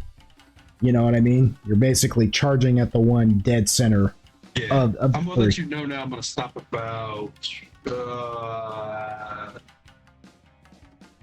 depending on how far I can get. I'm gonna stop probably no. How far would I get? Would I get to them or no? What is your land-based speed?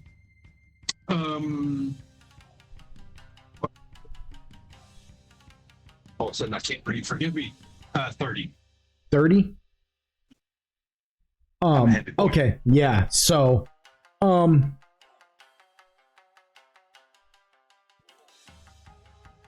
yeah, you'd get just to them. You'd get just to them. Unless you actually charge, which doubles your speed. So No. I'm actually just kind of like running in, and I'm going to stop Okay. about 15 feet in front of him. so about half of that. Okay. Yeah.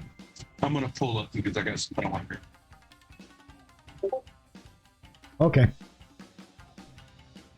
All right, so that'll leave you about 10 feet in front of them. Yeah. Okay. Being a Gary is starting to take a bit. Sure. When you said that to Ruckus too, Ruckus just looked at Zoltan and went, "What is he saying to me right now?" I don't know. I don't know his language. He wants us to watch right side. He goes, "Oh." And then that's when Yucca just looks at him and goes, "He said he wants us to kill the ones on the right." He says, oh, okay.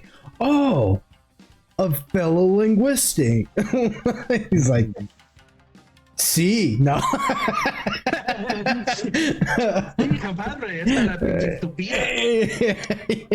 Yeah, no, nothing like that. But he's like, so Ruckus just looks and says, "I'm gonna go help him kill the ones on the right." Give him that good old Naruto Datebayo. That basically leaves Mindoc for his movement.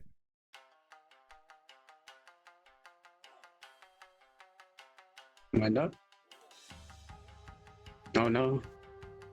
Oh, did we lose Mindoc? And I've been muted for a minute.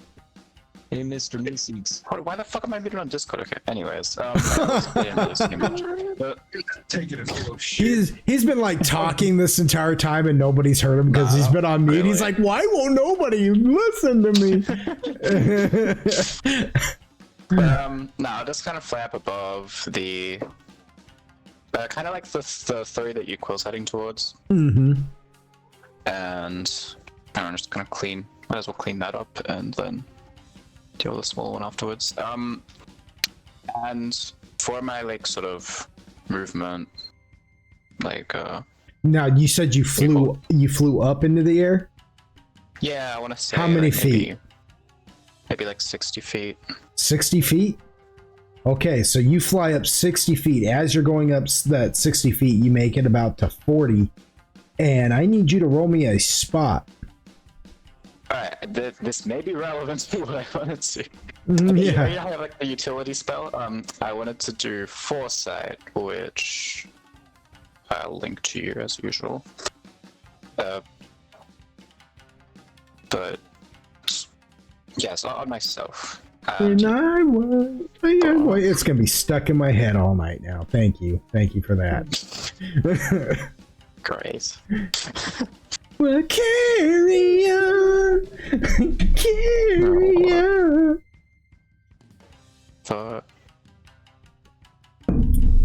Great. And you're using Foresight, you said? Yeah. Okay. 19 on my spot. Let me see what Foresight does real quick, just to see if this is going to assist in any of this. It's like a danger sense. Yeah, you'll see it. It's got some nuance. There's like a part of it that's a little bit like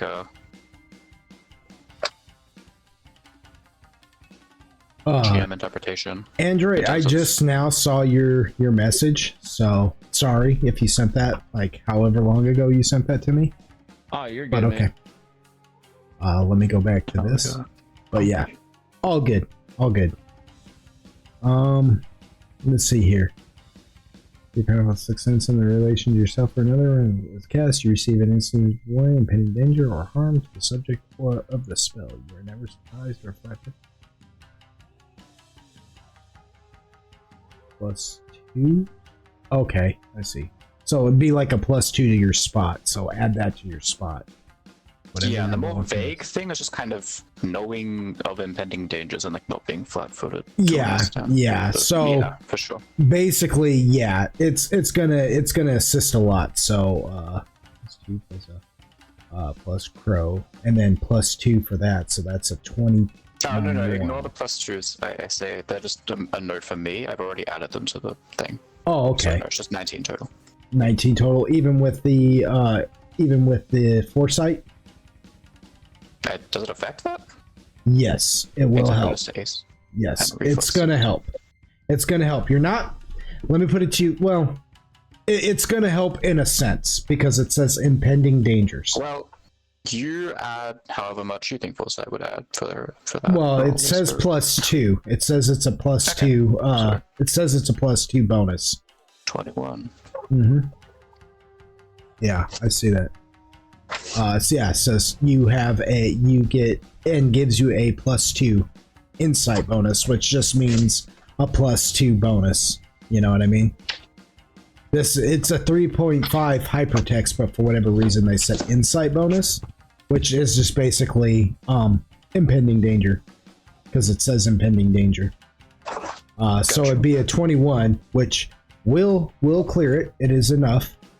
And Mind Doc, as you're flying up, you get about 40 feet up in the air, and then suddenly, like, because you cast the Foresight on yourself, you know, which looks however you want that to look. How does that look when you cast that? What does like? There's not much visual look to it. It's more, the spells kind of works in the background, but I mean, in Mind Doc itself, I start having just kind of like seeing, simultaneously envisioning kind of what happens a little bit ahead of time while also being in the present. That kind of splits into 2 processing units. Cool. Okay, so so it's even like, so as you're flying up, you get that danger sense, and it's like you split. You can see that. You know what I mean? And what you see is something. You see figures, 2 figures, one on either side of the street. So like the street you guys are standing on one side of the buildings, you see a figure come crawling up, and on the other side, you see another figure come crawling up. And what you see is well, okay, so don't be mad at me. Um, That's never good. yeah, Yeah, no. you see a jet black form with multiple arms, like 3 sets of arms on either side, and long silver hair with like glowing purple eyes with blades, purple, the same kind of energy that these creatures are radiating. The blades look like they're made completely out of them, and sometimes the blades look like they're holding like handles, and sometimes the blades just look like they're a part of their flesh, like it's a constantly shifting thing. And you see these figures come crawling across the rooftop, one on either side of you guys, as if they're crawling towards you guys to with glowing red eyes, as if they're like trying to sneak up on you to catch you unawares. I'm like, don't be mad at me, you guys, but Yeah, I've got other things in this fight that congratulations though, you caught them early. This is a weird realization, and I'm not entirely trusting myself in this because I feel like I did, but I don't think I have a way to be telepathic without being in bird form. God damn it! I'm gonna just fucking yell it out. I'm just gonna whatever. I don't fucking care if they. No, it's not ideal, but That's a conjuration of cheap tricks.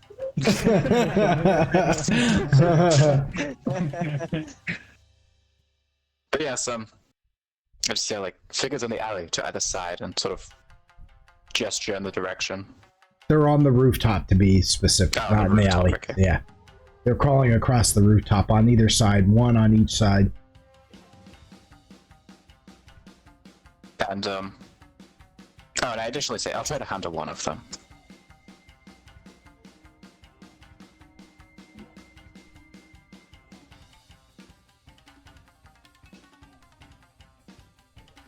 Yeah, out from the rooftop, reindeer paws, out jumps good old Santa Claus. So, but you still managed to get like the 60 feet into the air. Cool. Okay. So you're gonna turn your attention towards them. All right. So now, I've got to check something, and just roll to. I'm just gonna roll something real quick, just to see if perhaps they disrupt the way this this turn order is now going. Just to see, guys. Just to see. It's no big deal. Sure. Yeah. Okay. Here we are. Oh. Well, they're gonna have to roll amazing, but we're gonna see.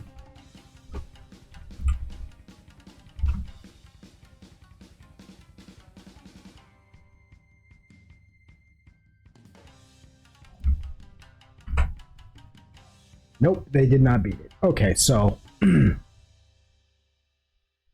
so you guys still keep your place in the turn order as first, but it's going to change things for the beasts and these guys now.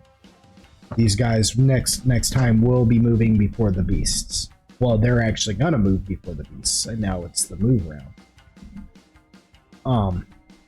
So Mind Doc, you noticed them. They you yelled that out. They now know 100% that you know. You know what I'm saying? I'm not even gonna roll for a listen because you had to yell it. You know what I'm saying? Yeah, for sure. So they're yeah, they're dropping pretenses and now they're moving. You know what I'm saying? And the one of them is going to. You watch as one of them like slinks into the shadows. It's like he just becomes one with the shadows. Just into them. While the other one jumps. No, we're not having that. Yeah, he comes running in your direction and he jumps. And as he jumps, it's almost like he looks for any kind of darkness in the air. And I'm going to say, yeah, that he casts darkness, because he does have that. He casts darkness and just melds into it, nearby it. Not at you, but by it. So an orb of darkness just appears in front of you and he jumps into that. And you watch as it's like he almost like he becomes like a shadow as he melds into this orb of darkness right in front of you. Okay. What? Then. That's their move. How many people are near me? No, one of them. There were two up on the rooftops. One of them, my doc saw, blast into a shadow, just vanish on the rooftop, while the other one casted an orb of darkness in front of my doc and then jumped into it himself. Now the beasts, yeah,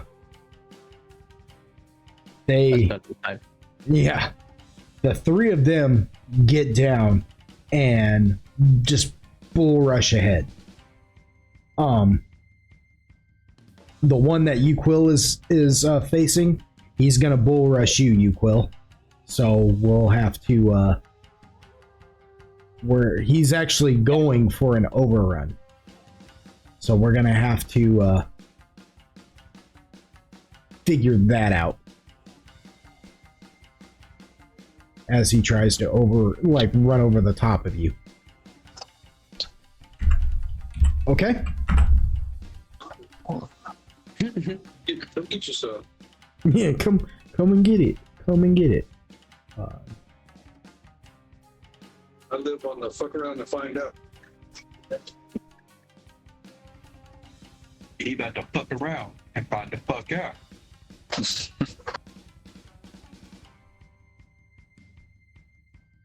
And would you look at that? The one time I don't have domain expansion. So are you going I could've to used it. are you going to avoid this overrun, or are you going to try and block it? Uquill.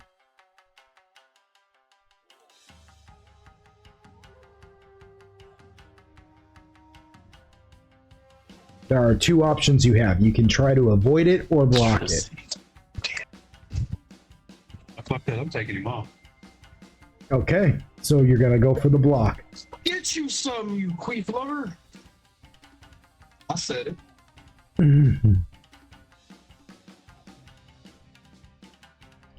Okay.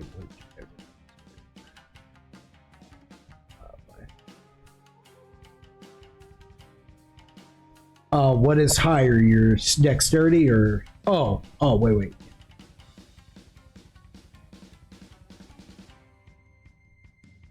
My sheer power of off. Is your strength better than your dex, or which way? Currently, because of the buff that we have, they're tight. Okay, so we'll just go. Then it doesn't matter. Yeah.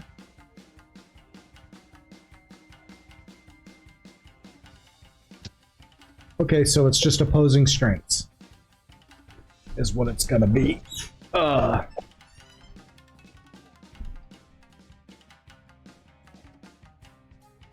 Opposing strengths. Opposing strengths.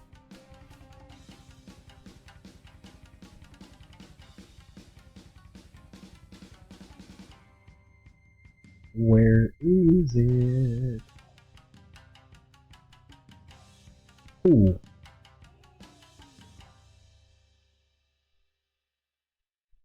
Ooh. Okay. We acting like this motherfucker's strong. He might be. He might be a little strong.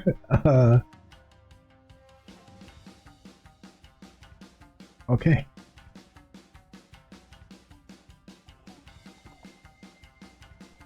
Oh yeah, it's opposing strength, so we just roll opposing strength.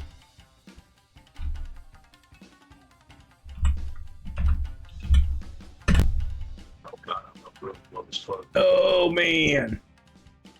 Yeah, he blasted through you. Well, you don't roll high. Yeah. Well, yeah, I mean, you didn't roll high on that. You could have actually beat him had you rolled just a little bit higher. Like it wasn't like you didn't have a chance. You just kind of you kind of did yourself in on that one. Yeah. Yeah. Yeah, rolling a 6 won't get you very far.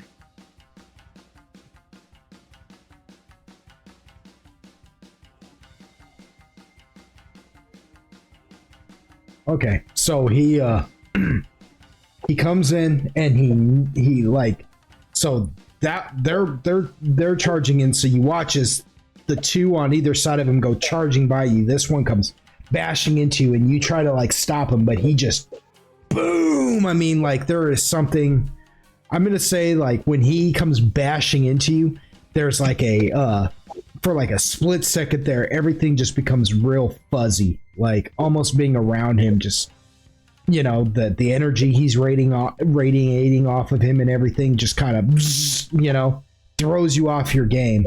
And he boom bashes like right through you, knocking you. You stopped 15 feet away from him, so you've been knocked back 5 feet, so you're now 20 feet away from like where originally you had stopped, which doesn't matter because they've moved away from that now. But he just boom just completely overruns you. Garrigus, I'm gonna need you to roll a ride check for me.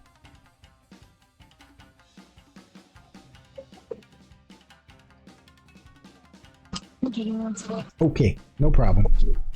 Just when you can.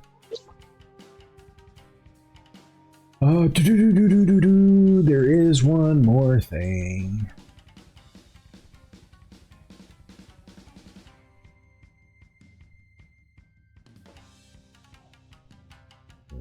There.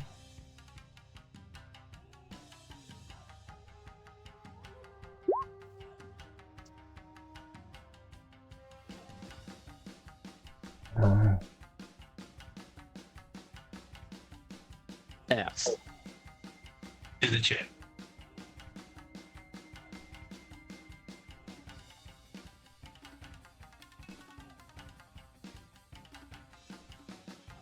Okay. So, one more thing for you too. Okay, so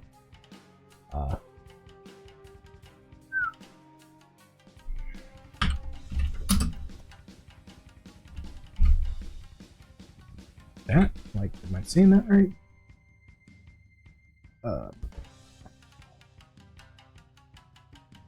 Yep, okay.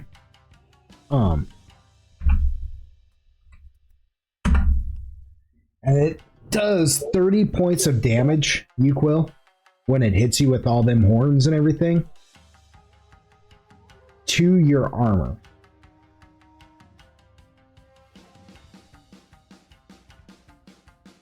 You mean? Yeah. And it's kind of effed up because you're wearing the scales of Fenrir, and somehow these things are not affected by the fact that you're wearing magical armor.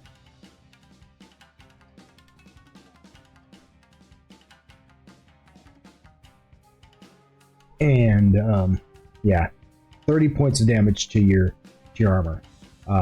Your armor is naturally, well, because it's special armor, we're gonna say your armor's at 150 points, you know, HP. All armor is typically at like 100 usually, you know, but because you've actually got special armor, you've got 150 points. So just knock off 30 points from that. If they reduce your armor to 0, it will destroy it. And for the first time ever, you feel your armor kind of want to give, and you feel the dragon in you stir, almost panicked by this. like you yourself kind of have to like steel your nerves a little bit. I'm not gonna make you roll anything. Just know that that kind of shook you a little bit personally because you didn't think anything could actually wreck something this kind of armor. You know, letting you know there's something special about these beasts. You said how much? 30 points.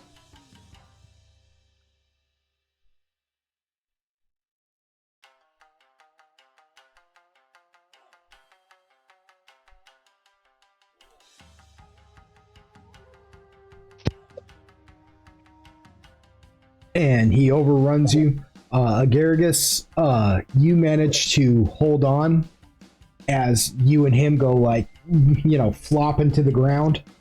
But he gets knocked prone, but you manage to hold on to him and not just go rolling off his back as it as it just moves past you guys and goes another couple of feet. It doesn't make it to the party in of itself because now it's got to move at normal movement, so it doesn't make it there. However, the other two boars make it to you guys. Android, you were just behind you, Quill, weren't you? Right? As he moved about up 10 foot. about 10 foot. Okay, so you're looking at the one that just overran him dead ass in the eyes.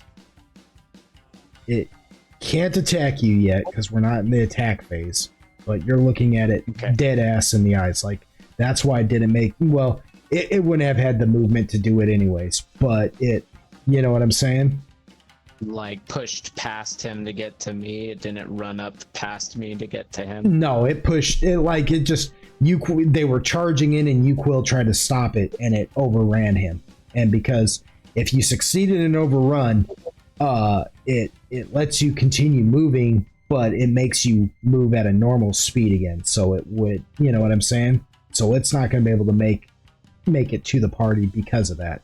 So you're probably about like 5 feet away from it at this point. If you're 10 feet, you're about 5 feet. From Quill, you're about 5 feet.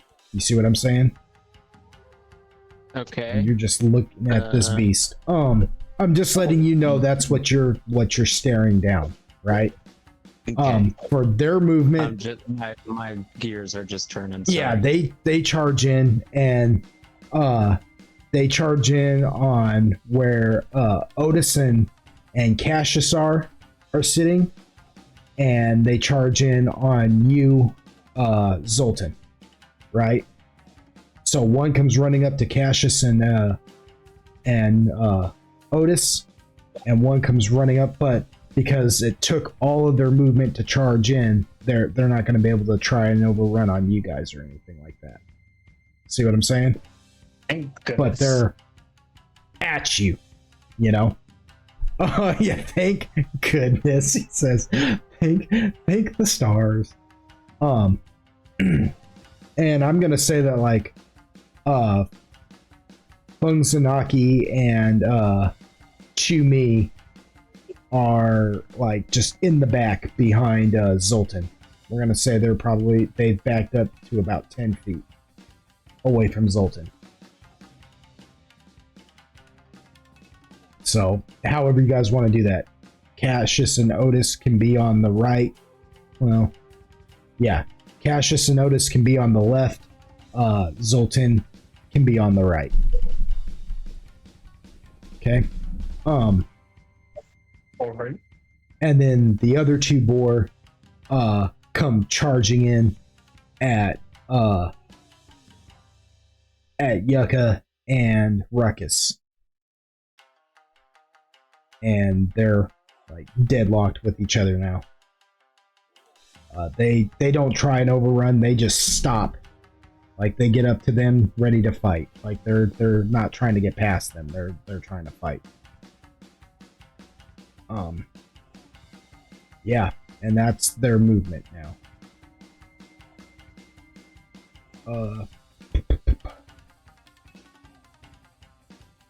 Now we're in the attack phase.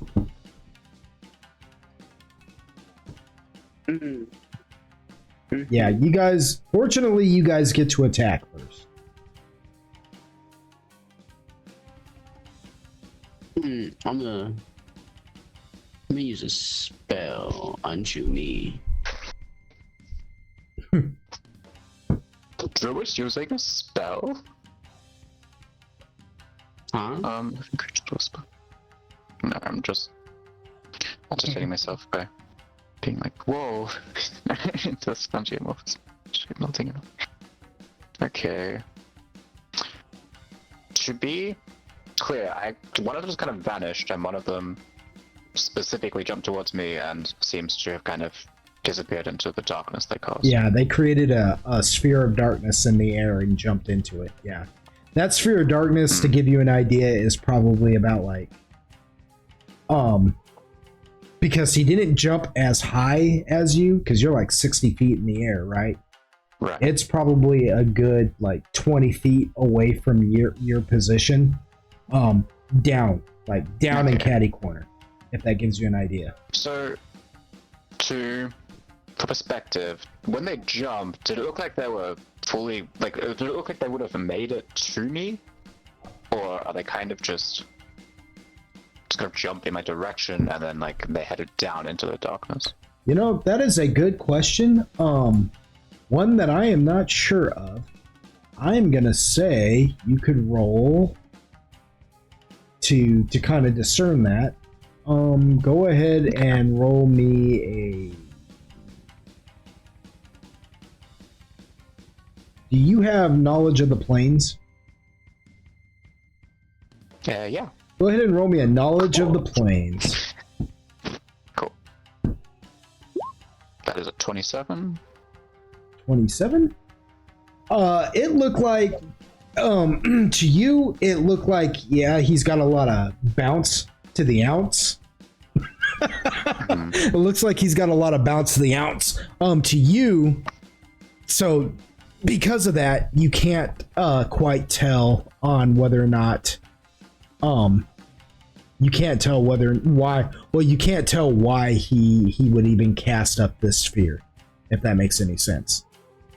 Like, Gotcha. It looked like he could quite possibly have gotten to you, or at least within enough of your proximity, if not eye to eye, with enough of your proximity to attack you, at least.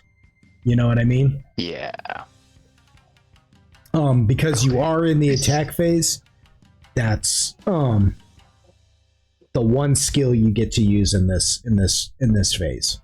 You know what I mean? To discern anything else. Mhm.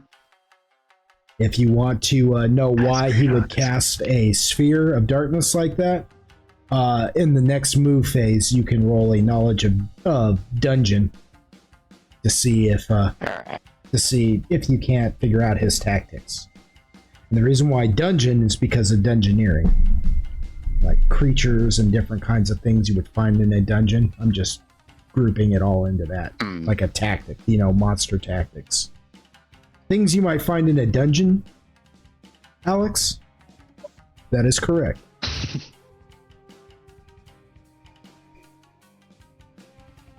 I don't like this. Alright. I'm just gonna be thinking for a second if anyone else wants to do the thing. Push. Yeah.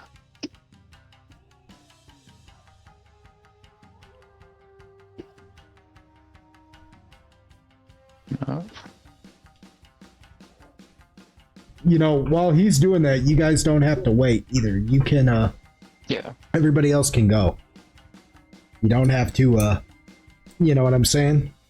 I'm pretty good at being able to hear everybody and just say, okay, let's break it down like this and rotate it as need be. So if anybody's got something they want to do, just shout it out. Cast a spell on Shumi. What spell? Windwalk. Oh, to let her get up in the air?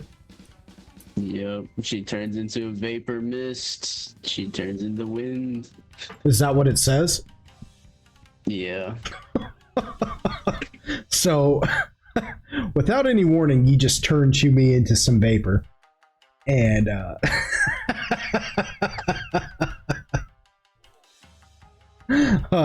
this visibly what do you call it? This visibly disturbs Feng Zunaki. He's like, what is this? What does that spell look like when you cast it? It quite literally looks like I just threw mist at her and she got engulfed by it. He looks at you. He looks at you now like he's ready to fight you. And he's like, explain yourself. What did you do to the poor girl? Don't worry, she's perfectly fine. It's the counter. What's going on? There's too many variables for me to keep track of. I'm taking the least amount of risk on her getting attacked. She can turn back into a human whenever she pleases. It's just I want to keep her as safe as I can. Okay, Chumi has no knowledge of the arcane, so, or what has happened to her. So, go ahead and roll me a. Type in /R1D2. It's a 50-50 shot on what's going to happen here. Yeah. Oh, I guess So so. in the mist. 1D2. Damn, that one's not right. It's /R1D2. Space. Damn, I failed that swim. Chumi begins to float away. She just gets caught up in the air and just starts to like float away off into the distance. Damn. Funzanaki just kind of looks and goes, did you account for that?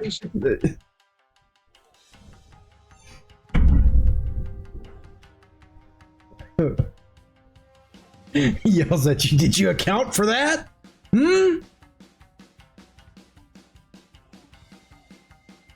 Oh, I see. Is Sultan gonna even answer him? No. And that was my answer. Is He's like, why Gargus would ask me to help something like you? I have no idea. I'm gonna roll something for him, actually.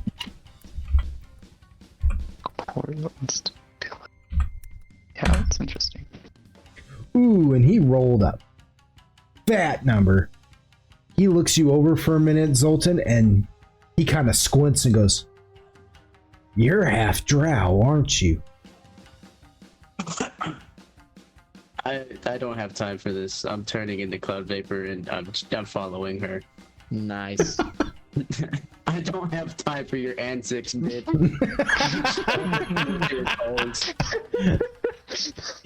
He acts like he wants to attack you for a minute, and you just before you turn into the vapor, like you visibly see something like stop him, like he can't. He's like, what is this deviltry? Oh, why can't I attack you?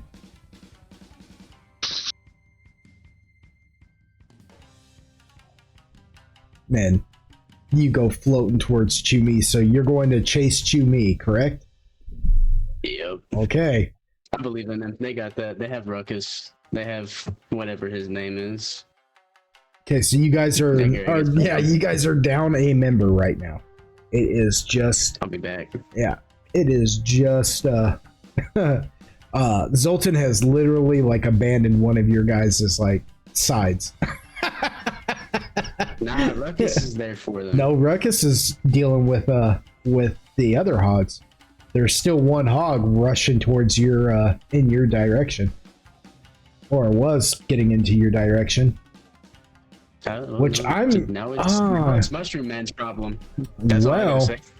Something though that's got to happen before you even take off. While you're doing that, that is going to cause an attack of opportunity. Nah, he feels on that. his part.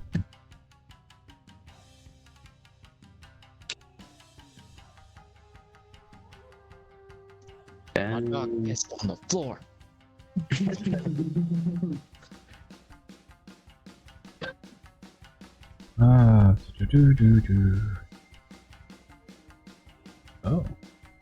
Oh, okay.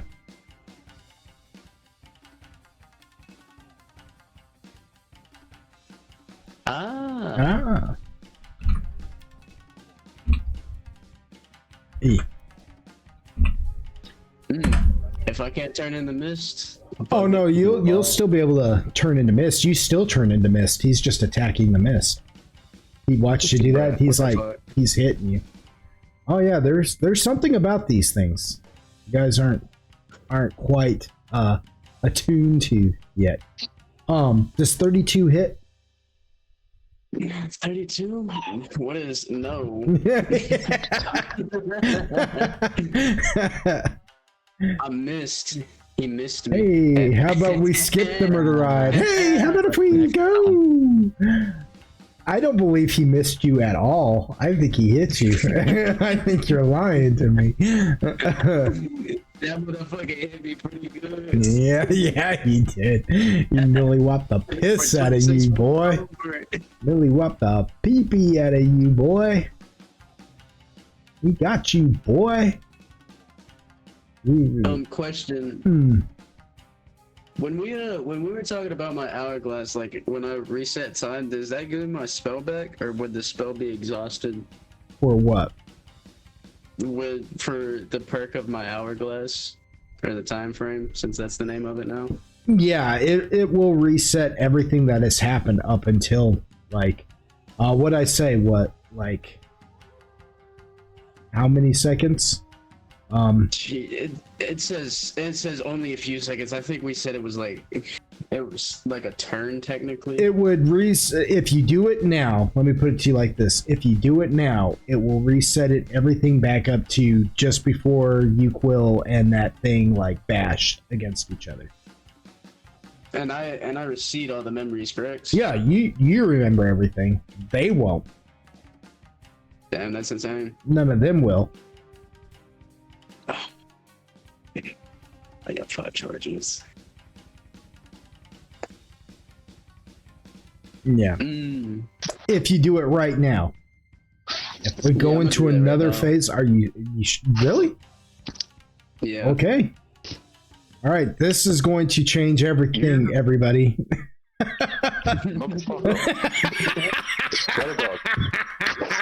He goes, you mother effer. PM question. Yeah, you will have forgotten everything you just learned, yes.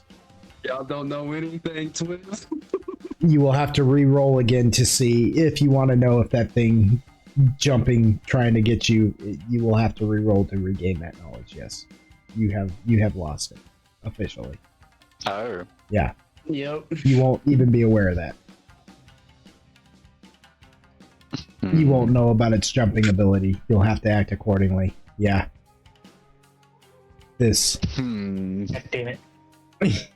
Can Wait. Hang on. This is gonna take us back into Could foresight the beasts. have one to be of this action? Could I argue that? No, not really. Because technically, Okay. technically it's not necessarily putting you in danger. You know what I'm saying? Fair enough. saving us from it. Well, I mean, not even necessarily saving you from it. It's completely, it's completely neutral. It's completely neutral if you think about it, right? It's just a completely neutral thing. Like as far as. Wait, so did you just say you can roll to recall things or anything, or like we just have no? Oh, No, it's just you not- like yeah, gotcha. you can re-roll that. Like I'm gonna tell you because you had the thought Right, to. I'm not sure I remember. Yeah, but you won't remember. You'll be Yeah, rerolling. yeah. You'll have to Alright, re-roll it. cool, Is cool. what it is. Yeah, because you had every intent of trying to figure out if that thing could jump that high, anyways, right? So you'll just have to re-roll it to see if you actually learn that, because nobody's gonna remember So we do basically. anything that happened. Wait, basically we're doing the round. Well, we're getting back up to the beast's movements. Yeah, basically, yes. And that means you, Quill. I need you to go for opposing strengths with me again. You Yep. got this, twin. So okay, so just to give you guys an idea, Zoltan, you see that happening. The thing is about to like slash at you, and you're like, "Oh no!" And you activate the time frame, and you feel it spin in your chest and reset itself. Stick out and then slam back into your chest, and you feel your heartbeat go boom, boom, and everything blurs, and it's almost like you can see the blur around you, like your eyesight. It's like you can see your heartbeat in the blur just go boom, boom, all around you as everything just you know, and everything goes backwards, and Chumi gets put back to normal. Fungzunaki's no longer trying to attack you, he's protecting her. The two beasts disengage, Yucca and freaking Ruckus. The two that were running at you guys are now back just running alongside the one in the center. Uquill stands back up, sits there with his shield just in time for that one that ran past him that was staring Android dead in the eyes come running right back up to you, Uquill, as the two go running by you once more. Let's do it.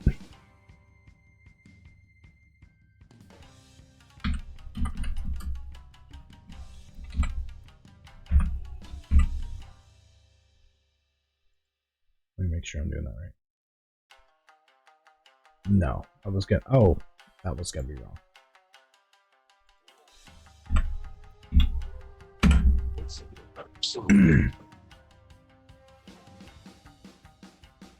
I would like to ask you, do you want to spend any heroic points? I won't tell you how many, but would you like to spend some?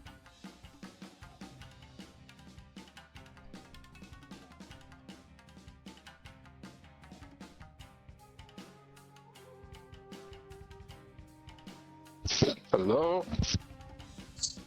He's thinking about it right now.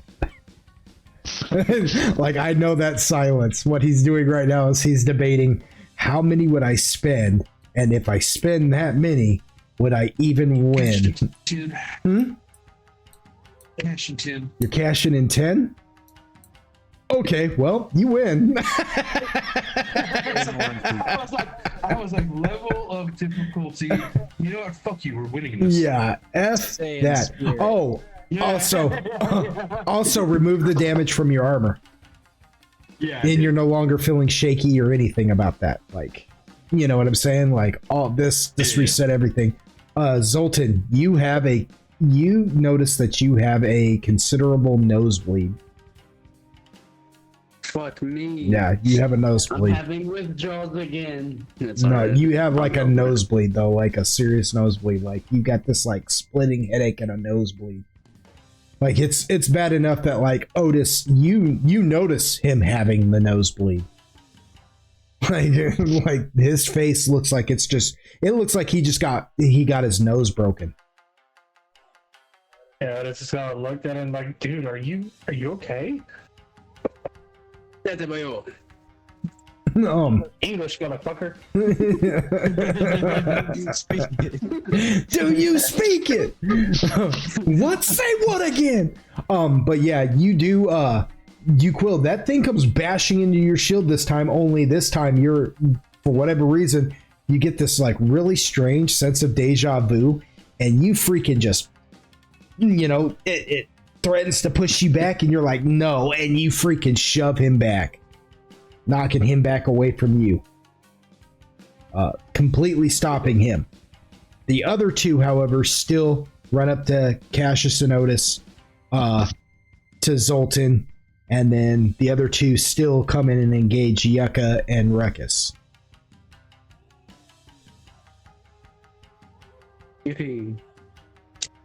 Yeah. Well, you did fix something though. You actually did. But you now have a splitting headache. Now I'm dying. Yeah. I'm killing myself every time. Every time you roll your magic from here on out, I'm gonna need you to roll a D100. You have a 20% chance to fail. So you want to roll at least 20 or higher. Yeah, on I'm that rolling a die. 15 my first round.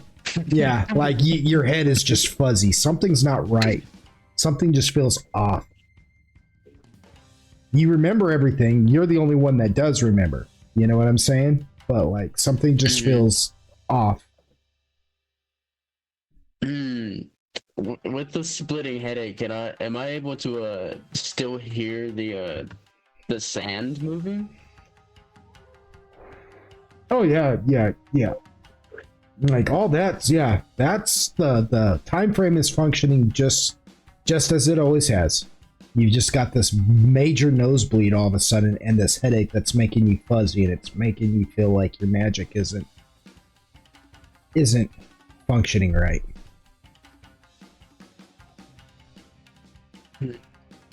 That's cool. That's cool.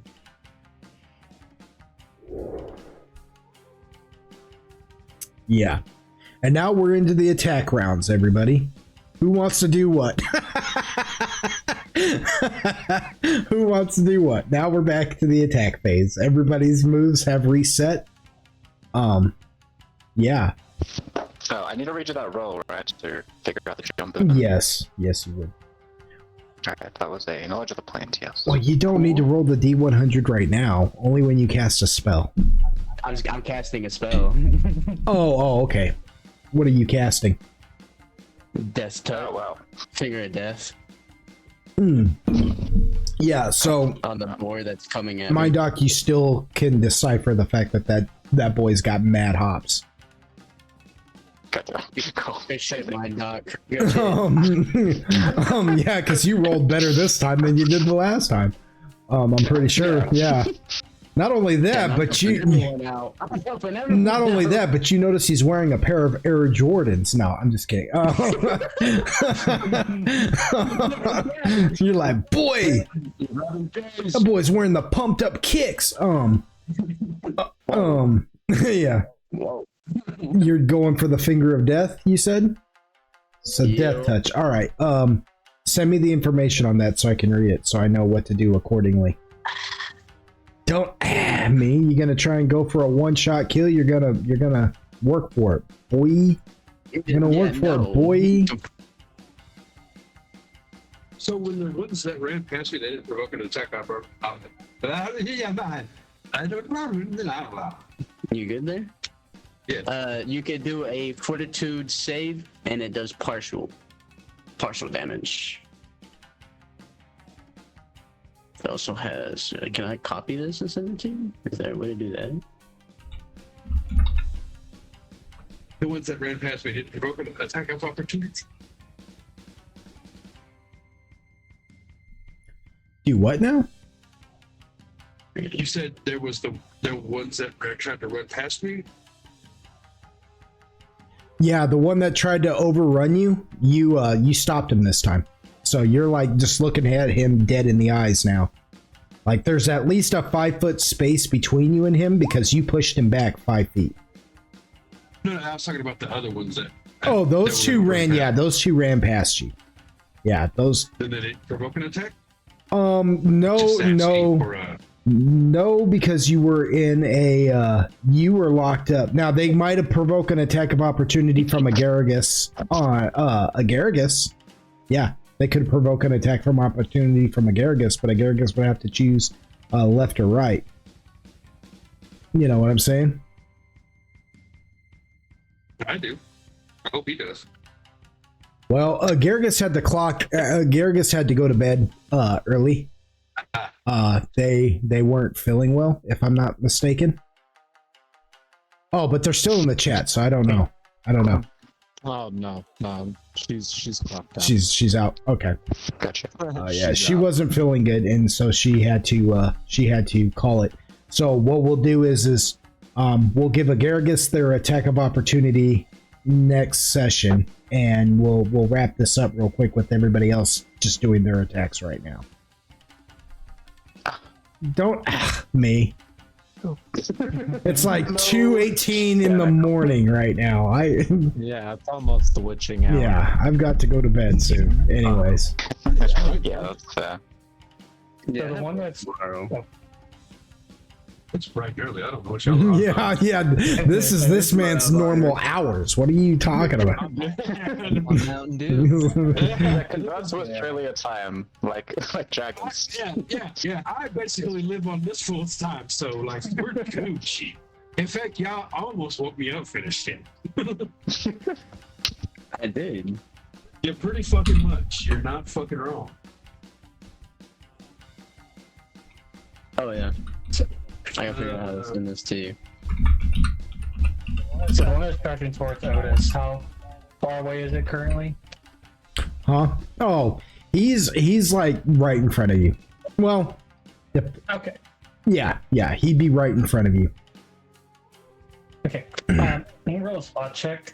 Specifically looking at, you mentioned a crown on top of their head. Yeah, they've got like horns, like a set of horns on top of their head. Yeah, they got like 3 sets of horns. One set of horns on top of their head, one set of horns curling around their head, and then another set of horns that like comes off the side of their head and then like goes down and rolls up, kind of like an extra set of tusks.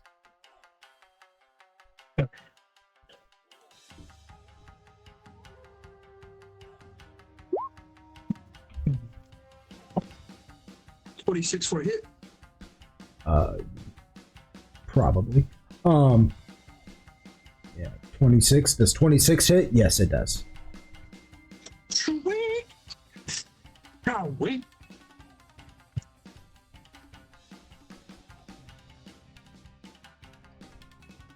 How about the carve me some bacon? Oh, pies? shoot. Okay, hold on. Yeah, go ahead and roll your damage. I was just talking to myself mainly. There you go.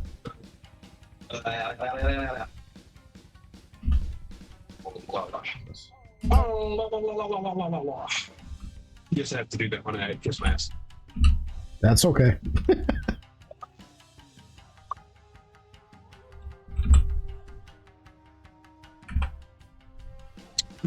Right.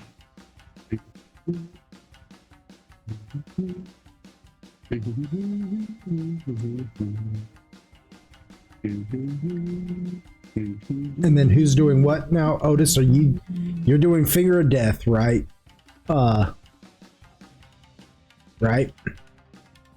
I'm gonna figure.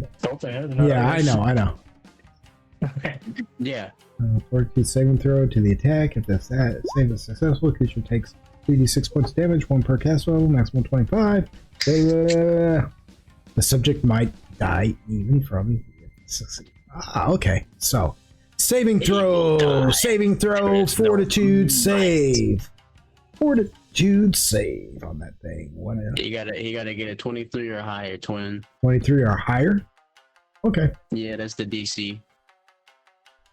Hold up, let me make sure that's the right level. Yeah, it is. Yeah, 23 or If higher. I can find it. Okay. 23 or higher. You see? Oh man. Okay. He's gonna have to roll. I feel like you're lying about that. I feel like you're trying to gaslight. No, I'm not gaslighting. You actually have a really good chance of killing this thing with one shot right now. Yes. If not, I'm kaiju battling it. What a lad. I gotta impress the Huz. Nice. Stab you These in the things neck. are pretty strong. These things are pretty strong in some areas and really weak in others. You know what I'm saying? Not to give you too much information, but I've taken stats from like several different kinds of things and kind of combining them all into one thing. And to balance it out, you know, I gave it filthy things from some things and like some of the weaker things from others. What'd you say? 23. 23? He rolled a fat 21. Yes, he died. He rolled a fat 21, and I'm gonna post that in the chat just so you can see. I'm not gonna post the. 9 plus 10. I'm not gonna roll the. 21. See, you stupid. What's 1 plus 1? 21. See, you stupid.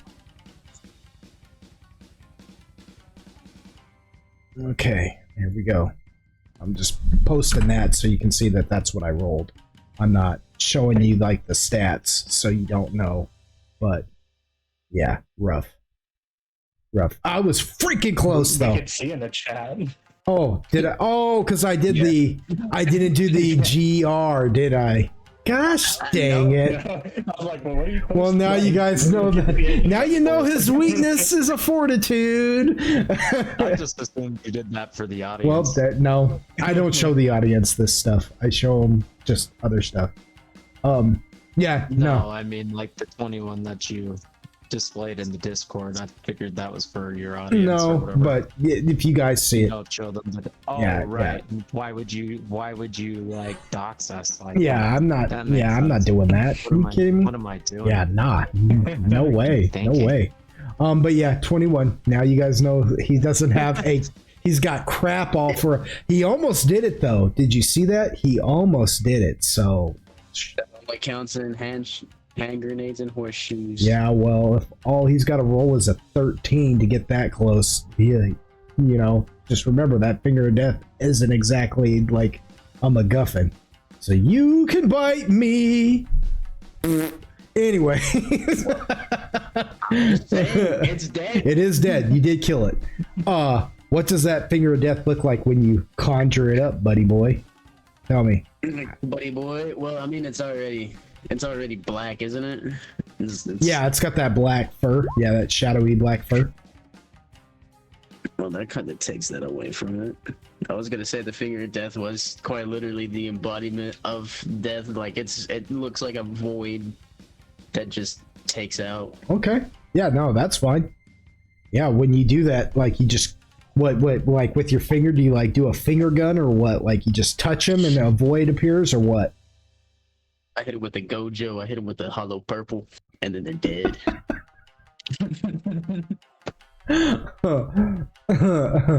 You did 36 damage, you Quill. Am I to understand that correctly?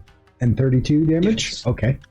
Yes. Okay, I'm just calculating that all up because I'm gonna do the full amount when you're done taking all your attacks.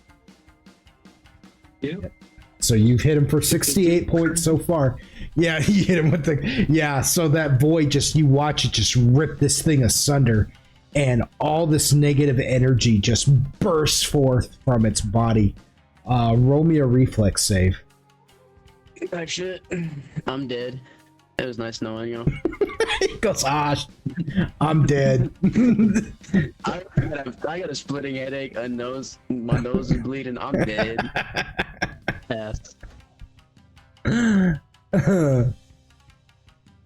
What if I don't want it?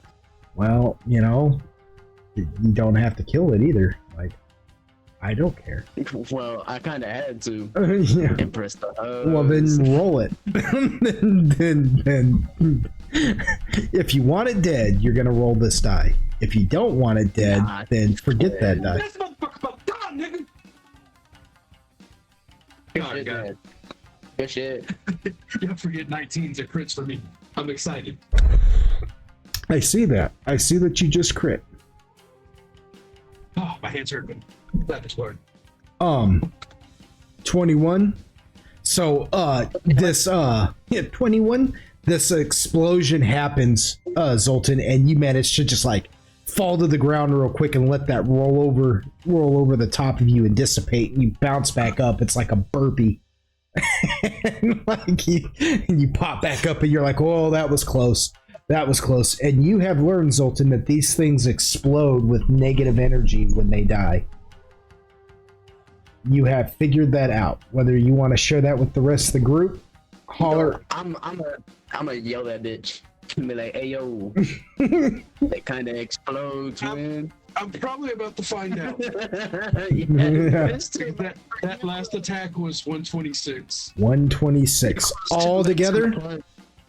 No, it's 126 plus 35. Oh, yeah. So 126 plus 68. Yeah. Yeah, I was Well, too. it's 160. Oh man, that's 194 damage all together. Yeah, it was. Ooh, First damage was yeah. 36, then 32. Which makes it then 68. 30 Well, yeah, then there was the 35 in my last Oh, attack. plus which 35. was- I missed that attack. Sorry. So you hit it for 229 altogether. Yes. Yeah. Let me look at something real quick, and I will tell you if. Let me look. Yeah, he's dead. Go ahead. Let me check my notes. Yeah. Fucking murder. Yeah, I'm kind of too late to tell you, cool, huh? Yeah, Uquil's carving bacon right now while you're getting exploded. Okay. I see you, Mind Doc. I see what you're saying. I know how that works. I don't even need to read up on that. I know how that one. I know how that one works. Yeah. Yeah. I just said it in case, you know. Yeah. No, very good. I actually know that spell because that's one of my go-to spells to get. You know what I'm saying? It's beautiful. Yes, it is a beautiful spell. It is very tasty. Makes me happy when I have it. It's basically the other one, only like higher level, meaning like you see into the hearts. What evil lurks in the hearts of man. Yeah, so we'll resolve that here in a second because I'm guessing you're gonna pop that off. Yeah. Okay. But let's resolve this death real quick. So Uquil, you have unknowingly stopped this thing from overrunning you once more. And now you've got your shot to just freaking millywhop it, and you freaking do, man. You hit it with so many blows and forces. Tell me, what does this death look like? How does Uquil do it? Because it's just a series of shots that you put on it. Oh yeah, I told you I carved him like Christmas fucking ham, bro. I'm taking like every cut is taking unks, and that last one is like, you know how you see like the videos where like they euthanize like pigs and shit for slaughter? Uh-huh. It's nothing like that. I fucking take its head. Oh. Nice. Like that's like you know in what's that movie with Jennifer Lopez where the horse gets cut up by the glass? Yeah, you know? yeah. Yeah. I take his head just like that. Oh yeah. Mm. I saw that scene once. Like I Stuck with you forever. yeah, dude. Man, I feel like I woke up as a child to see that scene. It's the specifically for this well, moment right the now, movie is called. because I remember waking up late at night and being like, "What the fuck is on TV?" and looking over and seeing that shit and being like, "What the fuck?" It get like And like rolling back over and being like, "Oh man, I should really stop sleeping on the couch." it's because it almost looks like because it's the movie The Cell is what it is, and it's like. It's because it's showing you what's inside that dude's mind, and the fact that he like sees like things coming apart like that is what's so jacked up about it. Because it looks like they're all sitting on like every piece of it is on like one of those what do you call those glass slides that you put under a microscope? What are those things called? I can't remember what those are, but you know what I'm talking about, right? One of I those. think that's literally what they're called. Yeah, just a little glass slide. Yeah, it just looks like each piece of it is just put on a glass slide for like inspection, and you can see like the innards and everything. So that's how you take them apart, huh? Just section by section till he's like, no more. You just chop, and when you finally like take its head, Uquil, it begins to rupture and boom, blast off. Go ahead and roll me a reflex save.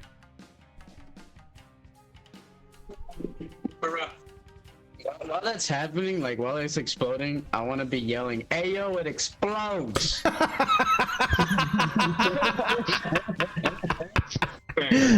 I'll allow it. Would this be considered a magical attack? This That's a good is question. it a magical attack? Not really. It's more like, well, it can be absorbed if that's what you're asking. Like if you're immune to magical Yes. attacks, it won't count for that. But if you're asking for if you're asking, can it be absorbed inside the totem? It can be. Yes. We're shooting for It is not unlike that time that you absorbed all that negative energy into your shield that saved Timothy Lovegood back in the past. If you remember that, you know what I'm saying? Yes, that's I harked back to that. It Like, is. I think I could take that. It is the exact same energy. It's the exact same energy. But no, it wouldn't. It like if you had like some kind of like body resistance, like I'm immune to magical attacks. It's like no, because it's different in that sense. But you can absorb it through like if you had a magical jar that could suck it up, you could do that. You know what I'm saying? Yeah. Type of thing. So I roll a fortitude and AC plus level. I don't remember. No, that's what it says. Oh. It says to absorb a magical attack, consider simply rolls a fortitude save. DC 10 plus level. It would probably be your Slayer level. Yeah. Yeah, I won't make it count like your total level because that would be a high DC. Yeah, my Slayer level is 11. So 21. Damn, are we all getting 21? Damn. Well, no, I'm get isn't that what your that's what the DC is going to be, right? 21 because if it's 11 plus 10, yeah. 21. 21. Here we go. It started with Pog, and then it's just Ooh, going nice. on. I said my fortitude's 19, so like I had to roll shit Yeah, to fail. to miss So that. Yeah. we're gooch. Yeah. So I'm a man that stands in front of shit. Okay, I have high fortitude. yeah, so what does this look like? What does this look like when you absorb this into your shield? Like how do you like how does that look? You know, like when I can imagine like him like carving that up and then seeing that shit happening, and he's like, "Well, that's not fucking good." Just setting the totem in front of him, you know. Mhm. And then he hears Zoltan over there screaming. They exploded. He just like, it's the most dejected posture a person bracing for death can have. And he's just like, no fucking shit. It just starts fucking drinking it in. yeah, it sizzles when it comes in too. It's like you can hear all that negative energy just like, bubbling across your shield. And when it's done, like your shield is smoking. It's yeah. It's hot. They explode when they die. Then we will fight in the shade. No. Something like that. Yeah. It's insane because he killed his like right after mine exploded, which my fault. My bad. My bad. My bad. Fucking touches it and it dies. I'm carving mine, and he waits to be like, woo. Close one. So, Mind Doc, you cast True Sight, right? Yes. All right. How does that look when you cast that? Does that have any kind of visuals, or is that like a background thing for you too? I would say I just kind of light up with like a it's like a sort of magical, probably just like bright, like sort of frosty glow. Ooh. This motherfucker hits over all of the lights. Yeah. Fucking caught me out of nowhere. What the fuck? Flashing lights. And, like his eyes are just strobe lighting on you guys now. Everyone's like, anyways. I think we just combined like 3 songs. 105. Yeah, 4 songs.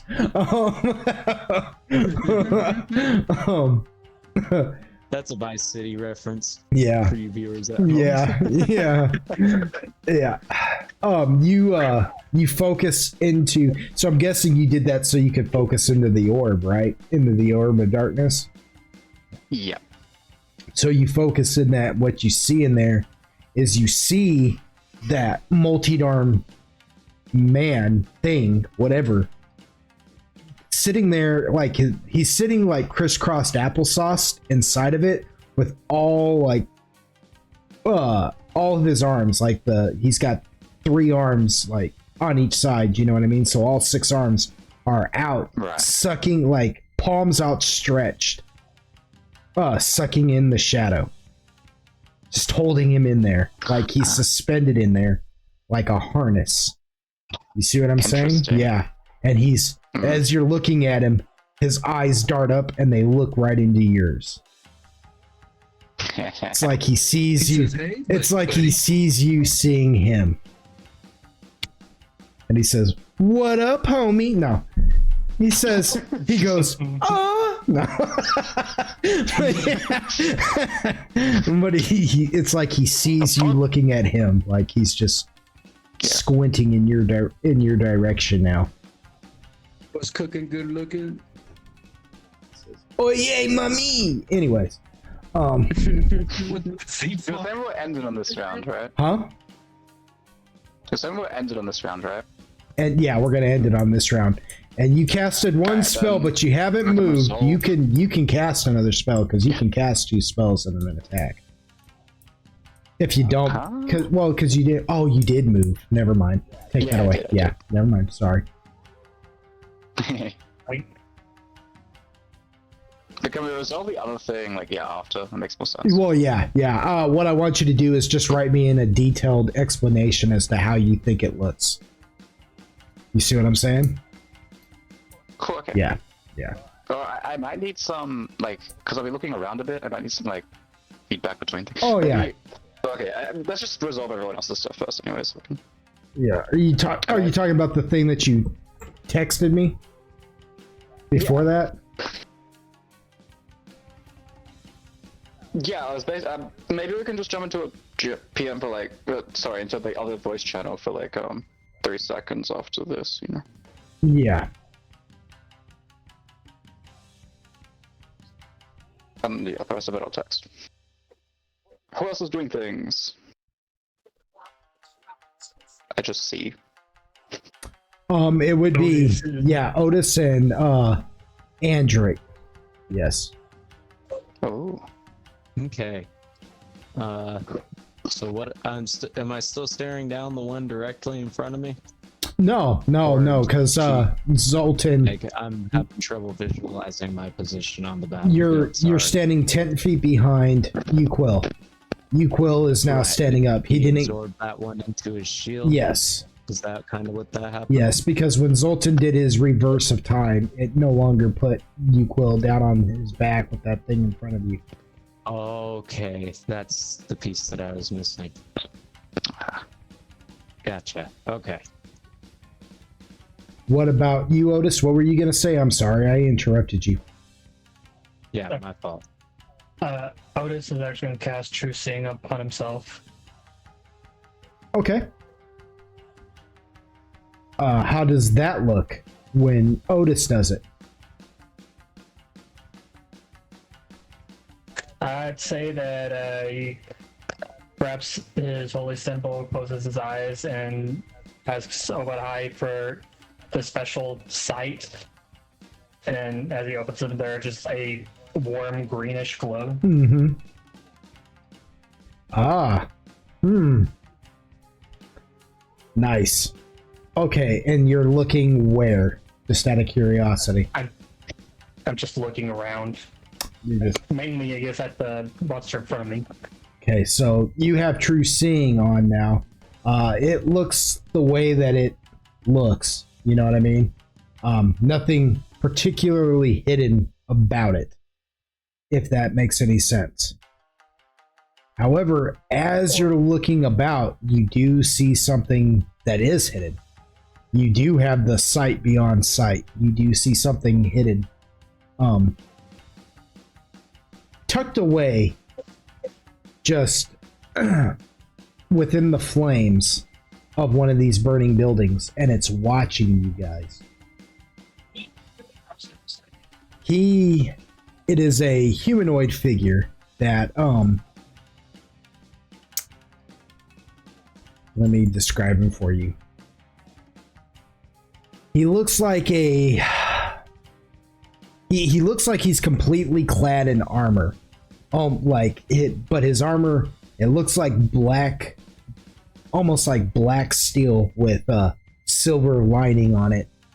And he's got this red, like this crimson red cloak over him. And his eyes glow this negative, like that purple negative energy, like very intensely. And there's just something very demonic about his very aesthetic. Looks very demonic. But he radiates power. He's just radiating power. Like as he's trying to hide himself from sight, you can just see that the power that's radiating off of him is more than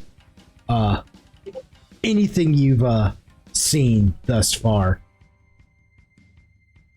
As he's watching the group as a whole fight what they're fighting, if that makes any sense. All right. Wait. Am I able to cast another spell since I did summon Cassius beforehand? Yeah, because you didn't technically move. You just summoned Cassius. So, without making obvious that I can see this guy, how far away is that? He's within the building, burning building that the three beasts came out of, dead ahead of you guys. He's tucked away inside that. Like, you can see him through the flames. It was like, it's some kind of spell he's using of some sort. You don't know if it's like invisibility or what, but the flames don't even seem to touch him. You know what I mean? Can we see him through the fire and the flame? Yes.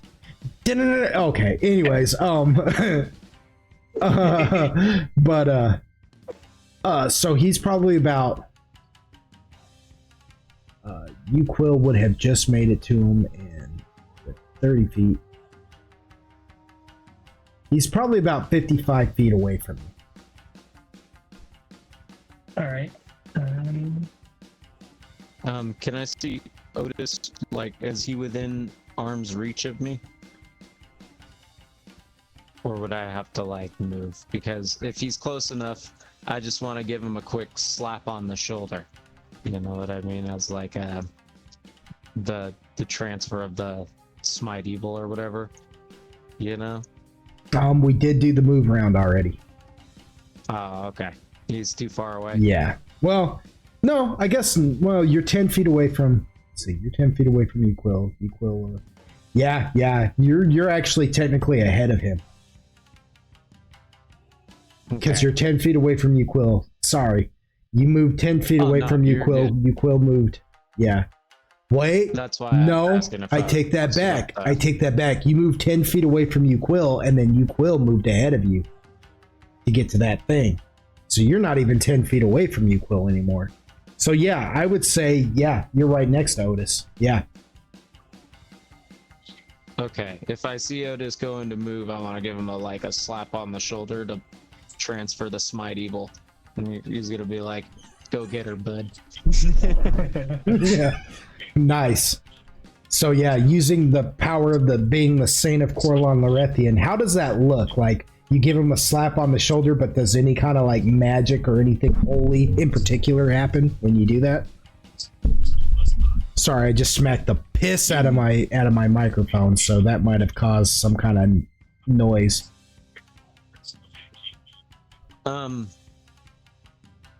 Maybe there's like a subtle glow to it in the palm, you know, but it's not meant to be anything flashy. It's supposed to like soothe him, you know, because it's supposed to be like, you know, you went dark for a second there, you know. Android saw him close his eyes and like take his breath or whatever. Android kind of took it as a sign like he was steeling himself for the fight, so he gave him like a slap on the shoulder. He doesn't understand he's using true sight necessarily. It's just kind of like he knows what Otis has been struggling Okay. With you see them, so it's kind of like slap. Right. Right. Go get it. Right. Cool. Okay. So Otis, he gives you like a pat on the arm or a slap on the back, and it's just a real subtle thing, but you feel another kind of holiness, another kind of like righteous or divine presence besides Corlon Larethian, or not Corlon Larethian, but besides Obad High. It's not necessarily who's listening to like the End of the World broadcast right now, like, or who's listening to Max Hedron. Like, this is not a test, this is a let the annual purge commence. But no, it's not a conflicting thing, you know what I'm saying? Both fit perfectly well. It's not like they're fighting one another, but for that split second, you feel like another sense of divinity besides Obad High, like, fill your essence, as it were. You know, and it only could have come from Android's pat on your back, like he gave you something, and I'm not even gonna have you roll for this. You know that you whatever you hit next, should you want to, you can smite the crap out of it. Nice. Otis isn't really going to take his attention away from the guy that he sees through the flames, but still not making it obvious that he can see him. Just gives Andrew like a subtle nod.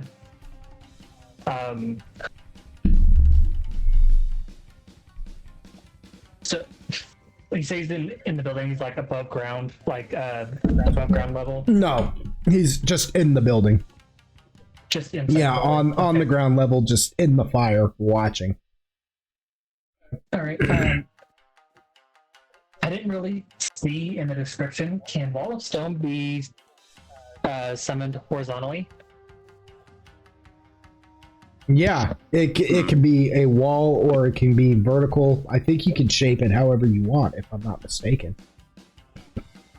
Cool. So, this is what I want to do. First, I want to embrace myself on top of Cassius. Cassius is going to be prepared to evade. Then I am going to cast Wall of Stone and make it hit the guy outside of the building. You're gonna, like, what do you mean? I'm going to basically force him outside of the building to where his presence is now known to everybody. I would like to try. Anyway. Okay, I'm having a hard time visualizing what it is you're wanting to do. You're gonna summon Wall of Stone like on top of him to push him forward. No, it's basically I'm going to use the wall behind him to cast the Wall of Stone to hit him and force him outside of the building where he's no longer hiding through the opening of the fire. Oh, I see. Like you're gonna summon it to where it's like It pushes him outside. yeah, it's like being stuck in a hallway. It's like being stuck in one of those hallways where the wall is moving towards you and it like gets against your back, and you're gonna cast it to where it pushes like at his back to force him forward. Yes. Yeah. I see. Make his presence known. I see. Sure. I'm gonna say that completely catches him flat-footed. I mean, there's no real role for that. I'm gonna say that you're smacking him with a wall, though. You know what I'm saying? Like, like a battering ram. I wasn't really intending on doing like any damage. Just essentially just push him outside. Well, I'd say it did some damage. Just go ahead and just go ahead and roll me like 2d12s. Well, it is a Wall of Stone. Go ahead and roll. Yeah, go ahead and roll me like 2d12s. Just battering ramming into him. This is subject to change at all times, but you know what I'm saying? This is just a quick thought on it. Okay, for 17. Alrighty. So you battering ram him with that wall and send him like flying forward. up out of the building. How far forward? You just wanted to push him to the outside, correct? And then stop it?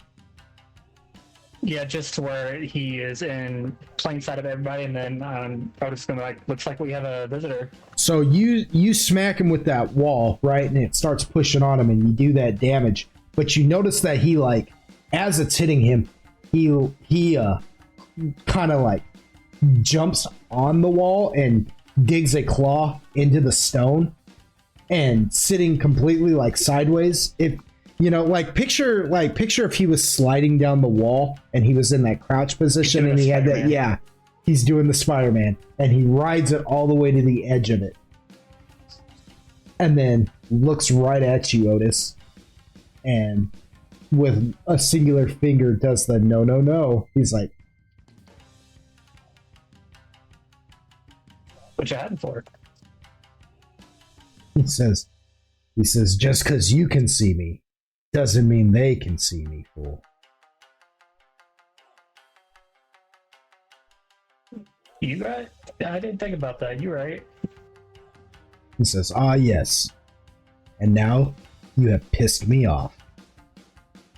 Oh no, whatever shall I do? Well, he's going to roll an initiative and see if he doesn't disrupt everybody's turn in this. You have officially introduced a new thing into this. So, Damn, how many people are we fighting right now? Too many. what was your guys' original role for your initiative? Do you remember? Let's look at this here. Yeah. That was 38 plus something. Oh yeah, but you rolled 47 altogether, right? Yeah, it was 47 altogether. You rolled 38, 1d20 plus 38. You got a 47. So good news, everybody. Next movement round, this guy gets to go first. Shit. Then it will be you. Then it will be the guys that Mind Doc noticed, and then it will be the hogs. Why'd you have to do that? It was low-key just chilling with the road.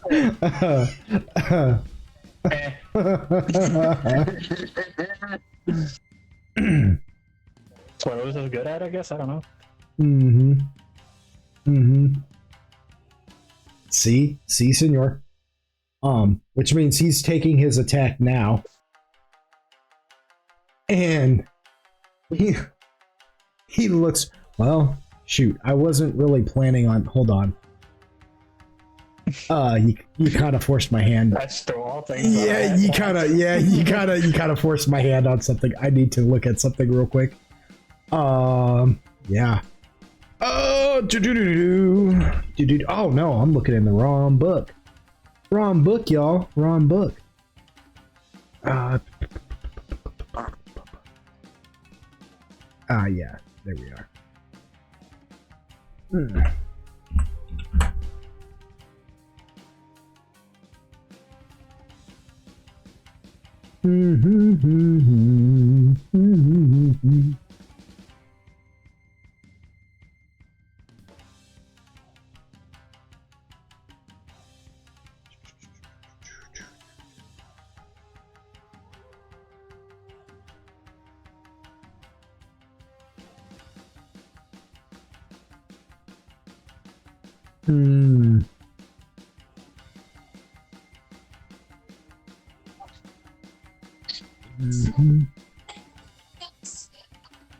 Let me look at something real quick and see if this works exactly how I think that's working. No. Just to be fair. I regret my decision. I wish I could turn back time. Things are getting way too cocky. It's too much If going I on. could find a way. I don't think Zoltan wants to turn back time again. No. Does that be where Otis dies? My fucking head hurt.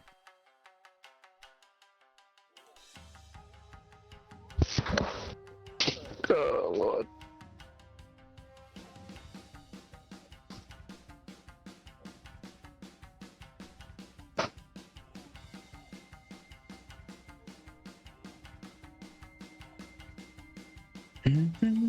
Okay.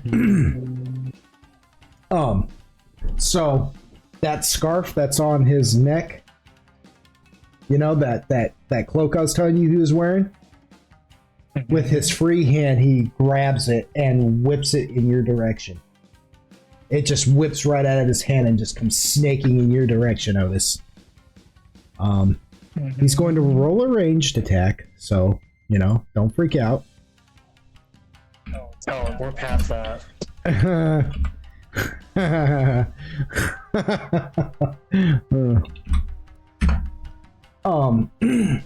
Does 51 hit you? This 51 hit me. Are you kidding? It wraps around your neck. Roll a fortitude save. Oh, we about to watch out us get choked. You freak. I like it. 27.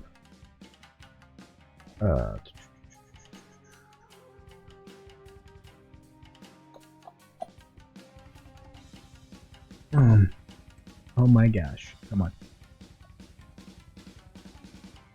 I think that's fine, but let me make double sure here.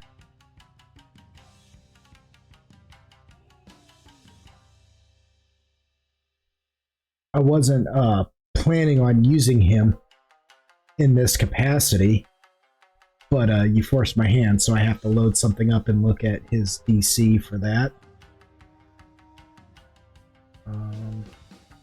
I fucked up so bad. Oh no, it's You all are right. cool a bitch. Yeah.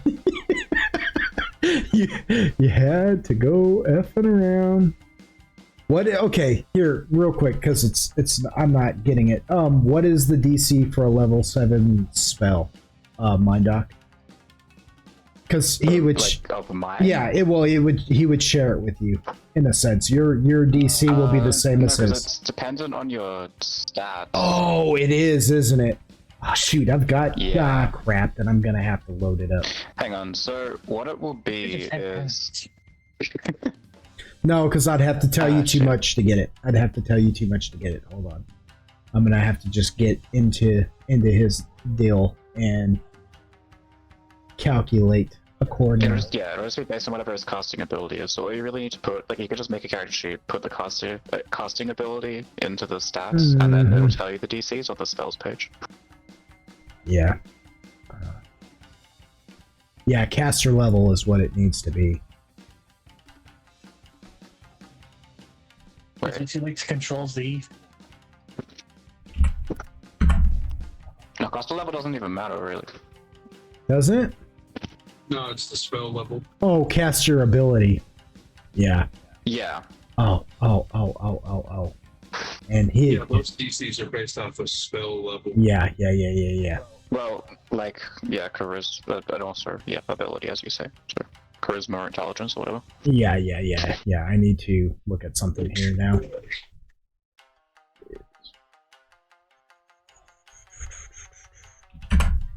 I need to see what.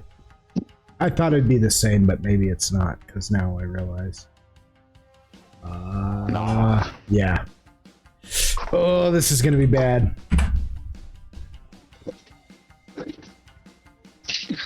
Yeah, this might be bad. I might have accidentally I thought because, and then I realized, oh wait, no. Okay, it is intelligence. Okay, so well,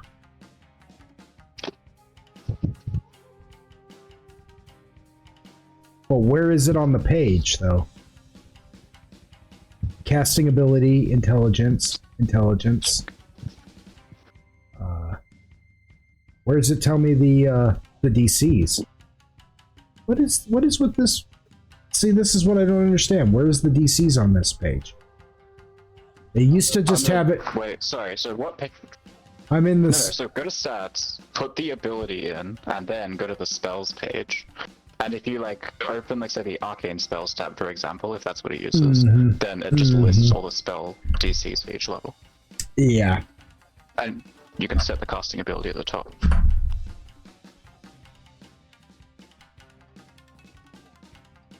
Yeah, I forgot. Yeah. We'd have that. At least that. Yeah, I did. Caster ability is intelligence. But it's not showing me where all the DCs are on the deal. It used to. Oh, base mode. Duh, you're dumb. Okay, what did you roll, Otis? 27. Okay, so yeah, you passed. You did pass. It's a 7th level deal he just threw at you. I had it in full mode, not base mode, and that would have helped a lot if I had yeah. That's why I couldn't find it. I was like, what the crap? It was in full mode. I'll tell you right now, you beat it sufficiently. Your DC for that was a 23. So, and no, this dude doesn't share anything with a wizard, so I thought it would be the same, but then when I looked at this one thing, I realized, oh, no. Okay. So, except for the fact that they're both based upon intelligence, I think. But he's got something that, never mind, I'm giving too much away about him, and I didn't want to have to say too much. With that, Well, yeah. With that though, Yeah. you did not take so you feel this scarf wrap around your neck and start to yank your head completely off. Like it threatens to literally decapitate you. But you manage to like fight it back and stop it from happening. However, it does do Self-employed damage. yeah. However, it does plus what?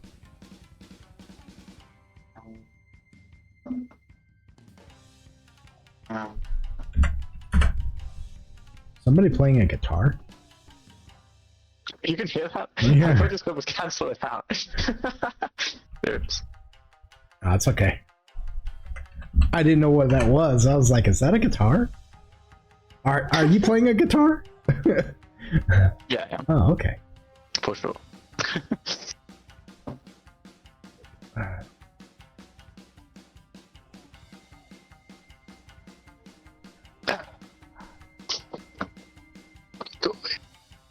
It does.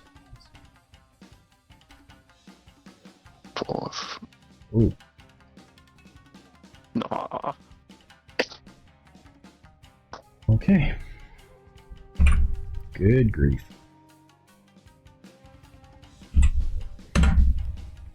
It does 55 points of damage to you.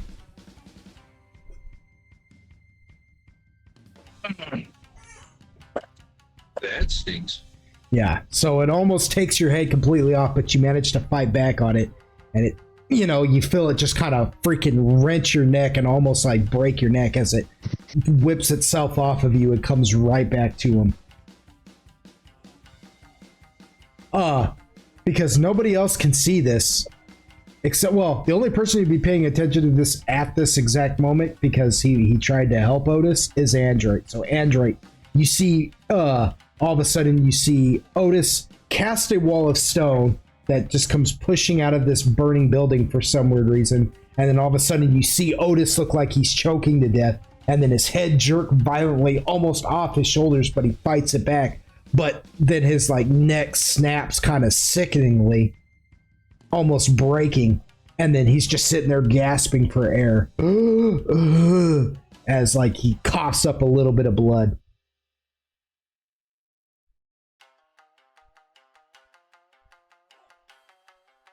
But you don't see what attacks him.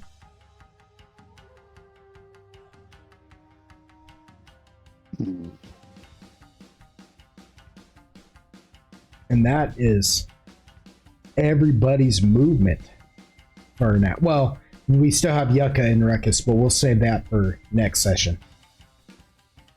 We'll just resolve that real quick, and then we'll move into the next move round. Oh, wait. Mindoc, you had something. Wasn't everyone's attack too? Huh? Okay, never mind. I think I understand what you mean. I'm tripping. Yeah, no. It's going back to your guys' attack, and then the boars are going to get to attack. The one boar that's in front of Otis is going to get to attack. It's going back to your guys' attack.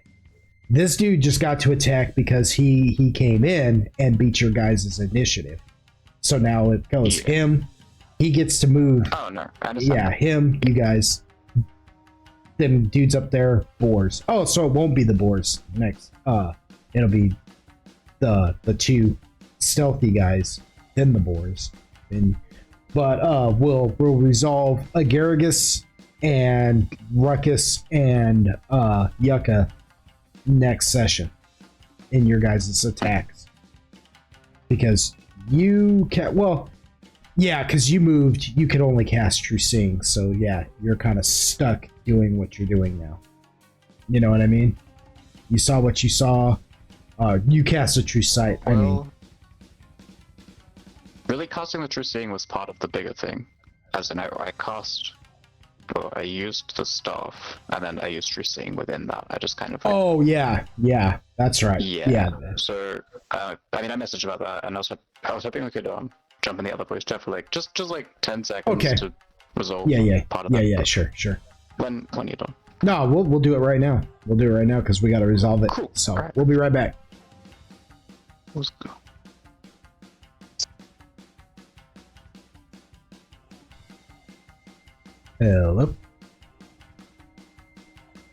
Hello. Can you hear me?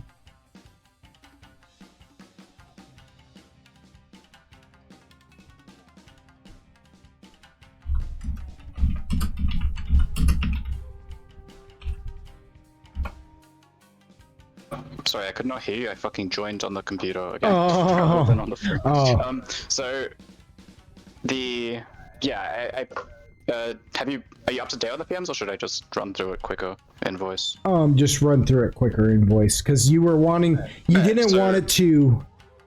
Are you talking about the time stop, or are you talking Time about stop. yeah? Yeah. So you didn't want. So what I cast on the attack phase was like the time stop, and then I would be using True Seeing as part of that. Right. You just don't want it. You don't want it described as time stop, like. Right? Is that what I'm understanding? I just thought it would be fun to just like say what I'm doing in like PMs or whatever, and I don't know, and then just resolve it afterwards, and because like from everyone else's perspective, it would kind of just be all of these things happening at once. Sure. Also, I don't really want to like sit there and just kind of like have a turn for 4 rounds while everyone chats, I guess. Yeah. Yeah. Well, the way I looked at it is, you resolve all of it in the PMs, like tell me everything you do, type of thing. And then, because it's like time stop and nobody really is aware of it. No, it's just like, because I'm taking 4 rounds, like sometimes I want to like look at something or like resolve a spell effect before I choose my next action. But yeah, basically, on that note, all I have done so far is just using it to like buff a bunch of things. So I use Greater Arcane Sight, which just discerns any magical effects on people, as well as doing arcane sight stuff. So I wanted to just know what was going on with the guy in the shadow, like magically, like if he had any spell resistance, especially. Who the dude that just attacked Otis? The guy in the shadow, like just know if they he's gone. Things he's gone. Oh what? Yeah, when things started blowing up, Android turned around to say something to him, and he was gone. I cast Time Stop before that, didn't I? No. I looked at him as part of Time Stop.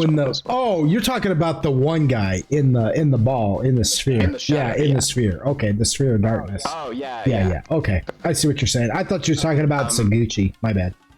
I was like, that was like at the very beginning of the fight. You'd have no reason to cast time stop. Not him. Oh, okay, yeah. And say, no, you'd have no reason to cast time stop then. Yeah. Yeah, so yeah, you looked at the dude in the shadow, and then, what else in the, just, okay, so you resolved that as that, right? Just PM me all four like rounds, your movement and your attack. You know what I'm saying? So what I'm saying is just round 1 and 2, I'm basically just using spells that give me information, and then I wanted to react to that information around 3 and 4. So I just want to basically get your reply to, does the guy have spell resistance? Or any other like notable effects that would no, he mess with doesn't. my costume. No, he doesn't. Right. And the guy that just fucking appeared to mess with Otis, like, do I see him? You would see him because of your true sight. However, you're not paying attention to that, to be fair. Like, you have no idea. You're so focused on that dude in the sphere that you didn't even... Okay. Well, that's what I'm saying, is like, don't I have like, I don't know, like 24 seconds? That's true. So, like, you could look at that dude, look over there, see this dude hanging out on a wall now. That's what I mean by, like, I sort of need feedback on some of the things. So yeah, like, the way I broke it down in PM, so I said round 1, I cast... Greater Arcane Sight to see if that guy has any spell resistance or anything. Then round 2, I just cast Vision of the Omniscient Eye, which basically just gives me like a huge spot buff and lets me see like around me. And then I'm just using round 2 to look around and just to see if there's anyone hidden, like as best I can. Yeah, you would see that dude. You would see that dude then. Yeah, and you saw everything. I would just try to see what magical effects are on him, if any. Yeah, he's highly magically resistant. Like, he's magically resistant, and he because you can does that allow you, did you cast anything that allows you to like detect something's magical like prowess? Yeah, because you're able to discern. Yeah, like he's extremely magical, like almost like so much so to a point right now that like he's like scary magical. Let me put it to you like that. Like you know, you remember like how powerful Hallister Blackcloak was, right? Okay. He's like maybe just like a few steps down from that type of power. You know what I mean? Like you're looking at something that is almost demonic in its in his presence, you know? And Otis just pissed him off. Yeah. Cool, okay, that gives me enough information. I can PM the actions of rounds 3 and 4. Okay. Sweet. Okay, yeah, PM that and we'll resolve them next session. Sweet. Yeah. Yeah, but but Otis pissed him off. And that seemed to that only seemed to increase the magic he's radiating, and it's negative necrotic magic. Fucky. Yeah. Negative necrotic. Negative necrotic, yes. Yeah.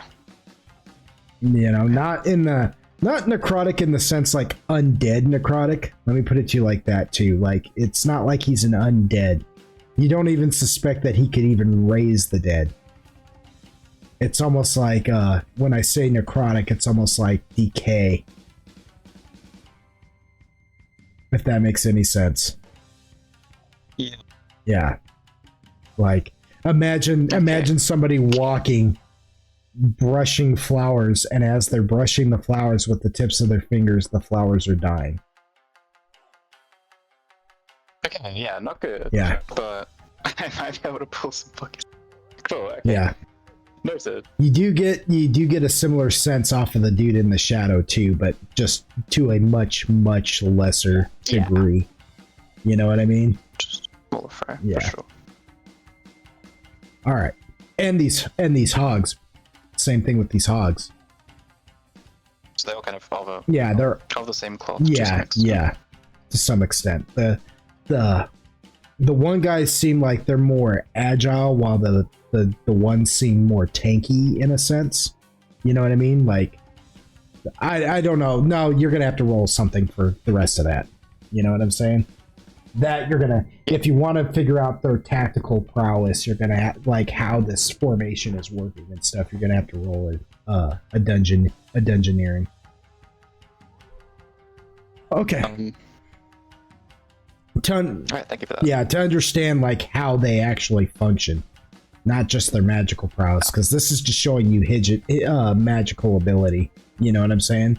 It's not quite showing you like how they complement one another, if that makes any sense in a fight. Yeah, definitely. Okay, let's go back.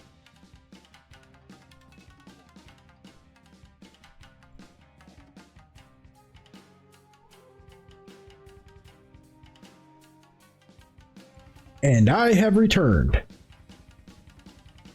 I too. Mac, our faithful DM. Yeah. Yeah. So, Our fateful hand. yeah, something like that. So, Our merciful DM that doesn't want to kill somebody. merciful DM. We're working on it again. Like I try. I'm not trying to. You poked the bear. Yeah, I know. Again, ladies and gentlemen, well, guess what? In the quest to see who's the most chaotic member of the party, Otis just got a huge lead on everybody else. So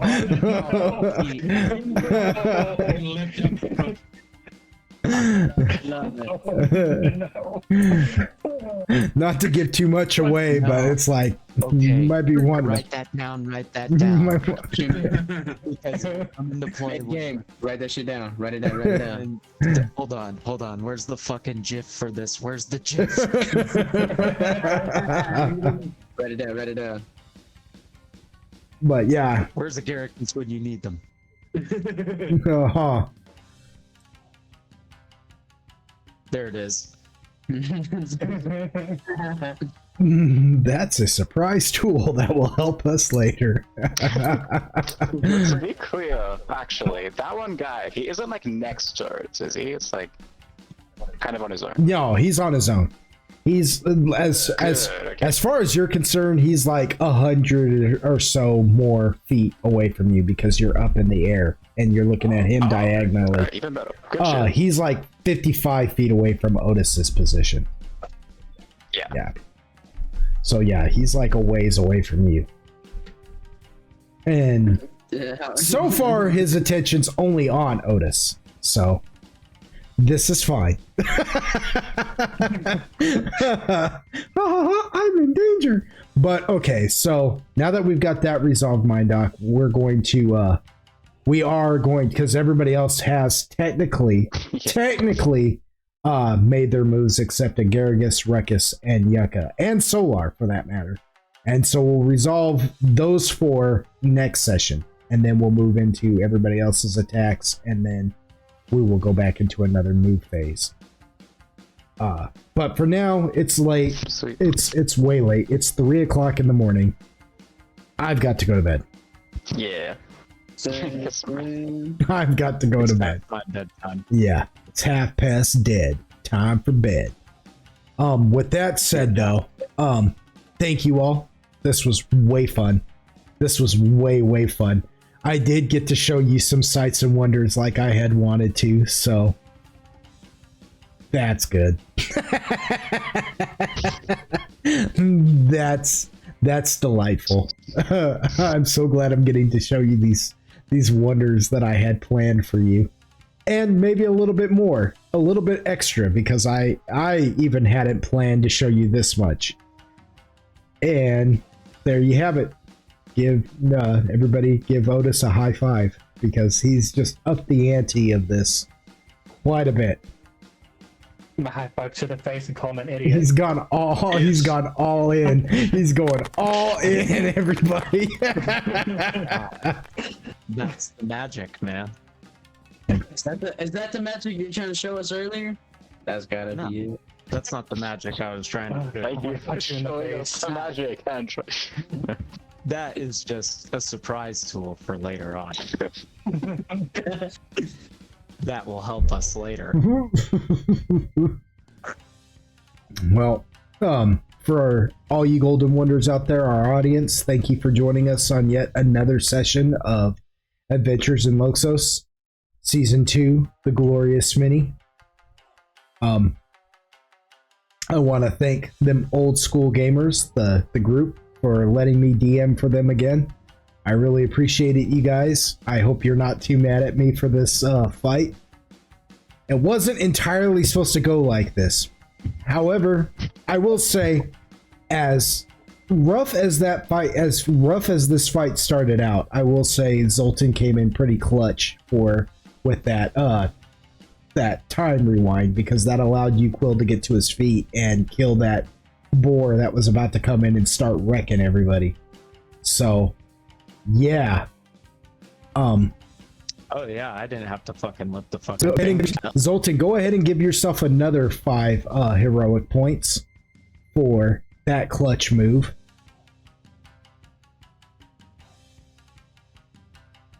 And Android, go ahead and give yourself another 5 heroic points for giving Otis a smite evil. Oh, thank you. You're welcome. It was a very heroic thing of you to do, to just turn and realize he could use the help. And as you're seeing now, he could probably use a little bit more help. Because he's getting wrecked by something that you can't even see. So, but with that said, I want to thank everybody. Like, share, and subscribe. Leave us a comment down in the comment section, what I call my guest book. The reason why I'm saying this, and I don't normally say this on these sessions, but apparently now, and I've heard this as a rumor, and I don't know if this is true or not, but I heard that YouTube wasn't going to start counting views unless you get comments. And I don't know if that's true or not. Yeah, I don't know if that's true or not. And I don't know if that's just them being like real, like, crafty and trying to get rid of some creators.